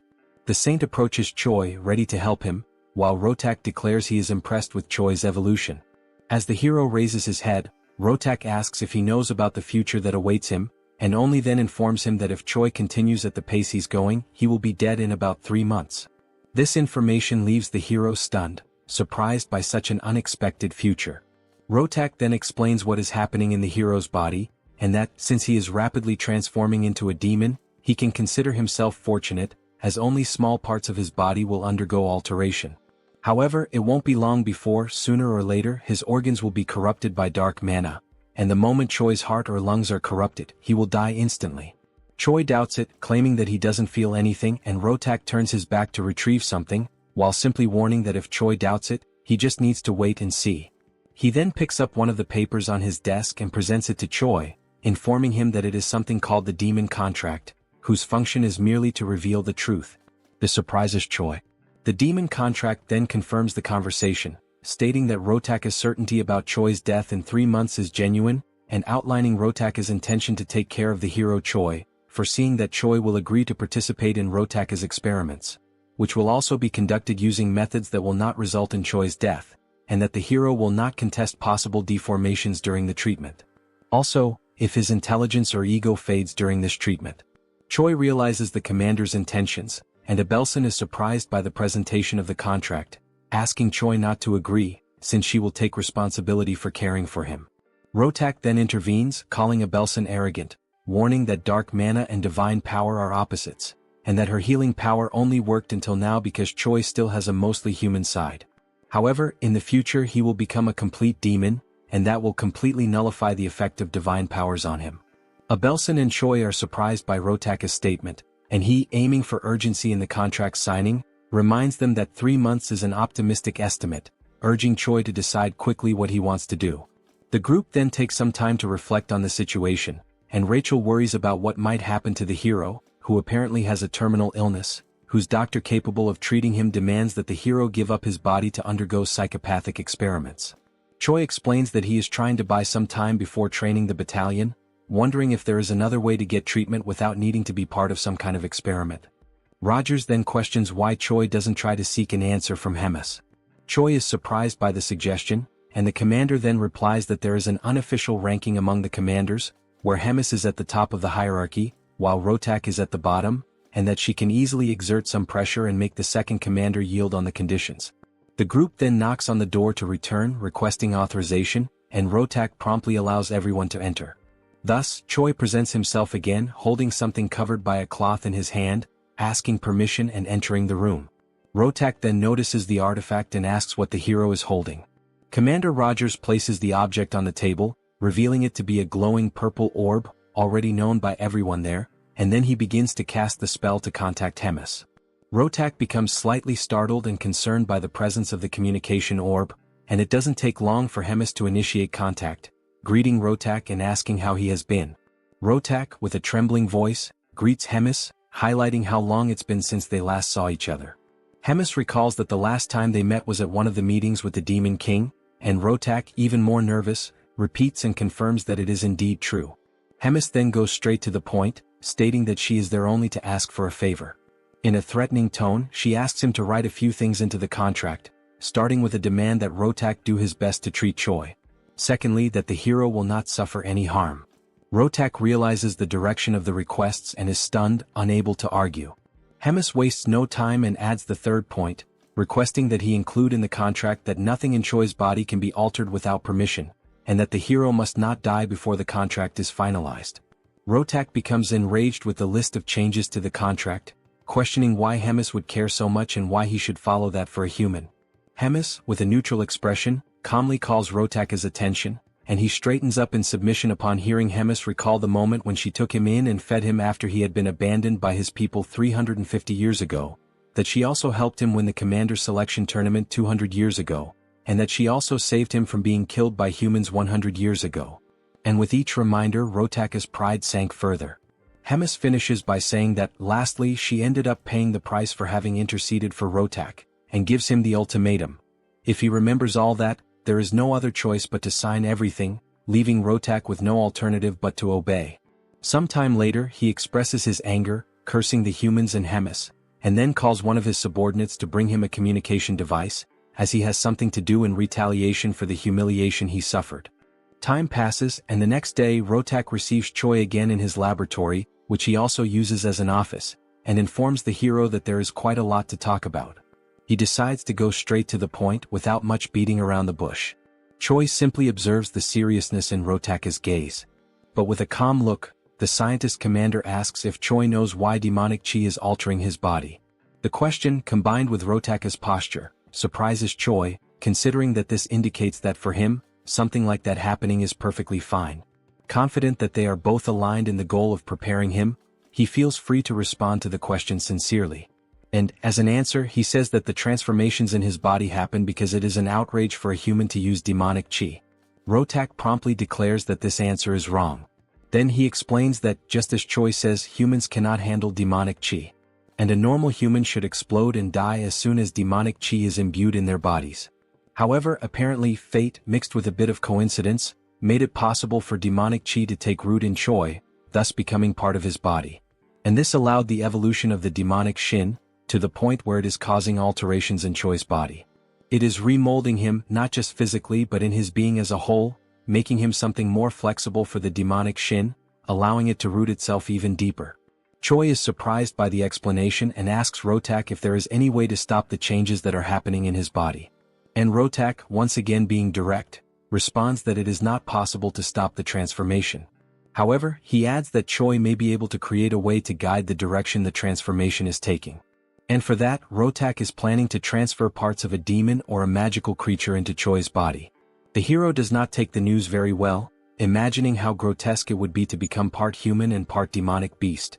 Choi then asks if there is a possibility for him to say no to this idea, since all the substitution options seem bizarre.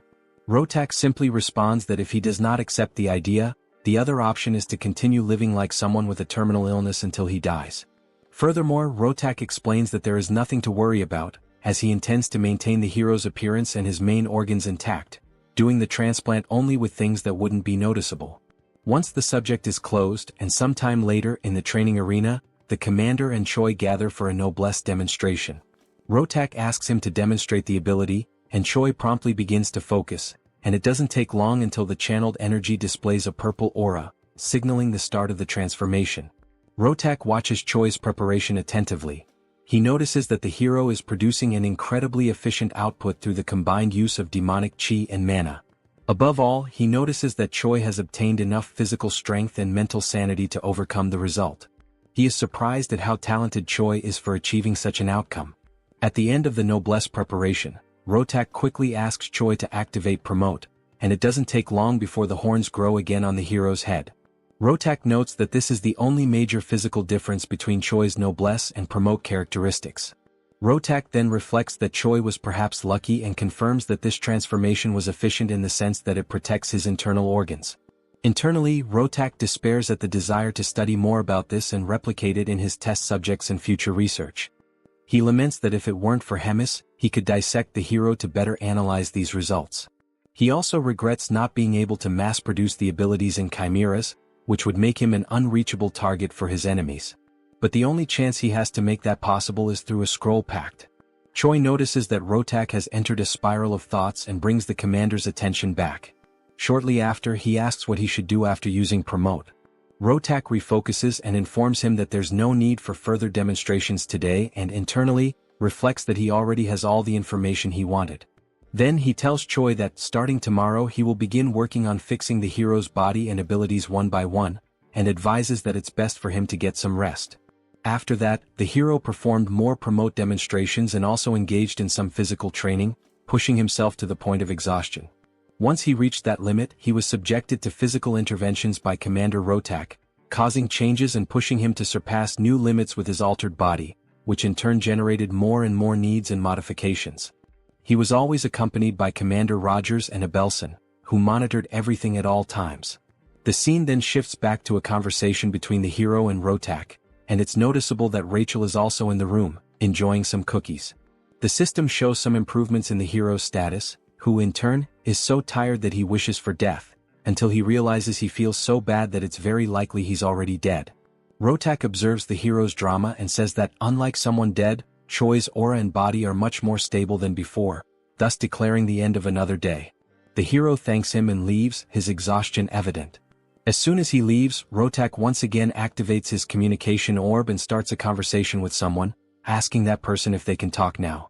On the other end, the person asks what's going on for Rotak to suddenly open a call like that. He then asks, with a sense of urgency, what the answer is to a proposal he made earlier. The person on the other side asks which proposal, but quickly remembers something mentioned earlier.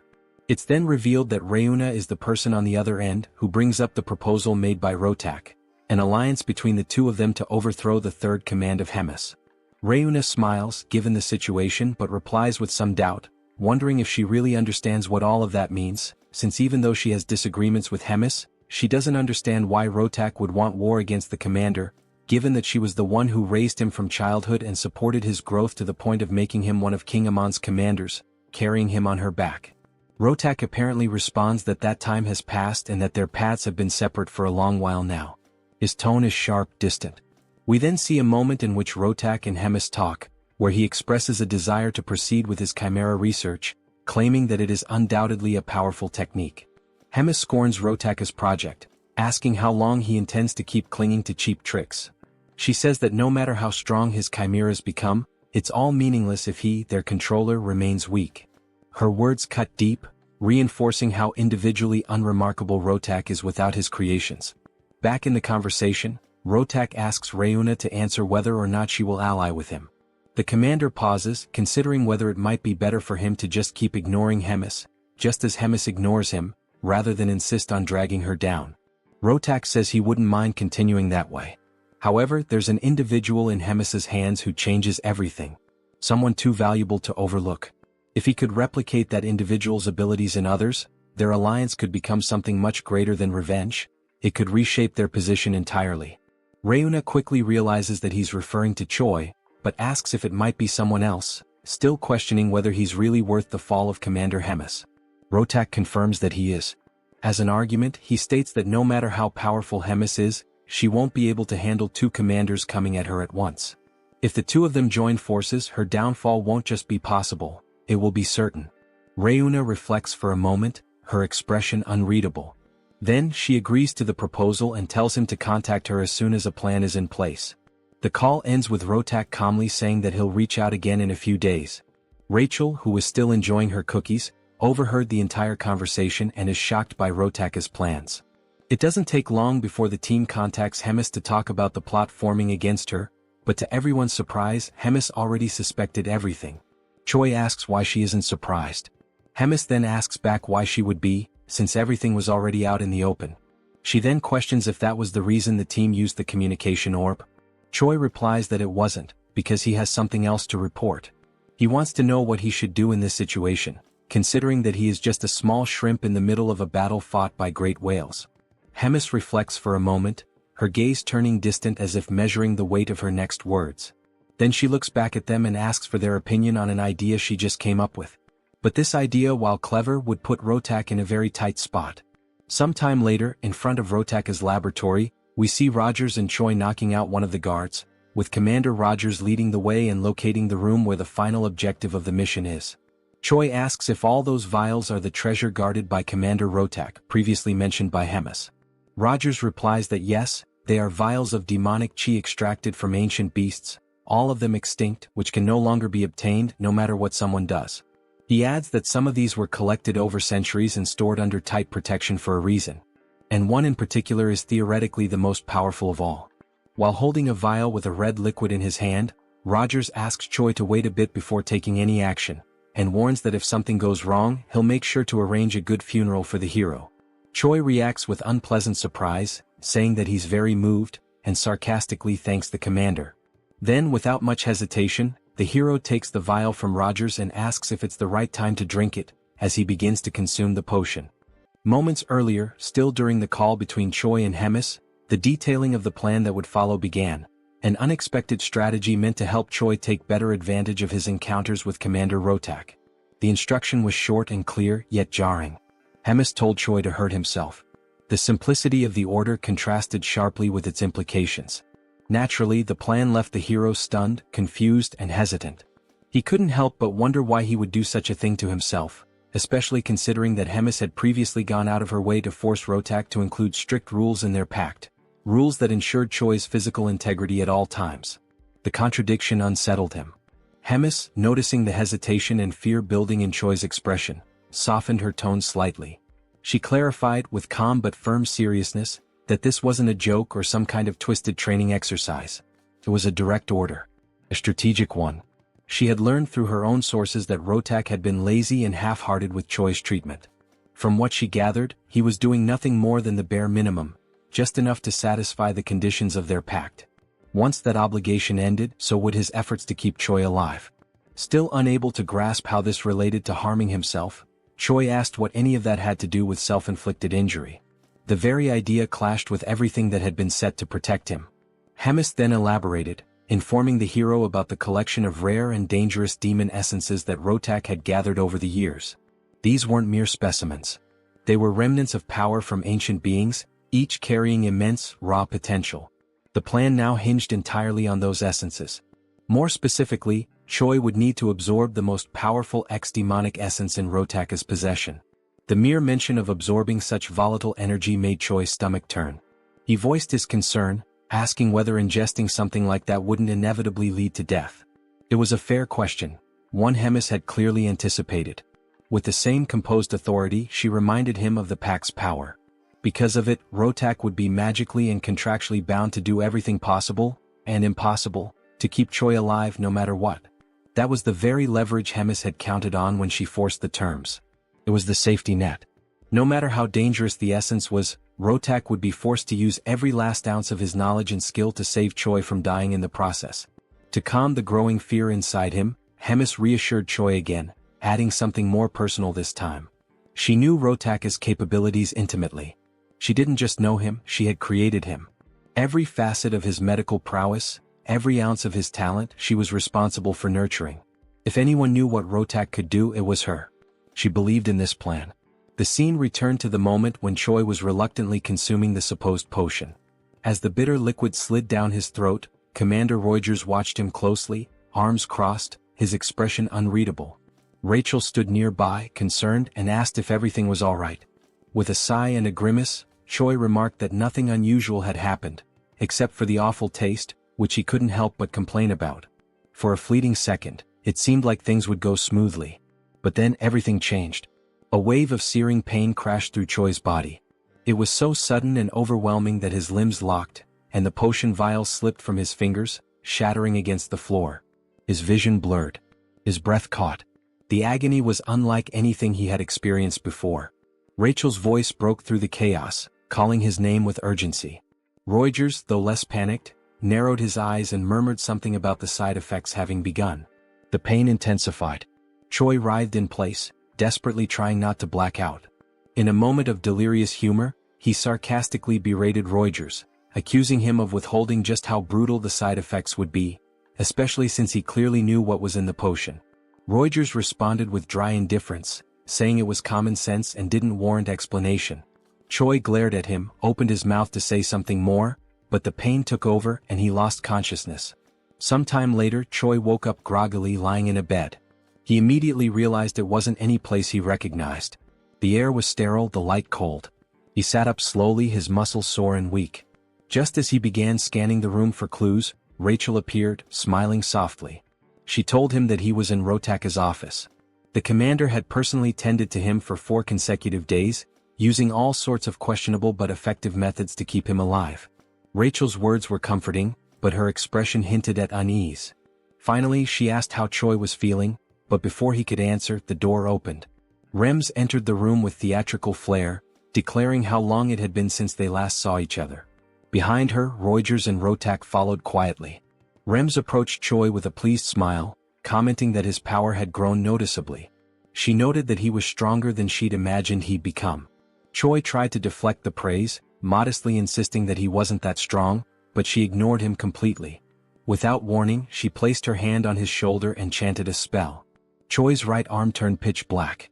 Pain surged through him. Whatever magic she had cast was aimed at destroying his limb entirely.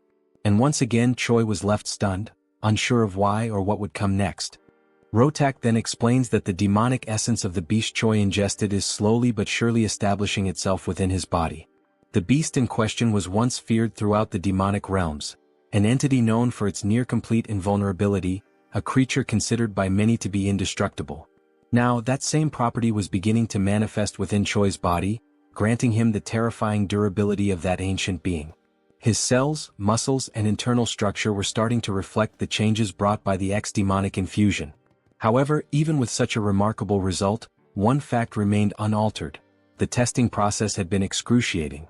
What Choi endured to reach this state was nothing short of brutal. The pain had been relentless. The transformation violent.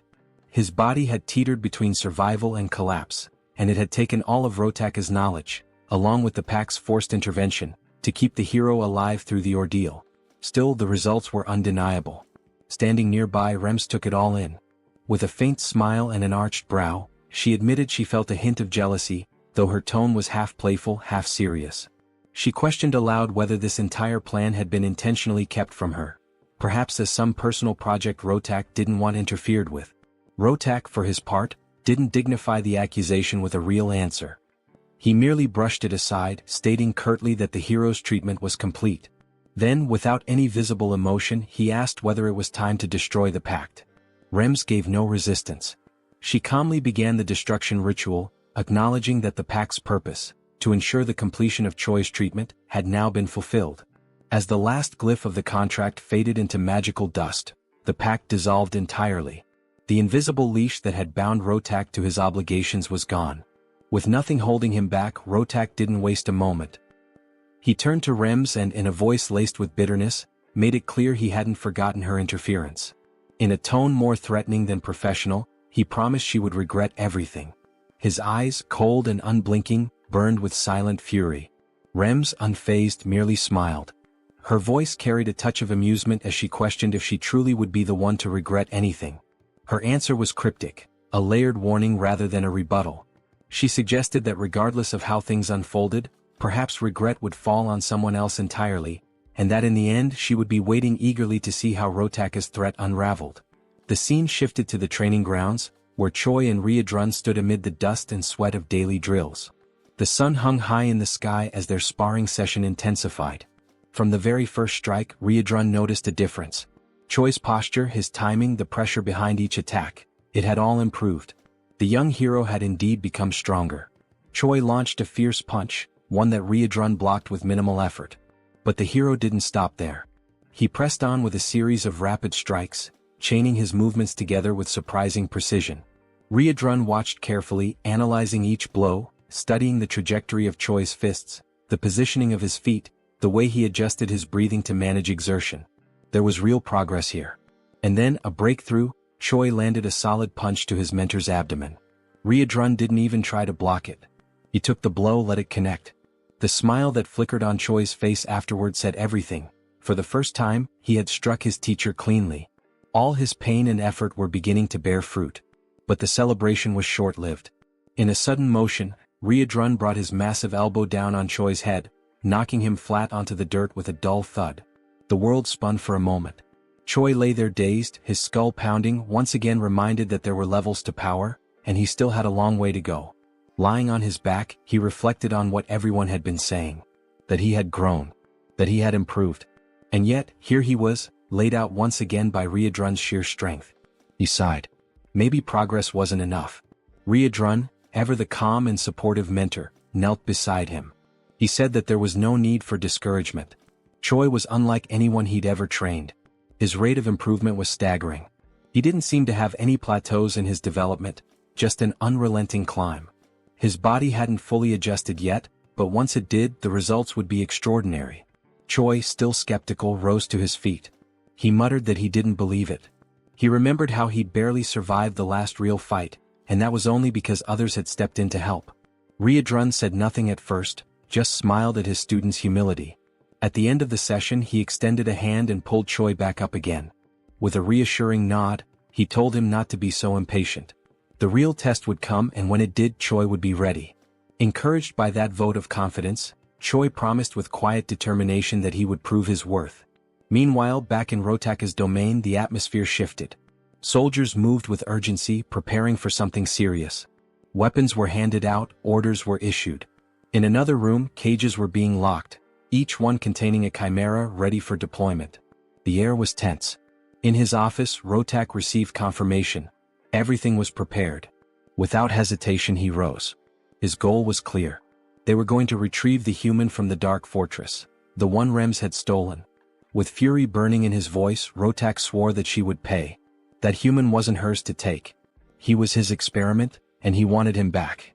Back to the moment when Hydrun and Choi finished their training, and Hydrun speaks words of encouragement to Choi, asking him not to be impatient, as the moment to prove himself is yet to come, leaving the hero with renewed confidence.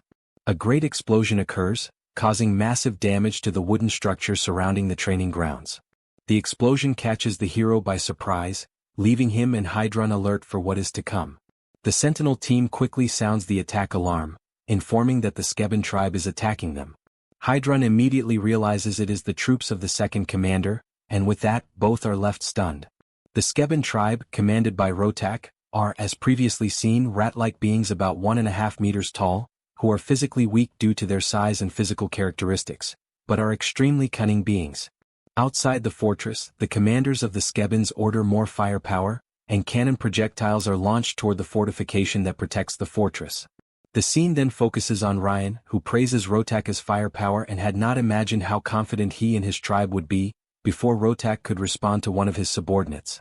He arrives at the location warning that the wall that was being attacked has fallen, and the speed at which they achieved this goal was thanks to the previous attack that caused delays in the repair of those walls, information that had been passed on by Ryan to Rotak's subordinates. The second commander then orders the teams to attack with the chimeras on the front line and informs Galdeo to capture Choi. Rotak, in turn, states that he will go along with Hyuna to deal with Hemis personally and thus carry out his revenge plan.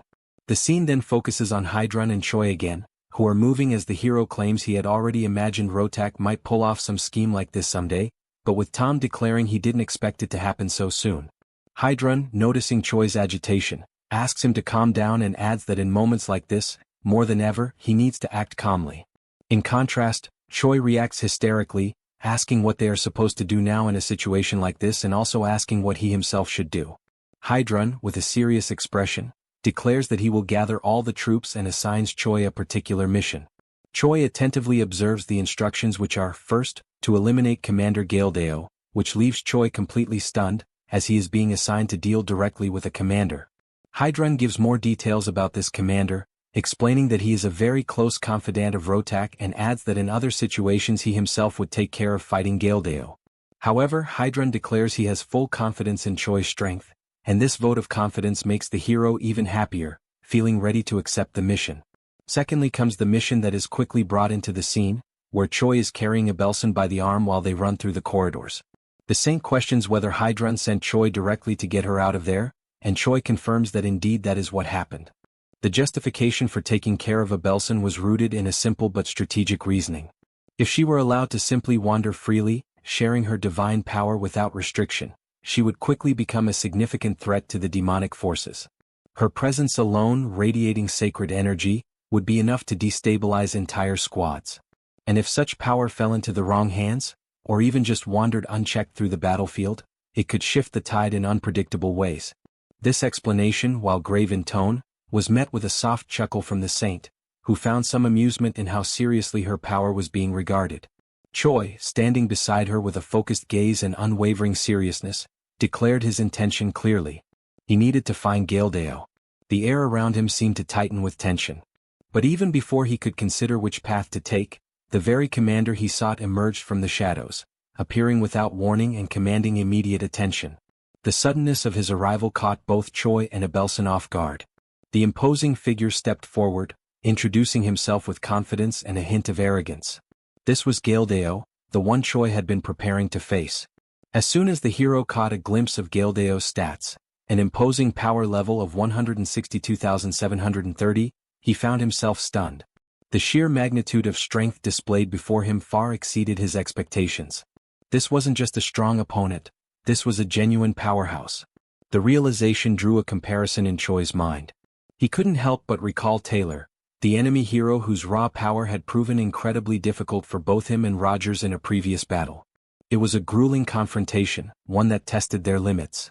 Now, standing before Galdeo, Choi couldn't help but question whether he had the strength to emerge victorious on his own. Before he had the chance to assess his surroundings or think of a strategy, Galdeo made the first move. With a snap of command, he unleashed his hellhounds. The monstrous beasts lunged forward with ferocity, aiming directly for Choi and Abelson. Reacting instinctively, Choi placed himself between the Saint and the oncoming danger. Snarls and growls filled the air as the hellhounds sank their teeth into him from every direction. The pain was sharp, but he stood firm, shielding Abelson from harm. Gildeo, observing with malicious satisfaction, claimed that he had successfully restrained the hero. He began charging what appeared to be one of his most devastating attacks, boasting that this would end the battle swiftly and leave nothing of the hero behind. However, just as he prepared to strike, Choi interrupted. His voice rang out with firm resolve. He stated that the hound's bites were insignificant, their power greatly exaggerated. As their fangs pressed against his skin, he felt nothing, not even a scratch. With that, he activated his transformation, a blinding surge of energy engulfing him as his body pulsed with raw force. In an instant he ascended directly to level 3. The sudden shift in power stunned everyone. The hellhounds, sensing the danger, instinctively backed away. Gildeo himself was caught off guard, his confidence visibly shaken. But Choi gave no pause. Wasting no time, he darted forward, his speed immense, his body a blur as he charged at the commander with everything he had. Then, with a thunderous impact, Choi's fist collided with Gildeo. The strike reverberated through the air like a shockwave. The confrontation had officially begun, a direct clash of strength. Gildeo snarled, claiming once again that he possessed the finest technology on the entire continent, and that there existed no reality in which he would be bested by a mere human. Fueled by pride and desperation, he shouted for his entire army to converge on the battlefield. The ground trembled as more enemies approached. Abelson, who had remained in the rear, now sensed the danger escalating. Her eyes widened as she witnessed the arrival of the chimeras, grotesque, powerful creatures bred for war. The threat level rose dramatically. In a moment of resolve, she dropped to her knees and began chanting. She focused all of her divine energy into a single incantation, trying to delay or, if possible, repel the monstrous advance. Within moments, the battlefield was illuminated by an immense explosion of sacred energy. Her power surged across the terrain like a tidal wave of light, radiating from her in every direction. The brilliance of the spell could be seen from every corner of the Black Fortress. It was an awe-inspiring sight. But Choi's admiration was quickly replaced with concern. He knew the toll such a spell would take. Abelson, breathing heavily, confirmed that she wouldn't be able to keep going. She had used everything she could muster to deliver a single blast. Her energy had now been spent like a sacred cannon shot. That was all she could give. But it was enough. With newfound vigor, Choi turned his attention fully to Gildeo. Channeling his strength and determination, he began to overwhelm his foe. With a fierce cry, he tore one of the mechanical arms from the commander's armored suit, ripping it free with a sound of screeching metal. Gildeo's expression contorted into one of fear. The commander, once so proud and composed, was now frightened. He couldn't understand how a human could possess such overwhelming power. But Choi didn't allow him time to process. Without hesitation, the hero surged forward once more, gathering all his strength into a single devastating blow aimed directly at the buoy that protected Gildeo's head. The punch landed with tremendous force. Metal cracked and shattered. The buoy split apart entirely, and the impact transferred directly into the commander's body, sending a tremor through him. It was a finishing blow, one that left no room for recovery. With that, the enemy is finally defeated, falling to the ground with a dull impact that echoed through the battlefield, and Choi finds himself unexpectedly disappointed with his rival's overall performance. He tilts his head slightly, observing the fallen enemy with a look of contemplation, questioning whether this individual truly carried the weight and responsibility of a commander. His tone inwardly is skeptical, claiming that the man wasn't all that impressive, at least not compared to the challenge he had imagined. However, as the adrenaline begins to settle, he starts to reconsider his initial conclusion. Perhaps Gildeo wasn't necessarily weak. Maybe, just maybe, the reason this fight felt underwhelming was because Choi himself had grown far too powerful. He reflects on his journey up until this point, training alongside warriors of immense strength, facing trials that demanded the absolute peak of his endurance. For so long he had measured himself against titans, against legends. And perhaps, being among such overwhelming figures had created a distorted image of himself in his own mind, making him feel small when in truth, he had evolved beyond what he once imagined possible. This line of thought is broken as Abelson, still visibly shaken from the recent skirmish, speaks up with a tone of concern, her eyes full of worry as she asks whether the hero is all right. Choi then turns his attention toward her, his expression softening. He answers calmly that he feels fine, still cloaked in the glowing aura of his transformation, Just as he begins to relax, the hero catches a subtle shift. Something about Abelson's posture, or perhaps her aura, catches his attention and fills him with unease. His brows furrow slightly, but before he can dwell on it, the scene transitions, cutting away to another battlefield, a different clash entirely. Now we find Hemis standing tall and firm in her own confrontation. Her eyes are locked forward, facing not one but two enemies. Before her stand Rotak and Hyuna, both exuding menace and confidence. The second commander, with a twisted smirk, asks whether Hemis is ready to face her end. His voice is laced with mockery, echoing across the scorched terrain. Hemis responds not with fear but with biting sarcasm. Her words drip with irony as she mocks their excessive preparation, noting with theatrical dread that they even saw fit to bring the fourth commander just to take her down. The absurdity of it almost amuses her, and she scoffs at what she calls cowardice taken to an entirely new level. But Rotak remains unfazed, dismissing her words with cold indifference. He makes it clear that he doesn't care what Hemis calls him, coward, weakling, dishonorable, it makes no difference. What matters is the result. And for him there is only one conclusion to this battle: her destruction. Not only that, but surpassing her as a warrior and burying her legacy in the ruins of this battlefield. With unwavering resolve, Rotak steps forward, his presence growing more intense, and prepares himself for the clash that is about to begin. Rotak then turns to Hyuna and asks if she is fully prepared and truly ready to begin the decisive battle that will at last bring an end to Hemis's reign. Hyuna reacts to his question with a sinister, almost mocking smile and a sharp, scornful gaze, as if she cannot fathom how naive and foolish Rotak has been all this time. She tilts her head slightly, her eyes glinting with mischief. And then, dripping with heavy sarcasm, she slowly and deliberately responds that she won't be able to join in because, all of a sudden, she felt an overwhelming, uncontrollable hunger deep in her core. She repeats this ironically several times, emphasizing the absurdity of her excuse, which only leaves Rotak utterly baffled and thrown off balance. Rotak, unable to contain his irritation, demands to know exactly what kind of nonsense and ridiculous excuses Hyuna is babbling about at such a critical moment. But Hyuna remains calm and composed, lightly waving her hand as she casually replies that Rotak and Hemis can go ahead and have all the fun and excitement on their own. She declares that she will be heading home instead to prepare and savor a delicious bowl of steaming hot ramen, almost as if nothing important were happening at all. Before finally turning to leave, Hyuna dramatically points her finger at Hemis and states that she has one final thing to announce before she makes her exit. It is then revealed that from the very moment Rotak first reached out to Hyuna with his plan, she had already secretly decided to betray the Demon King's army and side with Hemis instead, merely pretending and acting as if she were joining Rotaka's orchestrated attack. In exchange for taking Hemis's side, Hyuna asked for one favor in return: that all the endless disputes and conflicts between her and Hemis come to a final conclusion. With that agreement in place, Hyuna bids a rather casual and carefree farewell and walks away, leaving Hemis to focus entirely on Rotak.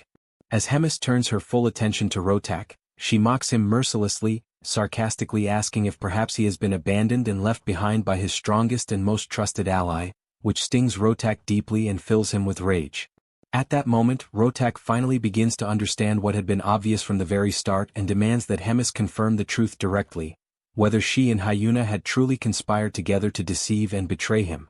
Hemis, calm and serene, gently affirms that Rotaka's guess is indeed correct. Hyuna had switched sides the very instant she learned of Rotaka's true plan, and because of this betrayal, Hemis had known every intricate detail of his schemes from the start. At last, Hemis, wearing a more peaceful expression on her face, decides to ask Rotak if even after everything that has happened, he still insists on moving forward with his foolish plan. Despite the shocking situation and betrayal, Rotak, seething with anger at what he perceives as Hemis's pity and condescension, activates a strange, hidden device embedded deep in his chest. While doing so, he fiercely declares that nothing else matters anymore and that he will finish this no matter the cost. By activating the device, he begins to generate a strange, complex technological armor that wraps and twists tightly around his arm, emitting a dark, ominous crimson energy that fully envelopes him and finalizes his transformation. Now fully armored and brimming with murderous intent, Rotak stands prepared for battle, clearly determined to demonstrate in the most brutal way possible everything he has learned and all the skills and experience he has gathered through the hundreds of years he spent living and training in Hemis's shadow, always yearning to surpass her. Meanwhile, back with Choi, it is revealed that the moment he noticed a figure was actually the moment Hyuna approached him, leaving him shocked and completely caught off guard to see her there. Hyuna calmly explains that she was merely passing by and happened to become concerned that Choi might get caught up and hurt in all the surrounding chaos. However, she quickly adds that she is relieved to see that he has obviously become much stronger, admitting that she worried for nothing and had overthought the situation. This unexpected revelation leaves Choi utterly puzzled and speechless, since she had originally been his enemy. Yet here she stands now, completely calm, asking casual questions and even showing genuine concern for his well-being. Choi then decides to ask directly if she wasn't supposed to be preparing to fight on the battlefield. Hyuna answers without hesitation that she was sent by Hemis under strict orders to stay out of any combat or direct confrontation, so she decided to simply watch from a safe distance instead. Realizing that Hyuna was faithfully following Hemis's instructions, Choi then decides to ask who she believes will emerge victorious in this critical fight. Hyuna, looking thoughtful, declares that she is truly impressed by how well-prepared and determined Rotak is for this battle. However, she calmly adds that she knows with complete certainty that Hemis is infinitely superior to any power or strategy Rotak could have possibly brought with him into the fight. As the battle ignites, several blazing energy spheres are launched directly toward Hemis, who merely stands still, patiently waiting in total composure as all of Rotak's attacks hurtle toward her. Seeing Hemis's unwavering, passive stance, Rotak grows increasingly frustrated and loudly questions why she refuses to retaliate, demanding that she take this seriously and treat it as a true fight. He reminds her that he, too, is one of the proud commanders of the Demon King's army and, beyond that, the leader of an entire tribe of his people who are depending on him. Realizing that Hemis's unwavering stance would not change no matter what he said or did, Rotak decided to channel every last drop of his energy to the absolute limit, gathering all the strength he had accumulated through countless years of struggle and pain to strike at his opponent with everything he had left. Hemis, still calm and composed as if nothing in the world could shake her, questioned out loud why she should even bother to counterattack or treat this as a real battle. In her mind, it was pointless, since regardless of any effort Rotak might make, she already knew with absolute certainty and unshakable confidence that she would ultimately emerge as the sole and undeniable victor. Without any further words or hesitation, Hemis unleashed a tremendous, blinding surge of energy that roared forward like a raging storm, crashing directly toward Rotak. At the same moment, she hurled harsh words in his face, mercilessly reminding him that he had been betrayed by Hyuna, the very ally he had trusted so deeply and counted on to stand beside him in this final confrontation. Moreover, the powerful weapon he had spent so many long years carefully developing, refining, and relying upon was now completely useless, rendered worthless in an instant, as Hemis's precise attack had been aimed straight at Rotak's most critical equipment, completely destroying it beyond repair. Hemis, her voice echoing with both authority and pity, asked him once again whether even after all this crushing defeat and betrayal, he still intended to continue fighting this hopeless battle. Rotak, with very few choices remaining and no clear path forward, simply confirmed everything Hemis had just said, openly acknowledging that he had been betrayed and admitting that her words were true. But even so, with a burning fire still flickering in his eyes, he fiercely declared that he would not retreat under any circumstances, no matter how impossible victory seemed. Determined, he then activated his promote ability to channel and amplify his remaining power, charging yet another of his desperate final strikes. He fired a series of enormous radiant energy spheres at Hemis using his cannon, launching what could only be described as a truly devastating attack, meant to end everything in one final desperate act. However, Hemis simply denied the entire offensive with a single effortless shield, as if swatting away a mere insect. From Rotak's perspective, the entire wave of his energy seemed to be completely absorbed, leaving him in shocked disbelief. He briefly grew excited, a tiny flicker of hope sparking in his heart, wondering if perhaps even Hemis could not withstand such overwhelming power. But Hemis then responded with an almost amused tone that it had indeed been a good move, an attack worth acknowledging. Suddenly, a deep purple aura began to spread like a dark mist over Rotak's energy blasts, and it didn't take long before Hemis's own energy completely overwhelmed and crushed Rotak's offensive, erasing all traces of it from the battlefield. She then appeared before him, standing tall and victorious, and stated with unwavering certainty that Rotak had indeed changed dramatically compared to the weaker, lost version of himself she once knew. She even admitted that he had genuinely improved and grown stronger over the years. Nevertheless, Hemis firmly announced that it was now her turn to strike, and there would be no mercy. With a chilling grace, she slowly licked one of her fingers, her eyes locked on Rotak, and then pointed it directly at him, activating her formidable ability. Countless black claws suddenly materialized and surged forward like a pack of ravenous beasts, advancing rapidly toward Rotak with lethal intent. Rotak quickly recognized the immense danger of Hemis's conjured technique, and in an instant, all the fierce determination he had gathered was replaced by pure, paralyzing terror. He stood frozen in place, unable to react, helplessly waiting for the swarm of claws to reach him. It didn't take long before he was completely caught, wrapped up and immobilized by the relentless claws. The assault quickly intensified, growing ever more savage and merciless. With overwhelming ferocity, Rotaka's limbs were torn and separated from his body, leaving only the trembling, weakened torso of someone who had come so determined to eradicate Hemis and her people. Knowing his end had finally arrived, Rotak decided to use the last remaining moments of his life to ask something of the woman who had once been his beloved mentor. As Hemis slowly approached his broken figure, she questioned whether he was about to beg her for some form of mercy, her voice carrying a distant, cold sadness. Rotak then asked, with his last flickering strength, whether she still saw him as weak, useless, and pathetic, recalling his entire painful journey. He remembered vividly how he had once declared he would become as strong as Hemis and rise to be a true leader, a leader who would stand equal to or above all others.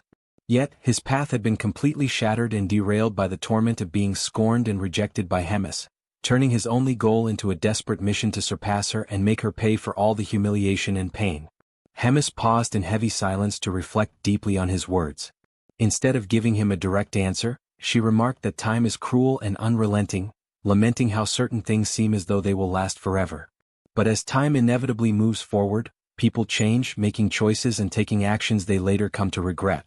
Despite it all, she expressed her sincere gratitude to Rotak for, in the end, being able to find and enjoy at least something meaningful in his journey over the many long years, and for the destiny that his actions had helped shape.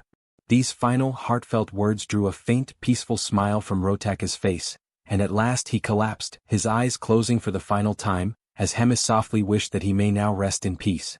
The scene slowly transitions to the crumbling remains of the Black Fortress. Once a formidable stronghold, the structure now teeters on the edge of collapse. Its towering walls are scarred with deep cracks, and dust drifts from the ceilings with every minor tremor. The air is heavy, stale with age and decay.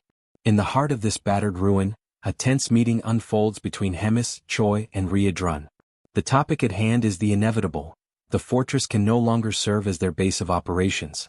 Then comes the announcement, sharp and unexpected. Hemis informs them that they are preparing to relocate. The news lands like a thunderclap, catching the others off guard and momentarily silencing the room. Hemis, ever composed, elaborates on her decision. She states firmly that no matter how many repairs are attempted, no matter the effort poured into rebuilding, the fortress will remain fundamentally broken. Its integrity, both physical and symbolic, has been compromised beyond saving. Riedrun and Choi listen intently. Though neither openly argues with her reasoning, it's evident from their expressions and posture that accepting this truth does not come easily. Breaking the silence, Riedrun asks where they will go, what destination awaits the entire Third Command.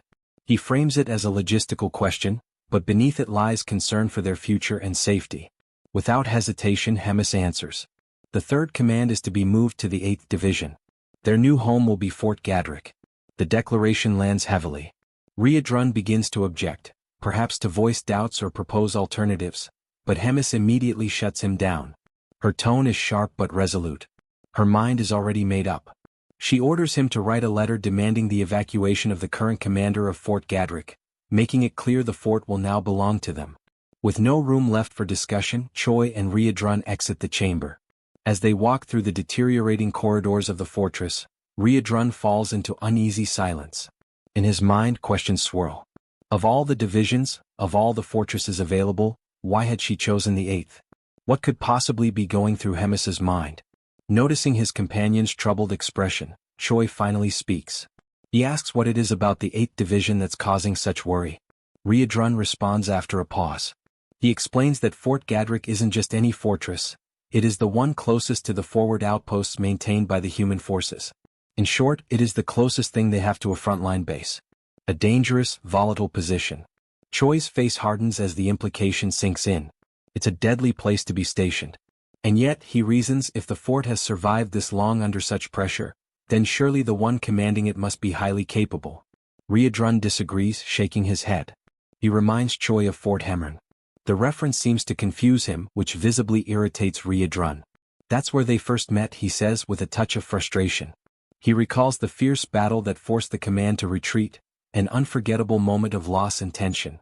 He goes on to remind Choi that Grat had been the commander of that division during those days. Choi then asks how they managed to deal with Hemis's wrath in the aftermath of the defeat. Riedrun answers soberly. Amid the chaos, Grat had somehow managed to protect Fort Gadrick, his personal base of operations. Choi gives a brief nod, commenting that Grat must be someone who knows how to protect what's his. But Riedrun doesn't agree outright. Instead he responds carefully. Perhaps Grat truly defended it with skill, or perhaps he resorted to some other method. It's impossible to say for certain. The scene shifts to Fort Gadrick itself. Grat, seated in a dimly lit office, finishes reading Riedrun's letter. The veins on his temple twitch as his hand curls into a fist. Without warning, he slams it onto the table with a loud crack, shouting Riedrun's name in fury. The arrogance of the message enrages him. The order is clear. He is to evacuate the fort so that it can be claimed by Hemis's third command. The insult stings. He mutters bitterly under his breath, calling Hemis an old witch, and questioning what her true intentions could possibly be. Despite his outrage, Grat knows there is no escaping this order. Still, something in his expression suggests he is not finished. He stalls briefly, then reaches toward a communication orb nearby. With practiced hands he activates it, initiating a magical connection. Once it stabilizes, he announces himself. Grat, commander of the 8th Division under the Demon King's army. A voice on the other end responds with dry amusement, remarking how long it's been since Grat last reached out, and asking what he wants this time. Grat doesn't waste time. He states plainly that he has a proposal, an urgent and significant one. The narrative now cuts to the Holy Capital, where a conversation unfolds in shadowed halls. One of the Pope's subordinates speaks, visibly disheartened. He laments the failures of Jeffin and Andrew, his voice low with regret. He confesses that he had genuinely believed Andrew would emerge victorious. He then wonders aloud, was it Choi again? Was he the one who turned the tide? The man with the monocle confirms it without hesitation. He adds that Choi's progress is unlike anything they've ever seen. His power is rising far too quickly.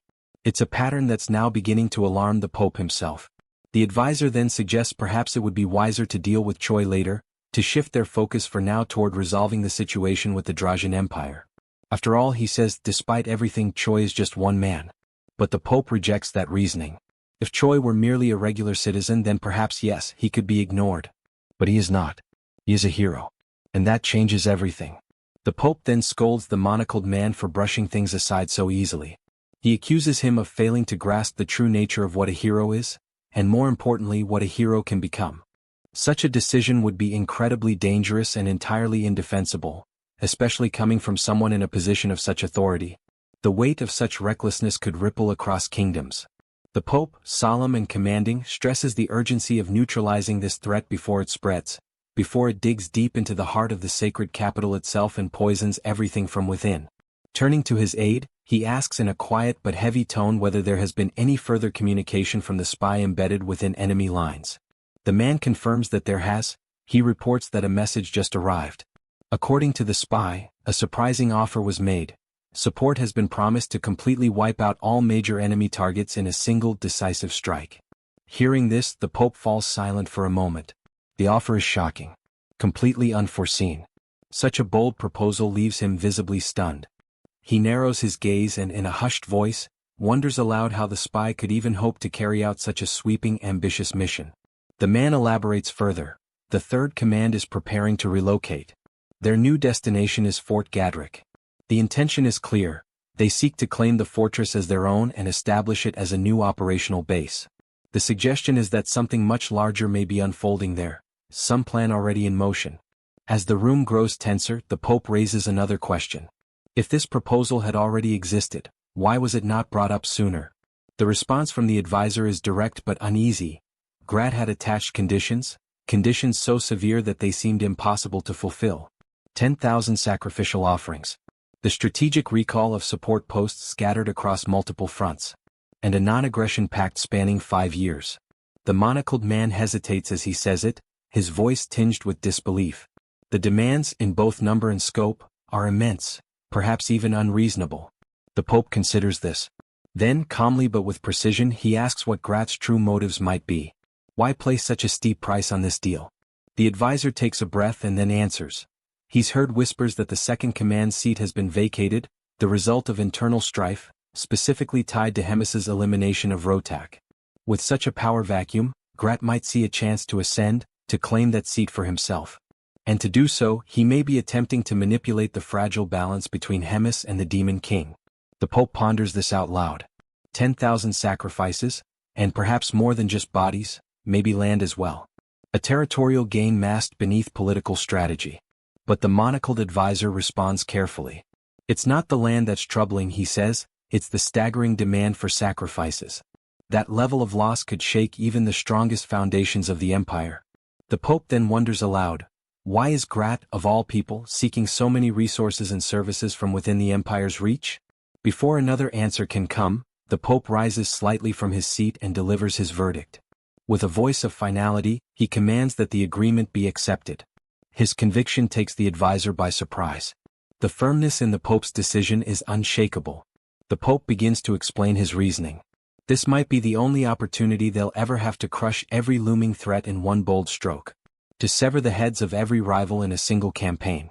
Even more crucially, this arrangement could elevate their spy into a vital, strategic position within the very core of the Demon King's army. And that, above all else, is an advantage they cannot afford to lose. No matter the cost. Be it 10,000, 100,000, or even 1,000,000 sacrifices. However, the Pope warns, such a scale demands meticulous planning.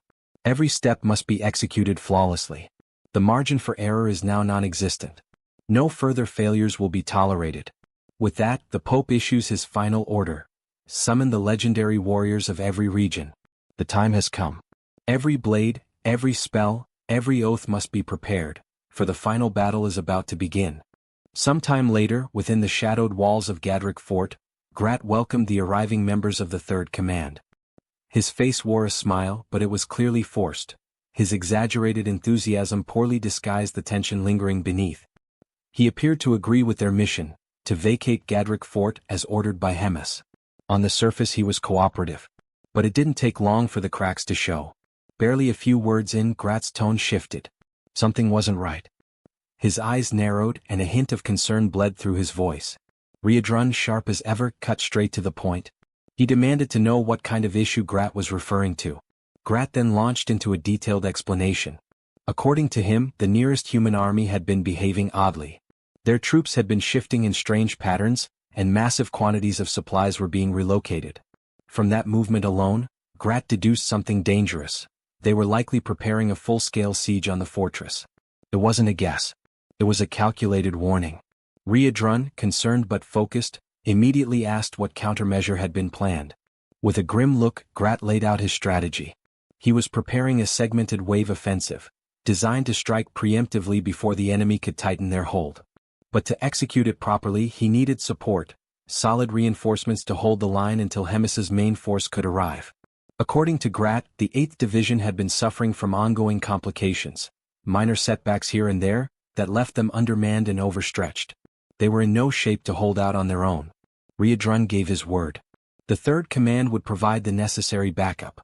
Then he asked if the rest of their team would also participate in the counterattack. Grat hesitated for a moment, then shook his head. He claimed their presence might slow things down. Their involvement, he argued, could be more of a liability than an advantage. With an urgent tone, he volunteered to assign roles himself and made it clear. Everyone was to get some rest and prepare for the operation ahead. Later that evening, in the quiet of their quarters, Choi and Rachel sat in conversation, tension still thick in the air. Choi, clearly conflicted, turned to Rachel once more with the same question he'd asked before. What did she really believe it meant to be a hero? Rachel immediately sensed where this was going. She braced herself, knowing full well that Choi's mind was already spiraling into another round of reflection. He spoke slowly at first, then with growing emotion. He was a hero, but he was fighting humans. And that truth was tearing him apart inside. Rachel's response was calm, even a little distant. She said there wasn't much they could do, it was just how the situation had turned out. But Choi wasn't satisfied. He was taken aback by her resignation. Rachel, who used to speak endlessly about heroism, duty, and righteousness, now seemed strangely indifferent. When had that changed? Rachel simply smiled and asked when, exactly, had she ever said those things? Choi didn't hesitate. He recalled how she had once promised to guide him to defeat the Demon King and protect humanity. But something had shifted inside him recently. Choi admitted he'd started to see things differently. A hero shouldn't exist solely for humans. And more than that, heroes didn't always follow the right path. Sometimes they chose wrong. At that moment, Abelson spoke up, breaking his silence. He said he'd once read that heroes existed to fulfill the will of all. Choi blinked, confused. What did that even mean? Abelson elaborated. He'd seen ancient writings that claimed heroes were born to secure the happiness of the absolute majority. That was their true calling. Those words triggered a buried memory. Choi's commander had once told him something similar, that in his eyes, Choi was already a hero. It made him question what majority truly meant. Did it include non-humans too? The saint nodded. She said it likely did. Humans, she explained, often believed their happiness represented the happiness of the world. But maybe that wasn't true. Maybe human joy didn't equal universal peace. Choi's brow furrowed. Were heroes supposed to be responsible for the happiness of every intelligent life form? The saint didn't flinch. She said that might be exactly the case. And maybe that's why Choi was different, why he was a hybrid hero. That answer left him silent, his thoughts consumed by the gravity of that role, what it meant to protect the happiness of the absolute majority. At dawn, the assignments were finally handed down. Riedrun would operate solo, an independent unit. Roiger, meanwhile, would lead the observation team. According to intel gathered by the analysis division, he was tasked with triggering a direct engagement once the enemy was detected. His unit would engage immediately upon visual contact. The 8th Division had their role as well. They were to intervene at the end of Riedrun's skirmish, acting as support during the fallout. As for the trio, Choi, Abelson, and Bobo, they were stationed in the rear guard. Their duty was to defend the fortress's stockpiles and resources. Following instructions, the trio moved into what appeared to be a mess hall. It was a modest section of the 8th Division's domain, repurposed for quiet waiting. There, surrounded by crates, benches, and distant clatter, they awaited the moment the real battle would begin. Choi didn't wait long before voicing his discontent with the orders they had been given. There was something wrong, he could feel it in his gut. Something about the plan, the placements, it didn't sit right with him. Rachel, catching the seriousness in his tone, leaned in and asked what kind of bad feeling he was talking about. Choi paused. His eyes scanned the room as his thoughts raced. Then it clicked, he had noticed something strange about the group formations. When he compared them to the original setup that Rems had authorized, it became clear. Everyone had been split apart and sent in directions completely opposite from their intended formation. Rachel tilted her head, trying to wrap her head around the logic. Her face contorted with confusion, her usual confidence momentarily lost. She mumbled something, half thinking aloud, trying to figure out what it meant for them all to be positioned on opposite ends. But her puzzled expression said it all, she didn't get it. That's when Abelson stepped in, her voice calm but heavy with implication. She explained that Riedrun had been dispatched to a dangerously hostile region. Roiger, though not far behind in terms of risk, was placed in charge of the observation team, putting him right in harm's way. And yet, the three of them, Choi, Rachel, and Abelson, were stationed somewhere completely secure, far from danger. Rachel frowned in disbelief. That couldn't be right. It had to be because they were guarding a saint, that had to be the reason, she insisted. Protecting a saint should be an honor, something positive. But her argument rang hollow as the logic unraveled. Choi slowly stood up, still processing. He pointed out the strange contradiction. Riedrun and Roiger had both been pushed to the front lines, even though it had been said that the enemy forces weren't particularly powerful. And yet, 3 capable team members had been left behind, to guard supplies. Rachel's eyes widened as the realization sank in. It made no sense. Why leave behind someone as strong as Choi? Anyone could have stayed back to protect Abelson. It didn't need to be all 3 of them. Choi nodded. That was exactly what had been gnawing at him. Without another word, he began walking away. Rachel stood up abruptly, startled, and asked where he was going. Was he planning to disobey his assignment? Choi didn't stop. He said that Bobo was perfectly capable of handling things here alone. And as for him, he couldn't ignore the growing unease any longer. He had to see what was happening on the front for himself. Abelson hesitated for a heartbeat, then spoke up with determination. If Choi was going, then she would go with him, if he would allow it. Choi turned, his expression softer now. He told her he wouldn't object but asked if she was truly sure. Staying with Bobo was still a solid plan. But the saint was firm. She said she could help him and she meant it. Choi reminded her that he could move faster using his transformation. He wouldn't just sit around and slow anyone down. That wasn't the issue. But something else, something deeper, was bothering him. Abelson looked confused by his words, but before she could press, Choi shook his head. He told her to forget what he said. As long as she felt well enough to keep up, then she could come along. And with that, he announced his intent to head toward the battlefield. But before he could take a single step further, armed guards stepped in his path. Their orders were clear. Choi was not allowed to leave the zone. Not without explicit authorization. Thinking fast, Choi cracked a half smile and claimed he just needed to use the bathroom. But then, sarcastically, he asked where it even was. He promised he'd be right back. The guards didn't budge. One of them repeated the directive firmly. Choi was not to leave under any circumstances. That shook Choi. The level of control, the extreme effort being made to keep him here, it felt too calculated. His anxiety intensified. Something was deeply wrong. And all he could do now was silently hope that Riedrun was okay, and not completely on his own. Meanwhile, far from the safety of the fort, Riedrun was already in the thick of it. He was breathing hard, his body marked by battle, facing off against a gray-haired hero wielding a blade. The clash had clearly begun, and it hadn't been an easy fight. Then another voice entered the fray. A red-haired warrior appeared, observing the fight with a smirk and calling Riedrun by his infamous nickname, the Red Nightmare. He praised Riedrun's performance. Even though Byron, the gray-haired one, was still just a rookie, the newcomer admitted he hadn't expected Riedrun to hold off two heroes. Byron scoffed. He said that if he hadn't let his guard down, he could have defeated Riedrun on his own. But the red-haired hero snapped at him, telling him not to get cocky. He reminded Byron that he was still green, and now wasn't the time for boasting. Then came the order, end the Red Nightmare. At once he called in the Holy Magic Unit. From the shadows, a wave of soldiers surged forward, taking formation with precision and discipline. Riedrun's eyes widened. It had been a setup from the beginning. All of it, a trap. And in that crushing moment of betrayal, the truth hit him like a blade to the back. Grat was the traitor. Back at Gadrick Fort, Choi and Abelson made their move. They slipped past the guards, pushing into the night at full speed. Soldiers tried to intervene, but the two were too fast. They left Bobo behind, not with worry but confidence. No one would dare harm him. Everyone knew that dog belonged to Rems. That knowledge gave them the freedom they needed. And as Choi surged forward, his breath quickened, not from exhaustion, but from the growing dread pulsing in his chest. He just hoped it wasn't already too late.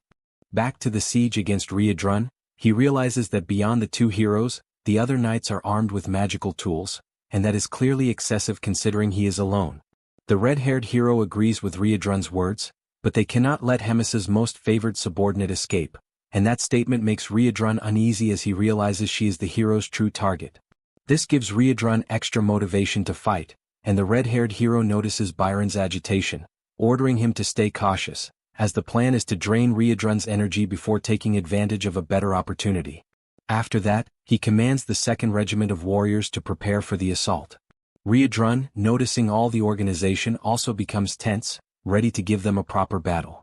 As soon as he activates his combat mode, which looks more like a Super Saiyan Level 3 transformation, the hero signals the 1st Regiment to attack. Now fully transformed into a Super Saiyan, Riedrun is immediately struck by a rain of arrows and braces himself to repel the overwhelming force launched at him. With a single punch, he manages to defend himself and even sends several of the arrows back toward the hero's army. The incredible strike is capable of using just the force of the wind to both shield Riedrun and turn the enemy's attack into one of his own. The hero then tells the remaining soldiers not to be afraid, as they still have the advantage in numbers while Riedrun stands alone. Several spear-wielding warriors then charge at Riedrun, who waits calmly for their approach. Riedrun then prepares to unleash one of his special attacks, called Destructive Explosion Wave, and with a single-hand motion he strikes the ground, causing massive devastation. He then leaps, letting the forming crater swallow the soldiers who had launched themselves at him. After jumping, he advances toward those who remained stranded among the crater's wreckage, neutralizing the warriors one by one. As he finishes off the last spearman by slamming his head into the ground, Byron becomes increasingly agitated from being forced to simply watch the battle. With Riedrun's chances of escape growing, Byron decides to break free from the red-haired hero's restraint and charges, attacking Riadrun directly. But he fails as the Red Nightmare easily dodges the hero's strike. Even so, Riadrun is surprised at how quickly the hero recovered and readied himself for battle, although it doesn't change much. From that point, Riadrun prepares to attack Byron, but the red-haired hero intervenes, pulling Byron away from Riadrun's strike and countering. Riadrun manages to stop the attack with the red-haired hero's sword by grabbing it and locking eyes with his enemies, taking the moment to strike both of them at once. He launches another destructive blow at the ground, causing a new crater. However, once the dust settles, the heroes are already far away, having escaped nearly unscathed from the attack but now stunned at how powerful Riadrun truly is, far beyond the expectations set by the intelligence divisions, leaving them frustrated. Meanwhile, Riadrun, still in his Super Saiyan form, begins to feel the effects of having used too much power. Having relied heavily on his demonic chi, he wonders how much further he can still go. But with little time to reflect, he is caught off guard by the heroes sounding the signal for the 2nd Regiment to strike, taking advantage of the opening caused by Riadrun's moment of reflection on his energy use. Along with the 2nd Regiment's attack, the heroes themselves now launch forward with the other warriors, and Byron stays behind, irritated at how the red-haired hero always takes command. Riadrun, realizing the massive assault, prepares to unleash his destructive attack once more. However, before he can complete the conjuration, the heroes advance, drawing his attention and forcing him to defend against numerous strikes simultaneously. This distraction opens an opportunity for other warriors to strike with magical spears, and upon being hit, he almost instantly feels his power being drained. The spears possess the ability to absorb all of his demonic chi. As his energy is siphoned away, Riadrun finally succumbs to the enemy siege. The red-haired hero then explains how the spears function, stating that the intensity with which they drain energy renders even the strongest demons unable to move or launch a single blow. The red-haired hero now stands in front of the subdued Red Nightmare, declaring that the battle is over. As a precautionary measure, he orders his subordinates to drive more spears into Riadrun to ensure he remains in that state, and that as soon as possible, they should finalize the capture and take him as a prisoner. Upon hearing this, the hero Baron steps forward and grabs one of the warrior's spears, claiming responsibility for stabbing Riadrun himself and seizing the moment as if it were personal revenge. As he approaches, mocking the Red Nightmare's situation, comparing him to just any other demon, completely subdued and defenseless, he readies himself to strike. But Riadrun, with his head lowered and eyes darkened, mutters something inaudible while attempting to summon a bit more energy to respond. Baron becomes curious about what Riadrun said and demands he repeat it. Instead of mere words, Riadrun repeats that he is the Red Nightmare of the Demon King's army. With those words comes a tremendously powerful counterattack that shreds Baron to pieces, ending the arrogant hero. The force of the blow is so immense that it not only eliminates Baron but also strikes several other spear-wielding warriors, leaving only a small team and the red-haired hero still standing. The red-haired hero, now in disbelief, wonders how someone so foolish could have become a hero and been assigned to such a critical battle. He reflects on how the army is now nearly annihilated, but emphasizes that Baron's defeat is not something to celebrate, even if he proved to be useless, though not entirely since the attack he suffered from Riadrun allowed the continuation of the plan, as those were the Red Nightmare's final energies. The hero then commands all remaining survivors to raise their magical weapons and proceed with the encirclement, forming a ring around Riadrun. But before the army can reorganize, the hero is struck by a devastating punch to the face. The blow came from none other than Choi, now extremely enraged and already on the battlefield, transformed into a half-demon and fully prepared to annihilate all the fools who orchestrated this trap for Riadrun. The red-haired hero is struck with such force that he rolls a great distance across the ground. Riadrun then notices Choi's presence, feeling relieved by the help. Choi explains that he had a bad feeling, which was the reason he rushed toward the location assigned to Riadrun. Seeing his companion's condition, he asks if Riadrun can still manage on his own. Riadrun responds that he isn't sure if he can handle things alone but expresses his gratitude for Choi's arrival. The red-haired hero gets back on his feet, noticing Choi's presence and quickly associating him with the rumored hero said to serve the Demon King. Meanwhile, Choi lifts Riadrun, trying to hurry and get them out of that place. The red-haired hero then reflects once more on how the soldiers had been wiped out, leaving no one else to help execute the plan. With that, it becomes clear Riadrun will surely escape, and the only options left are either to give up and let him go or to fight to the death. The red-haired hero chooses the most drastic option. The duo, realizing the hero won't give up so easily, watches as he activates his kamikaze mode, offering his soul to his god and radiating a flaming aura. Choi realizes he has seen this kind of transformation before, during the battle inside the Black Fortress, where one of the heroes conjured an untouchable fire that burned everything, but also consumed the hero's life. The red-haired hero continues with his transformation, and the power he gains is immense, visible from far away as a streak of blinding light. Ryudrun realizes that although it is the same technique, this hero's strength makes the outcome entirely different, on a level far beyond those who fought Choi previously. The technique is called Divine Summoning, an evolved version of the fire that burns all, and it can only be conjured by sacred warriors who reach a certain level, as it is an extremely difficult technique to withstand. The red-haired hero hears Ryudrun's explanation and confirms it, signaling not to compare him with the weaklings sent before. He asserts his superiority over the weakened duo, claiming he possesses the true power of a god. Ryudrun concludes that just as promote is to demons, divine summoning is to the sacred warriors. The immense power provided by this invocation also comes with a deadly risk, as anyone who uses it is doomed to die. The red-haired hero is surprised by all the details given by Ryudrun and confirms that once the power fades, he will die, because life is traded in exchange for sacred strength. But with that, both Ryudrun and Choi will also die, making it worth it to perish knowing they will fall too. The hero finishes his words and charges toward the duo, striking directly at Choi with his sword. However, Choi blocks the attack without much effort, reflecting on how he managed to stop the blow easily, though the impact caused something unusual. The red-haired hero then explains that sacred power and demonic chi are polar opposites, and apparently Choi is no longer human at this point, as he is almost entirely consumed by demonic chi. The battle continues as the hero attacks and the duo defends themselves as best they can. The moment arrives when the red-haired hero decides to intensify his assault and claims that Choi is nothing more than a walking corpse, with nothing left to defend himself. What follows is a devastating explosion that creates another massive crater in the battlefield, hurling Ryudrun far away and leaving him severely injured, while Choi still manages to withstand the blast and remains standing after the strike. Even with difficulty, as he turned his head to the side, he noticed that Ryudrun had been far more affected, and his condition was much worse than expected. He observed Ryudrun gasping, trembling as his body began to collapse under the effects of the battle. He then compared the side effects of the transformation and the attacks, effects that were tremendous. However, considering he himself was half-human, they were still less severe than what Ryudrun, a pure demon, had to endure. This meant all effects on Ryudrun were intensified, causing excruciating pain. Even so, Choi renewed his hopes, realizing he only needed to endure. Once the sacred power was exhausted, the red-haired warrior would be defeated. And if that opponent continued launching reckless strikes like before, he would burn out quickly. Still, Choi wasn't sure how long he himself could remain standing. He weighed between staying on his feet or provoking the enemy into unleashing more powerful attacks to burn through his remaining energy.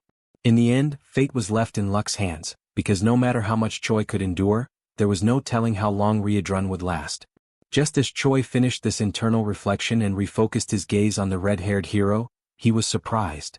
His opponent was shaking, struggling against the effects of having already overused divine power. Going beyond expectations, side effects had already begun to manifest. Loss of vision, a ringing in the ears. Still, he wouldn't need those senses much, for he could feel the presence of demonic chi, making it possible to continue his attacks.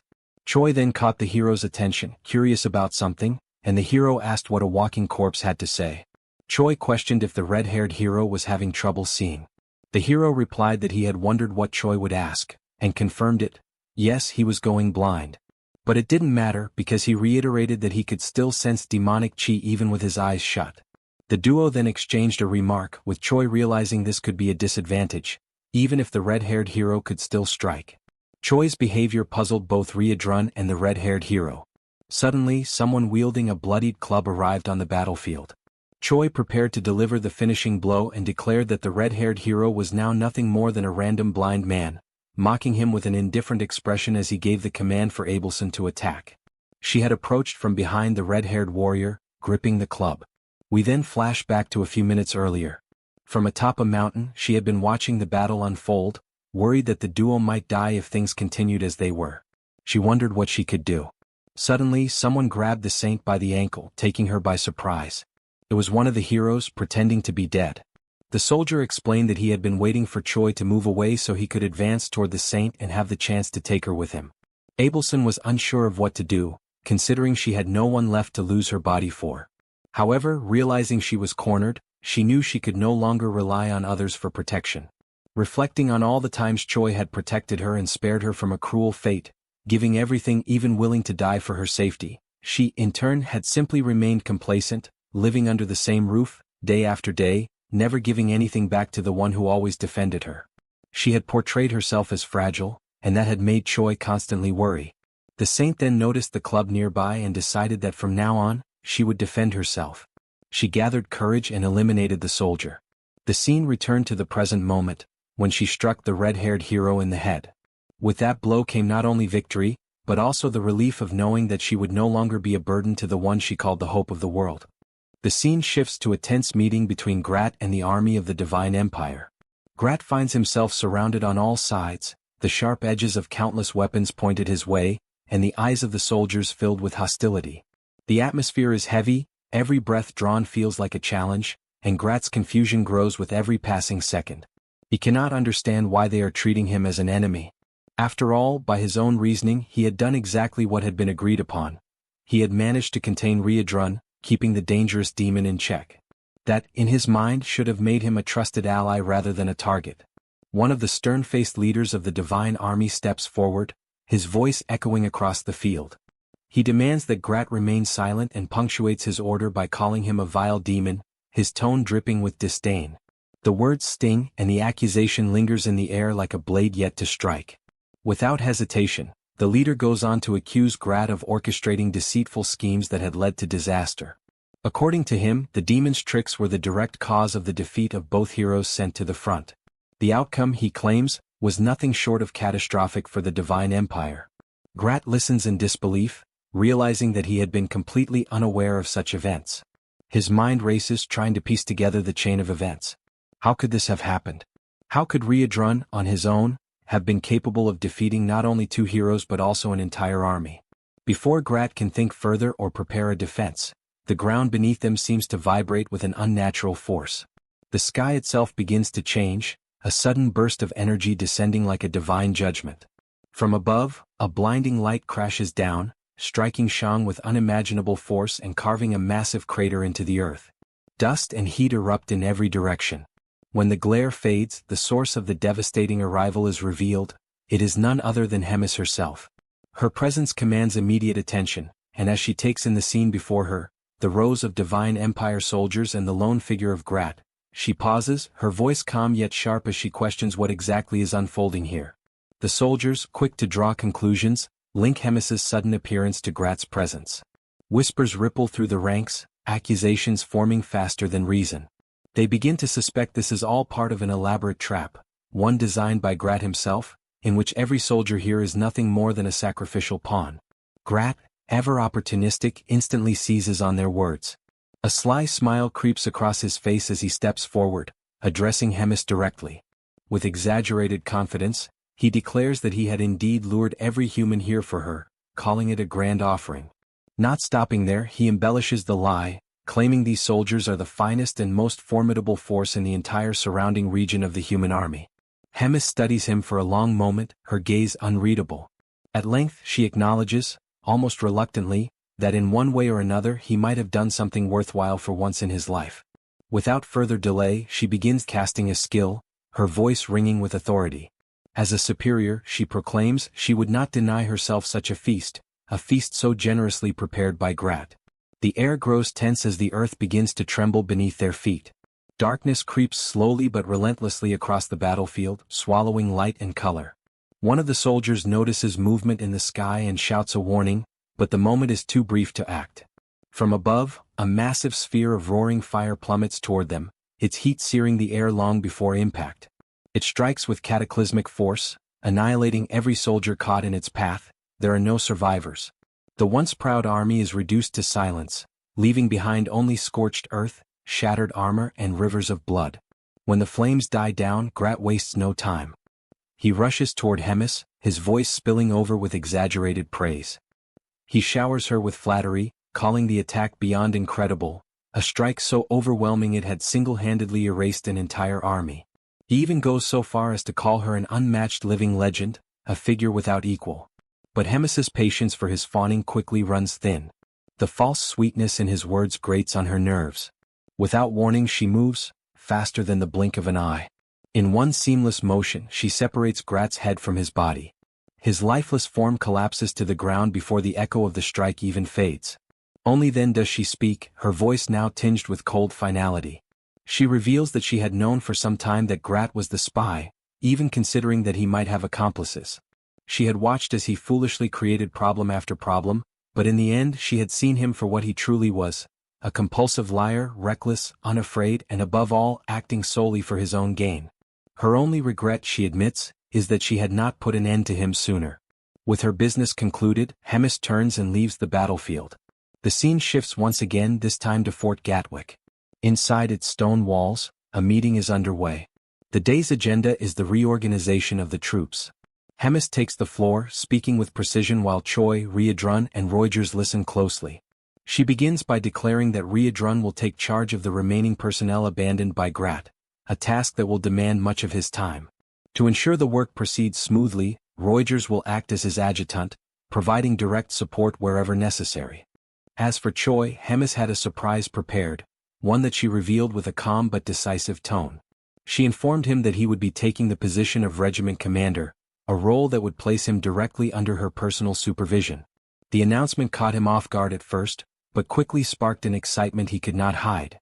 Still, curiosity got the better of him, and he questioned why he had not been placed at a lower rank, such as a simple battalion commander. Hemis's answer came without hesitation. She explained that she could not afford to waste a talent like his on something so limited.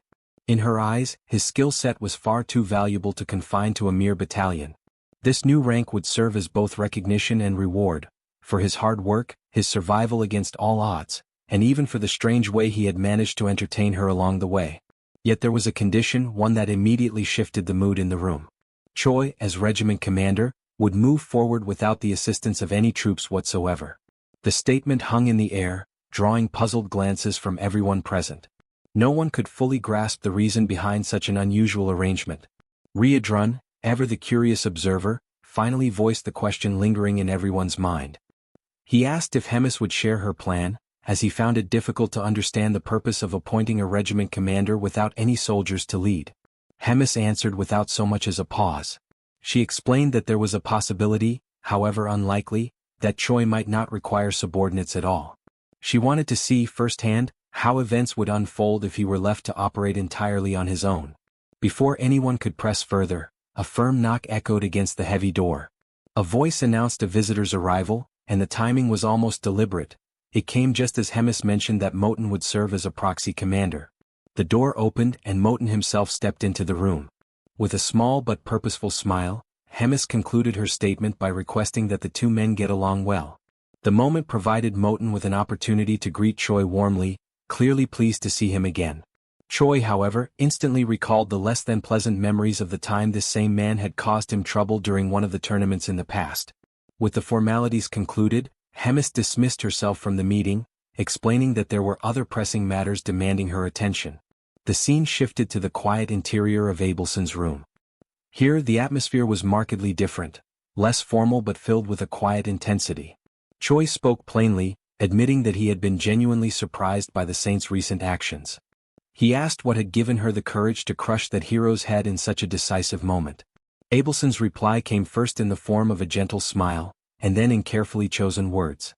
She explained that she had felt a strong urge to act after realizing that constantly being shielded by Choi had made her complacent, lazy even, and it had begun to bother her deeply. Choi noted the change in her demeanor, a more proactive energy replacing her earlier passivity.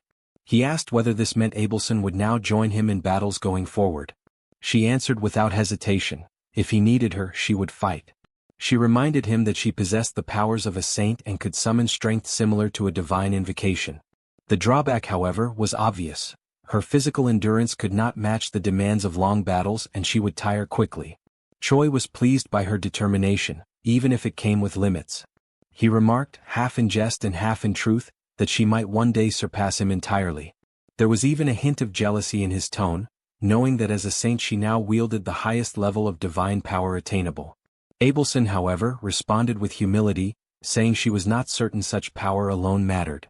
Fighting, she said, was never simply about possessing the greatest strength. Her words carried the weight of experience, coming from someone who had often found eccentric, unconventional ways to win against brute force. It was at this point that Rachel joined the conversation, her voice carrying a teasing undertone. She commented that Abelson's words almost made it sound as though Choi relied solely on dishonorable tactics and dirty tricks to win. Then, with a shift toward a more factual tone, she explained something that caught Choi by surprise. The position of battalion commander, she said, was equivalent to the rank of hero in the human hierarchy. Across the entire continent, there were likely only 1,000 humans who ranked higher than hero. By that measure, Choi was already within the top fraction of the most powerful individuals in human society. The revelation left Choi momentarily stunned. He had known his strength had grown, but to be counted among the 1,000 strongest in the world was something else entirely. From here, the focus shifted again, leaving the personal discussion behind. The scene transported itself to one of the holy cities, Benedict. The sight was grim beyond words. The city streets were lined with devastation, collapsed buildings, shattered defenses, and the lifeless bodies of countless soldiers. A dark trail of blood wound its way through the main avenues, leading toward the grand silhouette of a towering church. In front of its massive doors stood only two figures, Hemis and a lone survivor trembling in her shadow. Hemis took a moment to absorb the scene, her expression unreadable. When she finally spoke, her voice was steady and commanding. She told the man she would spare his life, but not out of mercy. It was so he could carry her message far beyond these walls, across the land, to every ear in his people's domain. The man's trembling intensified as she continued, explaining that from this day forward, she would wipe every single village of the Divine Empire from the map, one by one, leaving no survivors. And in that moment, the only thing left for the man to do was to fall to his knees and beg for a mercy he knew would never come. 500 years ago, the continent was plunged into chaos by endless wars. The Great Drazen Empire sought to expand its territory, swallowing smaller kingdoms that resisted. The conflict grew fiercer day by day until suddenly, a new region appeared in the middle of nowhere, accompanied by a massive pillar of light. Speculation quickly spread. Could this be the legendary supercivilization of Valington? A civilization that had vanished into the ocean without a trace 1,000 years before the Great War, once hailed as the apex of magical arts. Rumors suggested that if these were indeed the ruins of Valington, they might hold the key to reviving ancient magic, a power nearly lost when Valington fell. Every nation believed that whichever kingdom succeeded in reviving this magic would gain unmatched supremacy. Thus, each realm embroiled in war sent expeditions into the newly appeared land, hoping it would guide them toward a golden age of power. However, what the humans found there was nothing like the ruins of Valington, nor the lost people of that civilization. Instead, they encountered beings from another realm, demons, hostile, lustful for conquest, and utterly alien to humankind. Faced with this common threat, humans ceased their wars against one another and united for the sake of survival. Their armies turned against the demons, beginning a new war, one that would last for centuries. At first, it was the demons who seemed destined to win. Their innate belligerence and overwhelming physical strength far surpassed that of humans. On top of that, they possessed the demonic chi, a force of cunning and power that tipped the scales in their favor. When all hope seemed lost, a new light emerged. Clerics, healers and priests who had until then served as non-combatants, declared their intent to join the battlefield. With them came divine power, a force capable of countering the demons. Their presence was decisive. Not only did it balance the tide of war, it also spread the influence of religion across the continent. From this, the divine empire of Gartran was born, a union of faithful nations bound together by belief. Over the next 2 centuries, the power of faith grew stronger, and the number of combat clerics multiplied exponentially. Humanity, once outmatched, eventually surpassed the demons, gaining complete military superiority. It was during this period that a new figure emerged, the greatest contributor to the war against the demons. He became a legend known as the Pope.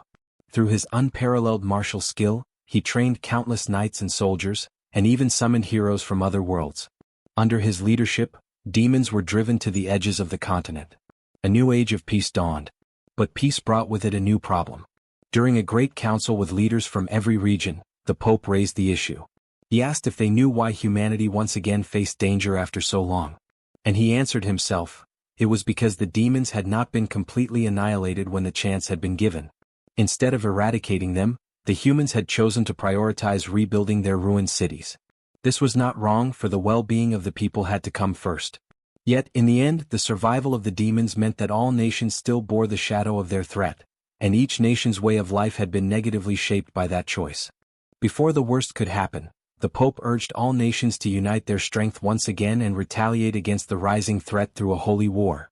The divine empire of Gartrum would lead the charge, sparing no effort, no resource and no warrior, with one ultimate goal: to consolidate an era entirely dominated by humankind. The scene shifts to a religious setting where a message is being delivered. The speaker warns that the demons once more threaten human life. 3 cities have already been annihilated within days, and no one knows which will be next. Perhaps, even as he speaks, he and everyone present could be the next to die, for the demons show no mercy, not even to women or children. The man then points to Father Levi, the sole survivor of Benedict. With a hollow voice, the priest confirms that everyone in the city was slaughtered in a single moment, while they were merely living their ordinary lives. Only he remains to deliver the message, but his soul, he confesses, was left behind in Benedict, dead alongside those he once cared for. He admits he has no reason to go on. The speaker resumes, stressing the cruelty of the demons, who grow stronger with each passing day. He declares that the Pope has proclaimed a holy war and refuses to stand idle in the face of this threat. He also announces that Azahel Bald, the legend of Gatling, has ended his long seclusion to take part in the war. Other nations too have promised to send forth their legends and heroes to serve the people. A large-scale offensive is already underway.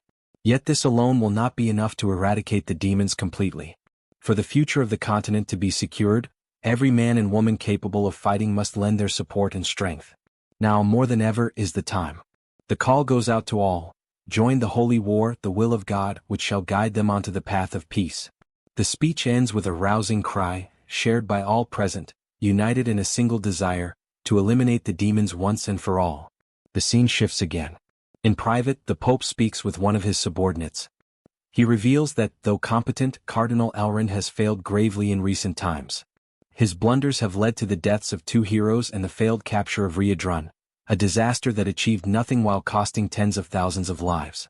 For this reason, the Pope orders that Elrond's duties be reassigned within 3 days. Once this is done, all his possessions are to be seized and he, along with his entire family, executed.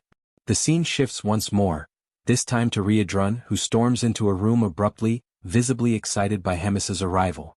Hemis greets her with mild surprise, remarking that she never thought she would see the day Riadrun entered a room without knocking first, joking that it must be driven by longing. Riadrun ignores the comment and immediately presses the issue. Why had Hemis attacked an entire city alone? Hemis replies calmly. She had indeed acted alone, but her actions were part of a greater plan, one that, in the end, would benefit all demons. By acting as she did, she forced the humans to deploy their legends, for no ordinary warrior could stand against her. Hemis explains that the legends of each nation are the pinnacle of their strength, and by eliminating these figures, the demons would gain more time. Riadrun, now both nervous and confused, demands to know what she means by gaining time. Rising calmly, Hemis answers, the time she seeks to win is so that the hope carried by these new winds may grow. Looking out the window, Hemis spoke quietly to herself, addressing Moten. She wondered whether Riadrun had truly been convinced by her plans. Moten replied that Riadrun was likely unconvinced simply because suspicion was in his nature. Then he shifted the subject. He asked Hemis if she truly no longer had any intention of working alongside the Demon King. His concern was clear. No matter how strong she was, the path she intended to follow was dangerously reckless. Hemis answered firmly. There was no longer any chance of them working side by side. Even if their relationship could somehow be restored, it would surely come at a price, one she was unwilling to pay. She added that she bore no resentment, for she understood why the Demon King wished to avoid another war with humans. But then she attempted to clear Moten's mind, pointing out that the Demon King had recently begun making foolish choices, guided by meaningless feelings, worrying about things such as the deaths of subordinates, comrades, or even family members. Such thoughts, she declared, were useless. If someone died, it was because they were weak, and thus deserved their fate. In a proper hierarchy, those at the top, the strongest, should trample without mercy upon the defeated and claim victory. This, Hemis stated, was what she believed, and what the Demon King himself once upheld as the natural order of the world. For that reason, his newfound empathy was incomprehensible to her. She decided to confront his cowardly actions, but in the end she lost patience. Giving him one last warning, she turned her back on him, telling him to compose himself and return to his colder, truer self. Yet even then Hemis admitted to herself that she felt a touch of remorse. She was about to make a choice she would never have made in the past. Moten listened, quietly observing the inner conflict within his commander. Hemis lamented that perhaps, had she realized sooner what it meant to want to protect someone, she might have understood the Demon King earlier, and better. That thought led her to regret that better choices could have been made. She then turned to Frisch, apologizing for having dragged him into trouble. Frisch approached with a calm smile. "It wasn't such trouble at all," he declared. "It was an honor to carry out your orders." He was then revealed as the Pope's right hand. Hemis smiled faintly when she noticed that Frisch was still wearing his priestly robes. As he began to remove his disguise, he explained that after so many years as a cardinal, he had simply grown accustomed to them.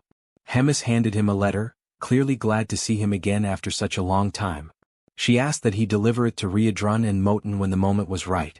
She could have done it herself, she admitted, but if she did, she feared she might carry regrets afterward. Frisch accepted the letter with full understanding of his commander's will. Hemis then mentioned Choi. She instructed Frisch to make sure Choi would not die. Frisch was visibly surprised by her words. Hemis noticed and teased him, saying perhaps she was getting old, or perhaps she was simply worried about leaving Frisch alone, without anyone to support him in her absence. The next day in Gardrick Castle, the doors burst open. Choi, asleep, was jolted awake. Startled, he leapt to his feet, reflexively shouting with arrogance, "Who dares disturb the commander's rest?" But when he saw it was Riedrun who had woken him, his pride quickly faded. He lowered his tone and asked what was happening. Riedrun ordered him to leave immediately, to flee as far as possible. Shocked, Choi asked why such sudden orders were being given. Riedrun explained that the next day the human army would launch an assault on the castle. A massive battle involving the highest-ranking humans, their legends. Choi protested. Would it not be better for him to stay and help? Riedrun shook his head. The enemy's sole objective was Hemis's death. Though he did not doubt her victory, if anything happened to her, he would not be able to protect Choi alone. The scene shifts to the moment when a letter is slipped under the door of the room where Riedrun is staying. He picks it up and begins to read. Its contents reveal part of Hemis's past and the truth behind recent events. Hemis writes that the demons endured countless deaths and were ultimately forced into exile at the very edge of the continent.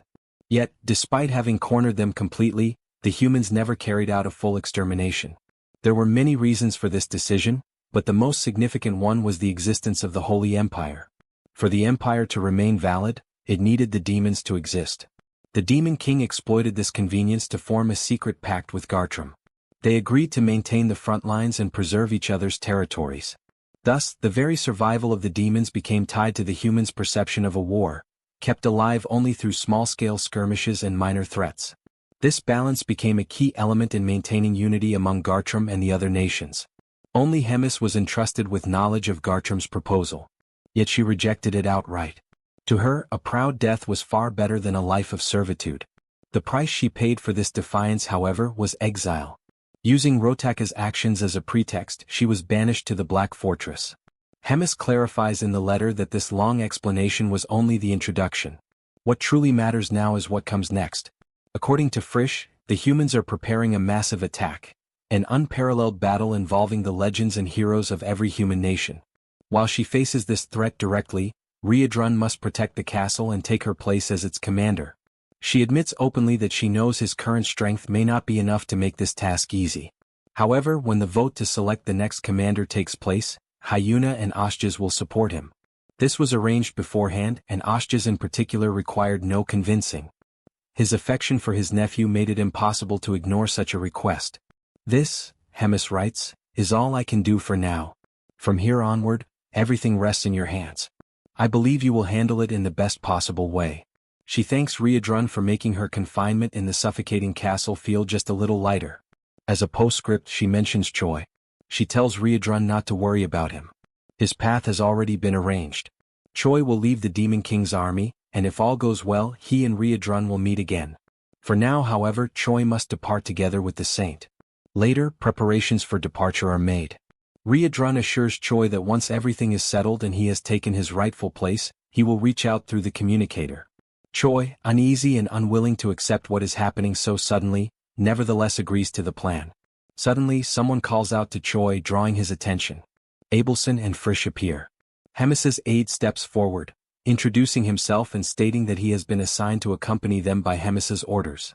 He explains their next step. They must infiltrate human society and observe events as they unfold. During this time, Abelson will act as a priestess in training. Frisch distributes false identities for them all. He declares that both Choi and himself will disguise themselves as mercenaries. If there are no further questions, he says, everyone should board the carriage. Abelson climbs in first, followed reluctantly by Choi, who is still overwhelmed by denial, clinging only to the hope that everything will turn out well. Once inside the carriage, Choi asks Frisch where exactly they are heading. Frisch sighs, regretting that he had not explained it earlier. He clarifies, the regions of the Holy Empires are extremely dangerous, and Drazen is known for rejecting heroes. That is why they are moving toward the kingdom of Marriott. The next morning as the sun rose, Riedrun found himself alone in his new room. He sat in silence, thoughtful about the next steps he should take, his eyes fixed on the desk that had once belonged to Hemis. His mind wandered, reflecting on the many demons who had already died up until now. He knew that if things continued in the same way, the number of losses would inevitably grow. Riedrun, aware of the truth surrounding the war between humans and demons, reached a painful conclusion. All these losses had no meaning at all. Suddenly, a knock at the door interrupted his thoughts. It was Reuters, standing firmly and declaring that it was already time to depart. Riedrun, taking in one last breath of inspiration, raised his resolve and declared that from that moment onward, demons would be different. He would give his all to ensure that his will prevailed. The scene then shifts to the moment when Riedrun gathers his army. Standing before them, he demanded that everyone pay close attention to his words.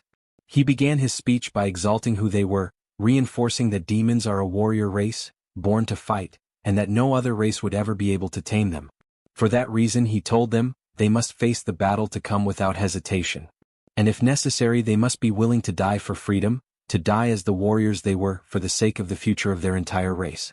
Riedrun raised his voice as he reached the climax of his words, declaring his own way of combat, and as he finished his speech, he emphasized with force and conviction that demons are warriors of pride.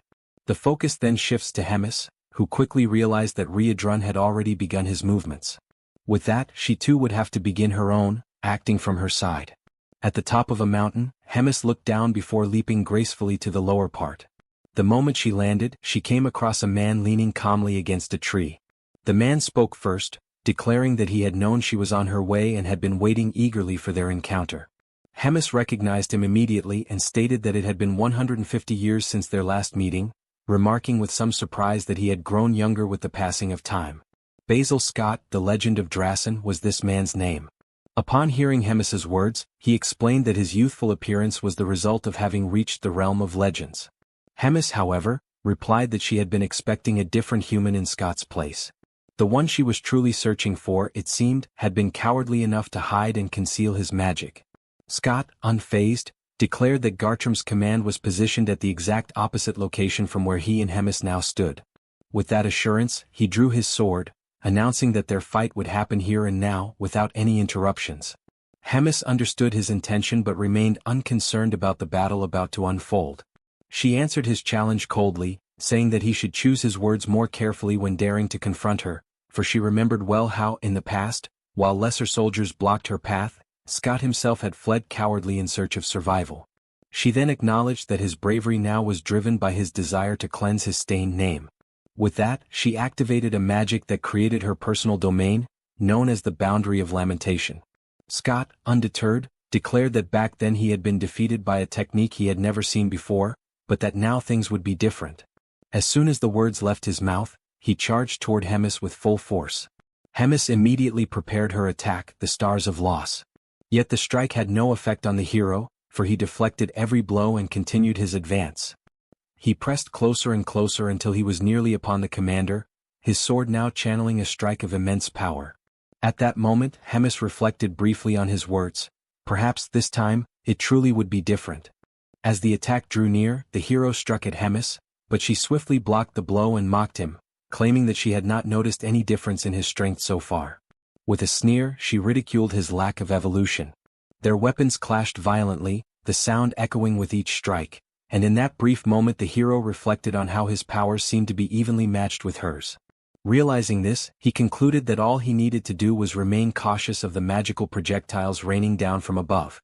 These projectiles, known as the ability Tears of Lament, were conjured instantly by the commander. This time, however, they did not fall solely from the sky, they also erupted from the ground. Taken completely by surprise, the hero was forced into evasive maneuvers, dodging desperately while at the same time avoiding Hemis's relentless physical strikes. At one point she leapt into the air, preparing a devastating combined assault that nearly struck the hero's head. By the narrowest margin he avoided the fatal blow. The feat left Hemis impressed, for it proved that he had indeed improved, managing to evade attacks that once would have overwhelmed him. Irritated by her condescending remarks, the hero shouted for her to be silent. He reinforced his energy and steadied himself, preparing to advance once again. Their clash resumed with even greater intensity. Hemis, however, sought to break his spirit through psychology. With a cold smile, she asked him where he thought the next tears would come from, the ground or the sky. Amused by his visible struggle to cope with so many simultaneous threats, she declared that the moment he let his guard down, she would finish him with a single strike. Her words became reality almost instantly. Before the hero could even attempt to dodge, the ground beneath him erupted, releasing countless magical stakes that pierced his chest and pinned him in place. Stunned and defenseless, he could only grit his teeth. Hemis looked upon his suffering with sharp eyes, remarking that the mere fact he had managed to evade so many times before was proof of his progress. The difference between the man before her now and the one she had faced years ago was clear. Yet before she could continue, the hero's body began to blur and fade, as though he were being teleported elsewhere. For a moment, Hemis wondered if it had been a clone, but she quickly dismissed the thought. She was certain she had struck the real one. Meanwhile, the hero emerged from a portal, already charging with a new technique that took her by surprise. For the first time, she was genuinely impressed by his growth. Advancing with determination, the hero declared that he had saved this secret technique for precisely this moment. He launched his strike with all his might. Hemis, however, raised only a single hand to defend, blocking his assault effortlessly. She made it abundantly clear that the gap between their powers was insurmountable, for she stood 2,000 years ahead of him. With cold precision, the commander raised 2 fingers and aimed them at the hero's chest. A burst of devastating energy exploded forth, striking him directly and rendering him unconscious in an instant. He collapsed, unable to respond, his strength utterly spent. Cornered and stripped of every skill, the hero questioned if this was truly the end. Humiliation weighed heavily on him. He had not managed to land even a single decisive blow. At that moment, Hemis called out to him, demanding that he confirm if he was truly the famed legend of Drasen. Before he could recover from the shock, she made a request, something he had never imagined he would hear from a demon. Hemis explained that personal matters were unfolding, and she needed his cooperation. She asked that when he eventually met Choi in the future and fought against him, he would grant Choi mercy at least once. The hero was stunned, unable to comprehend why a commander like Hemis would lower herself to ask such a thing.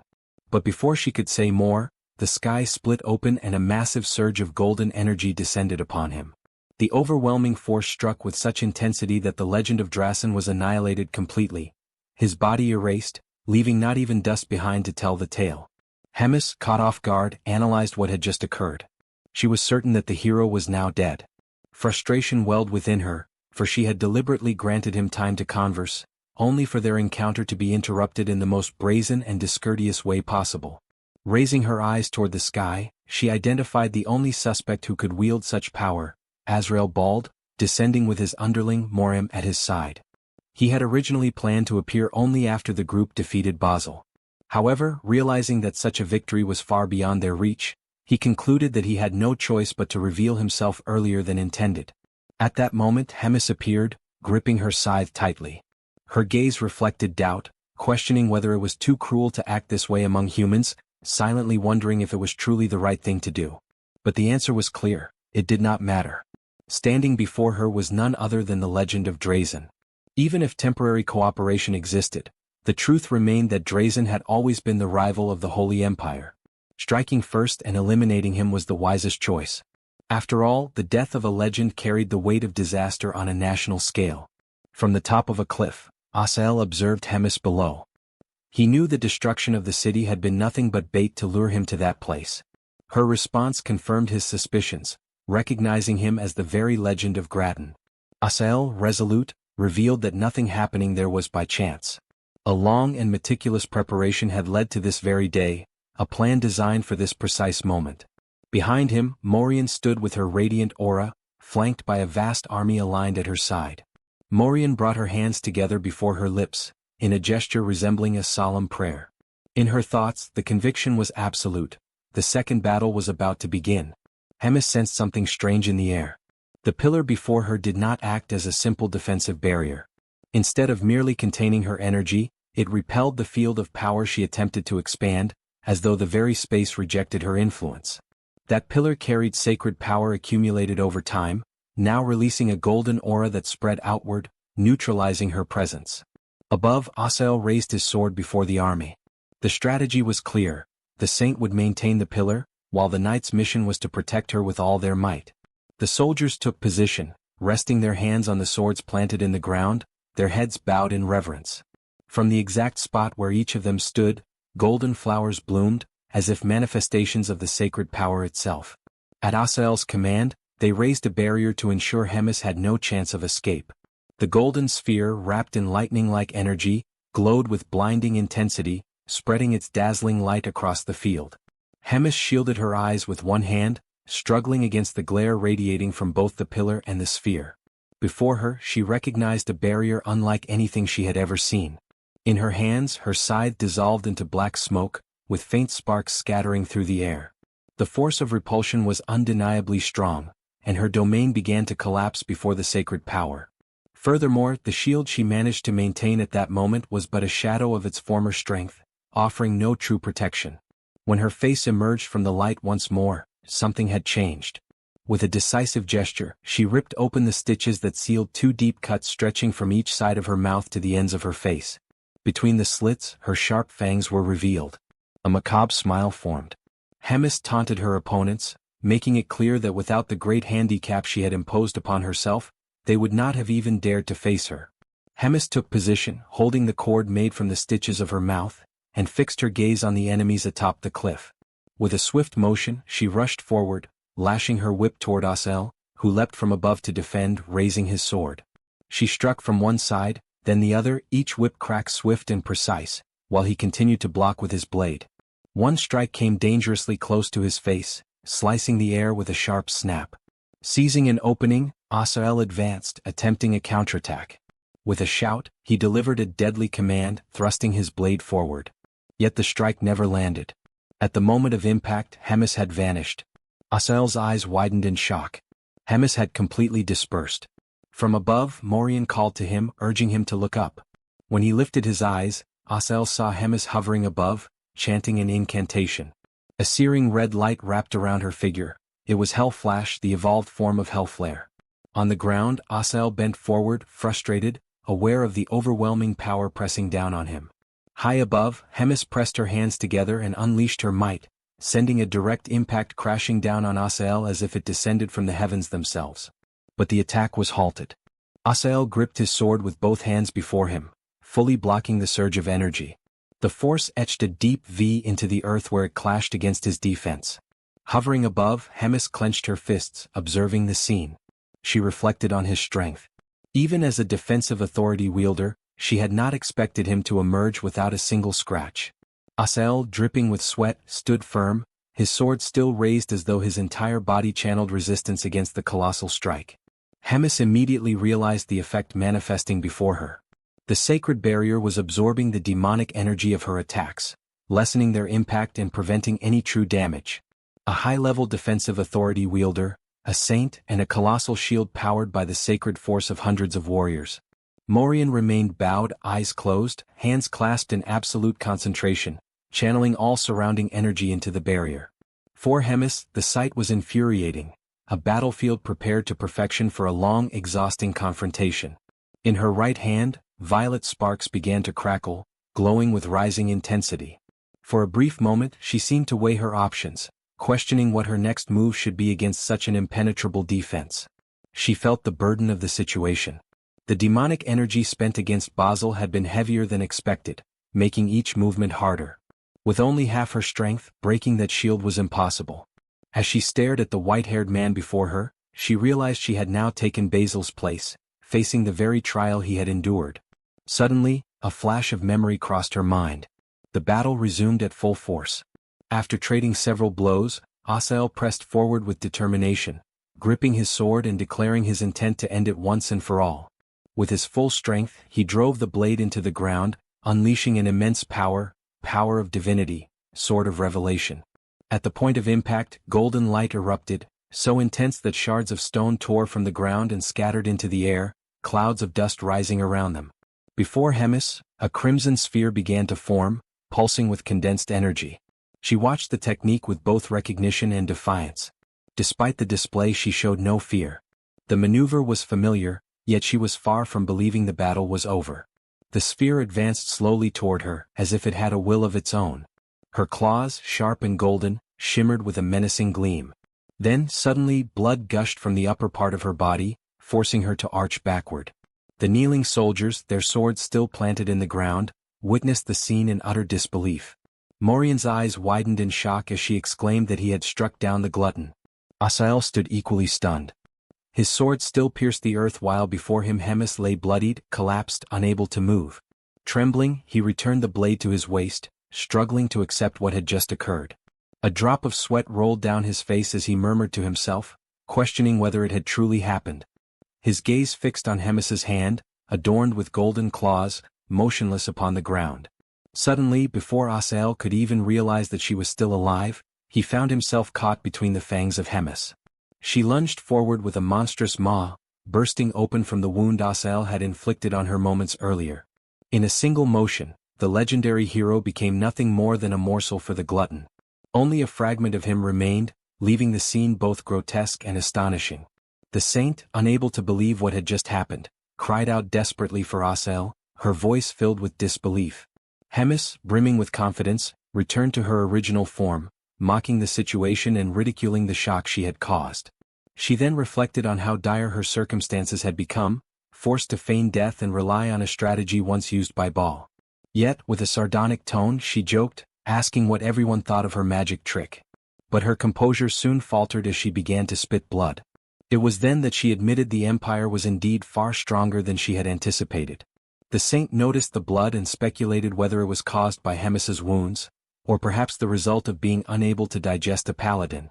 Without wasting another thought, the saint commanded all the warriors to begin multiple enchantments, while she alone maintained every barrier. The warriors obeyed, dividing themselves as they prepared their incantations. Meanwhile, Hemis stood still, drained of strength, unable to muster any form of resistance. She reflected on how the digestion had been far slower than usual, likely suppressed by the sacred barrier. When she lifted her eyes, she saw the attack was nearly ready. In that instant, she understood that her end had already arrived. With a tone of acceptance, the commander declared that her role had been fulfilled. She entrusted the future to those in whom she had placed her faith. Unable to resolve everything on her own, her only hope now was that her allies would succeed. The saint then unleashed the strike, a radiant beam of sacred energy, that struck the commander directly. Hemis accepted it calmly, seated and unmoving, yet content that she had never surrendered to a destiny of servitude. The battle at last came to an end. All that remained from the devastating clash was the shattered and broken ground, a scar left upon the earth itself. At the center of it all lay a vast crater, silent and empty, with no trace whatsoever of Hemis. The saint, breathing heavily and at last somewhat relieved, allowed her thoughts to wander. Her mind returned to Asael, who had acted like a reckless fool.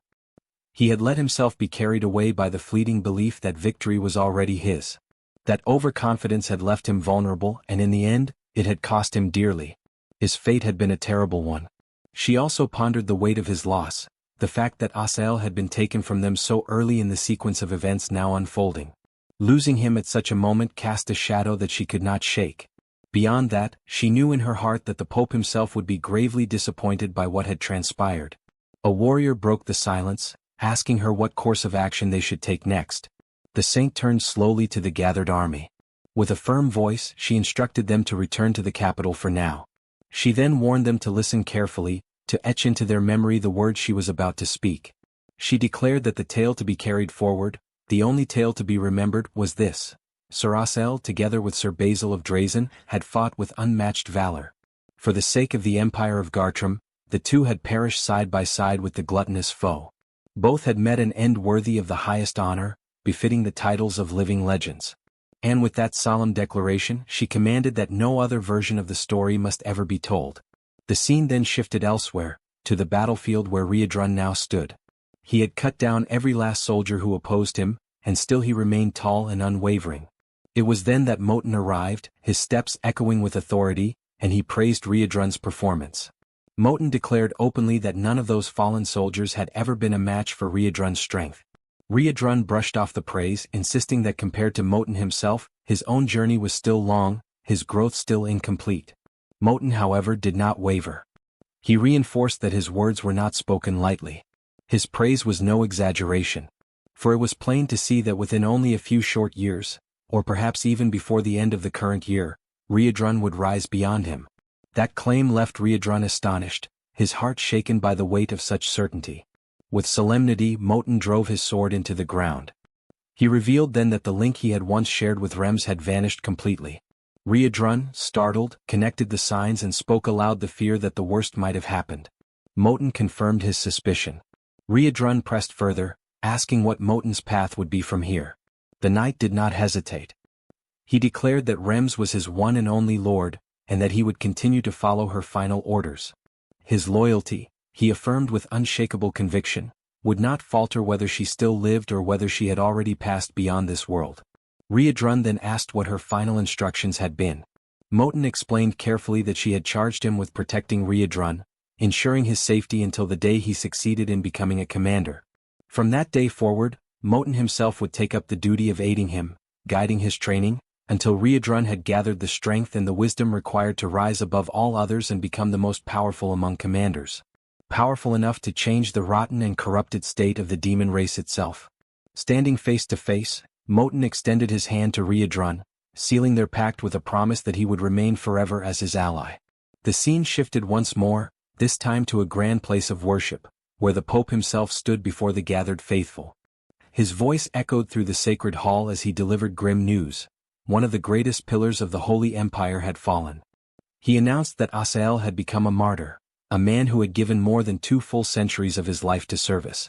With sorrow heavy in his tone, he mourned the passing of a comrade who had shared so many years alongside him, and alongside the legendary Sir Quinley as well. The Pope then declared that Asael was a man who had lived with devotion to God beyond comparison, greater than anyone else could ever hope to achieve. To his very last breath, Asael's thoughts had been for the well-being of the people of the Holy Empire.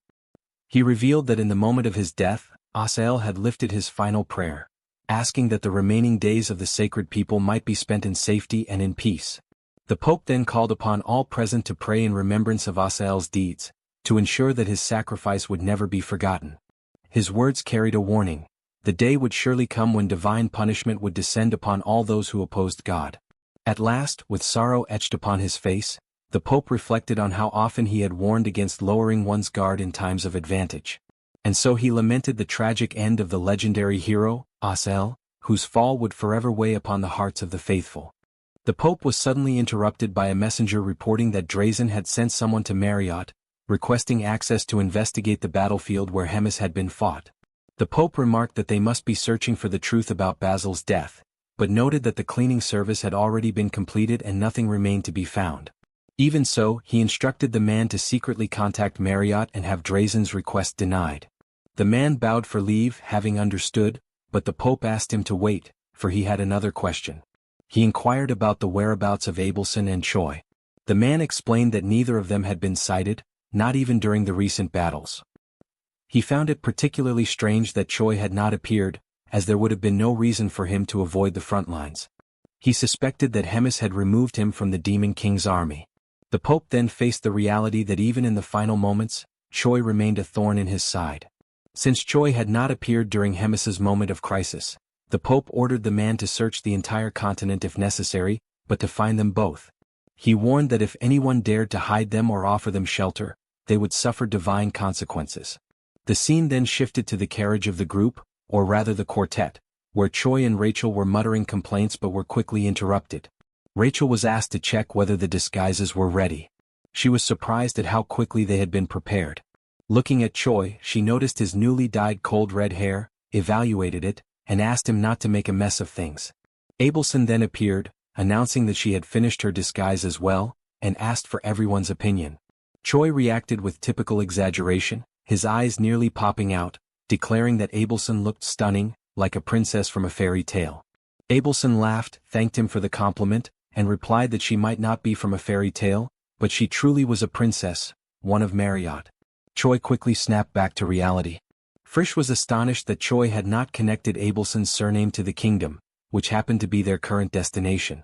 Rachel admitted she would have liked to defend Choi, but he had been far too foolish this time. Choi then bent forward toward Abelson, apologizing for not realizing sooner that she was a princess. She assured him it did not matter and asked him to continue treating her as before. Choi muttered that he was Korean and carried something like a slave mentality. He then reflected on the fact that being a princess meant Abelson must have influence in Marriott.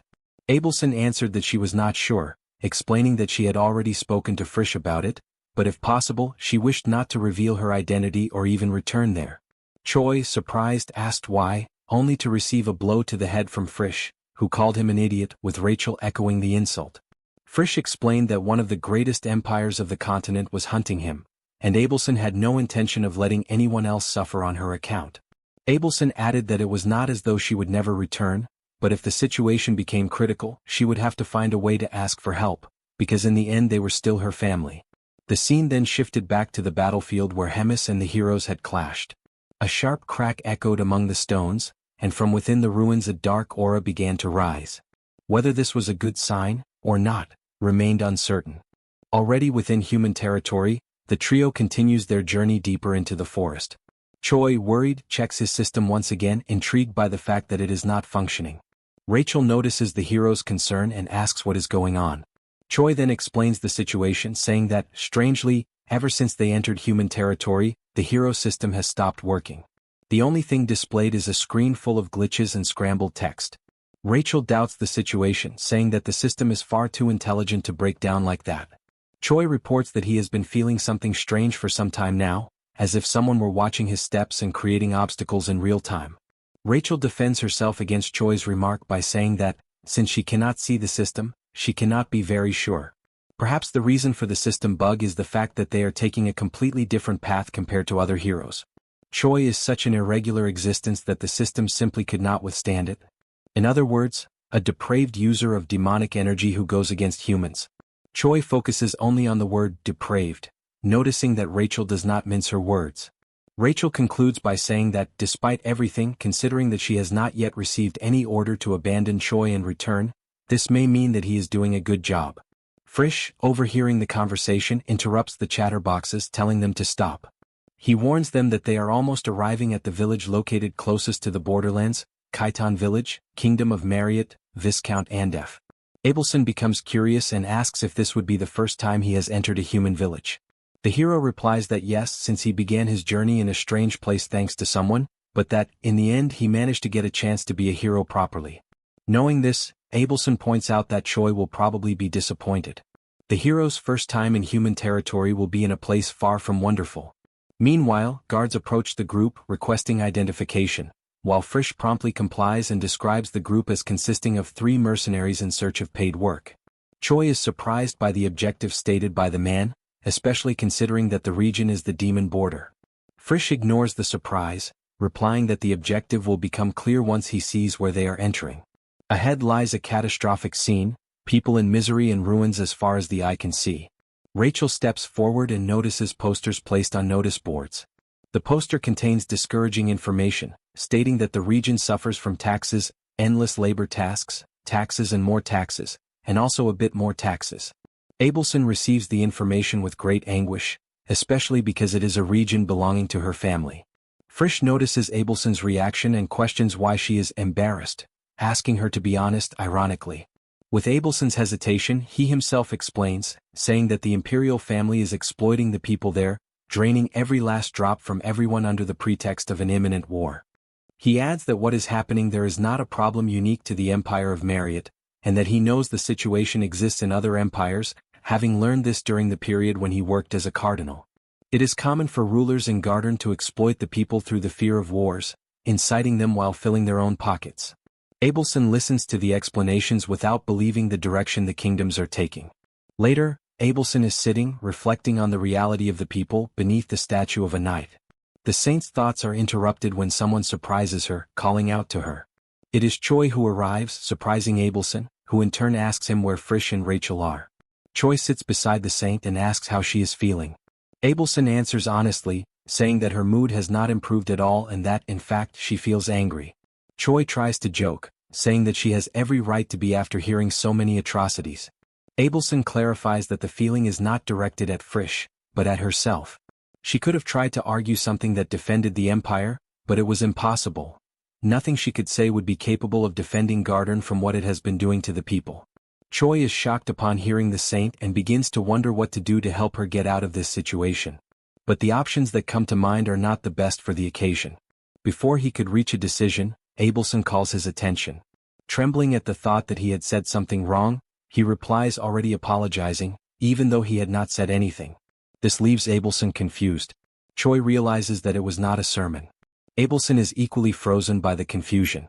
The saint then, with a smile on her face, explains that she remembered an old story and thought it would be interesting to tell it to the hero.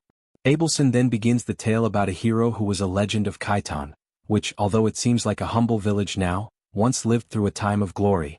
The hero's name was Lofer Dozer, whose legend dates back centuries, when warriors who fought bravely in the war against the demons began to be called heroes and legends. Lofer was the greatest of heroes during his era. His fame spread beyond Marriott and across the entire continent. Among many, Lofer was one of those who most deserved the fame of the title for his deeds and his character. An unblemished warrior, a lover of his homeland who respected the weak and was compassionate. As all things come to an end, Lofer's did as well at the premature age of 37, to everyone's misfortune in Khitan. Choi asks if there is a reason why he died young and in Khitan. Abelson continues the story, telling that 1 year before the war ended, the demons' offensive suddenly intensified, probably as a final desperate move. The imperial family of Marriott ordered Lofer to abandon Khitan and retreat, something that was not well received by him. The result was that the hero, for the first time, set himself against an imperial order. He firmly upheld the premise that his people must be protected by the nation, and for that reason he would not allow Khitan to be abandoned. After his declarations, Lofer went into battle, repelling the demons' assault. Having done so alone, without any other warrior by his side, he left his story etched into the people of Marriott. Choi feels the weight of the story and carefully keeps the hero's name in his mind. Abelson continues, reflecting on what Lofer's reaction would be if he were still alive in the present day, witnessing the situation in which the people now find themselves. Moments later, night falls. The pair walk through the streets, with Abelson thanking Choi for his company, saying she feels relieved thanks to him. Choi says there is nothing to thank him for, as the only thing he did was listen to the story. Abelson explains that the mere fact that he was with her already brought enough comfort. Apparently, a certain mood was beginning to form. But suddenly, screams seize the pair's attention. Two men rush out of an alley in a panic, shouting desperately that there is a body there, a dead person, calling for the authorities. Choi immediately quickens his pace to check the situation and asks Abelson to stay on guard. It does not take him long to realize that what lay ahead was not something simple. It was not a mere corpse before them. The blood around it was arranged in a strange way. Abelson approaches, worried. Choi reassures her and points out that the officials will arrive soon, since the danger has already passed. However, he reveals that something is not right and asks Abelson to take a closer look as well, to confirm his suspicions. Abelson approaches, asking which part needs to be examined exactly. Choi notices a smell far too strong for a body that has just died, and there is a strange magical circle around the body. As he is not an expert in magic, Abelson will be able to investigate it better.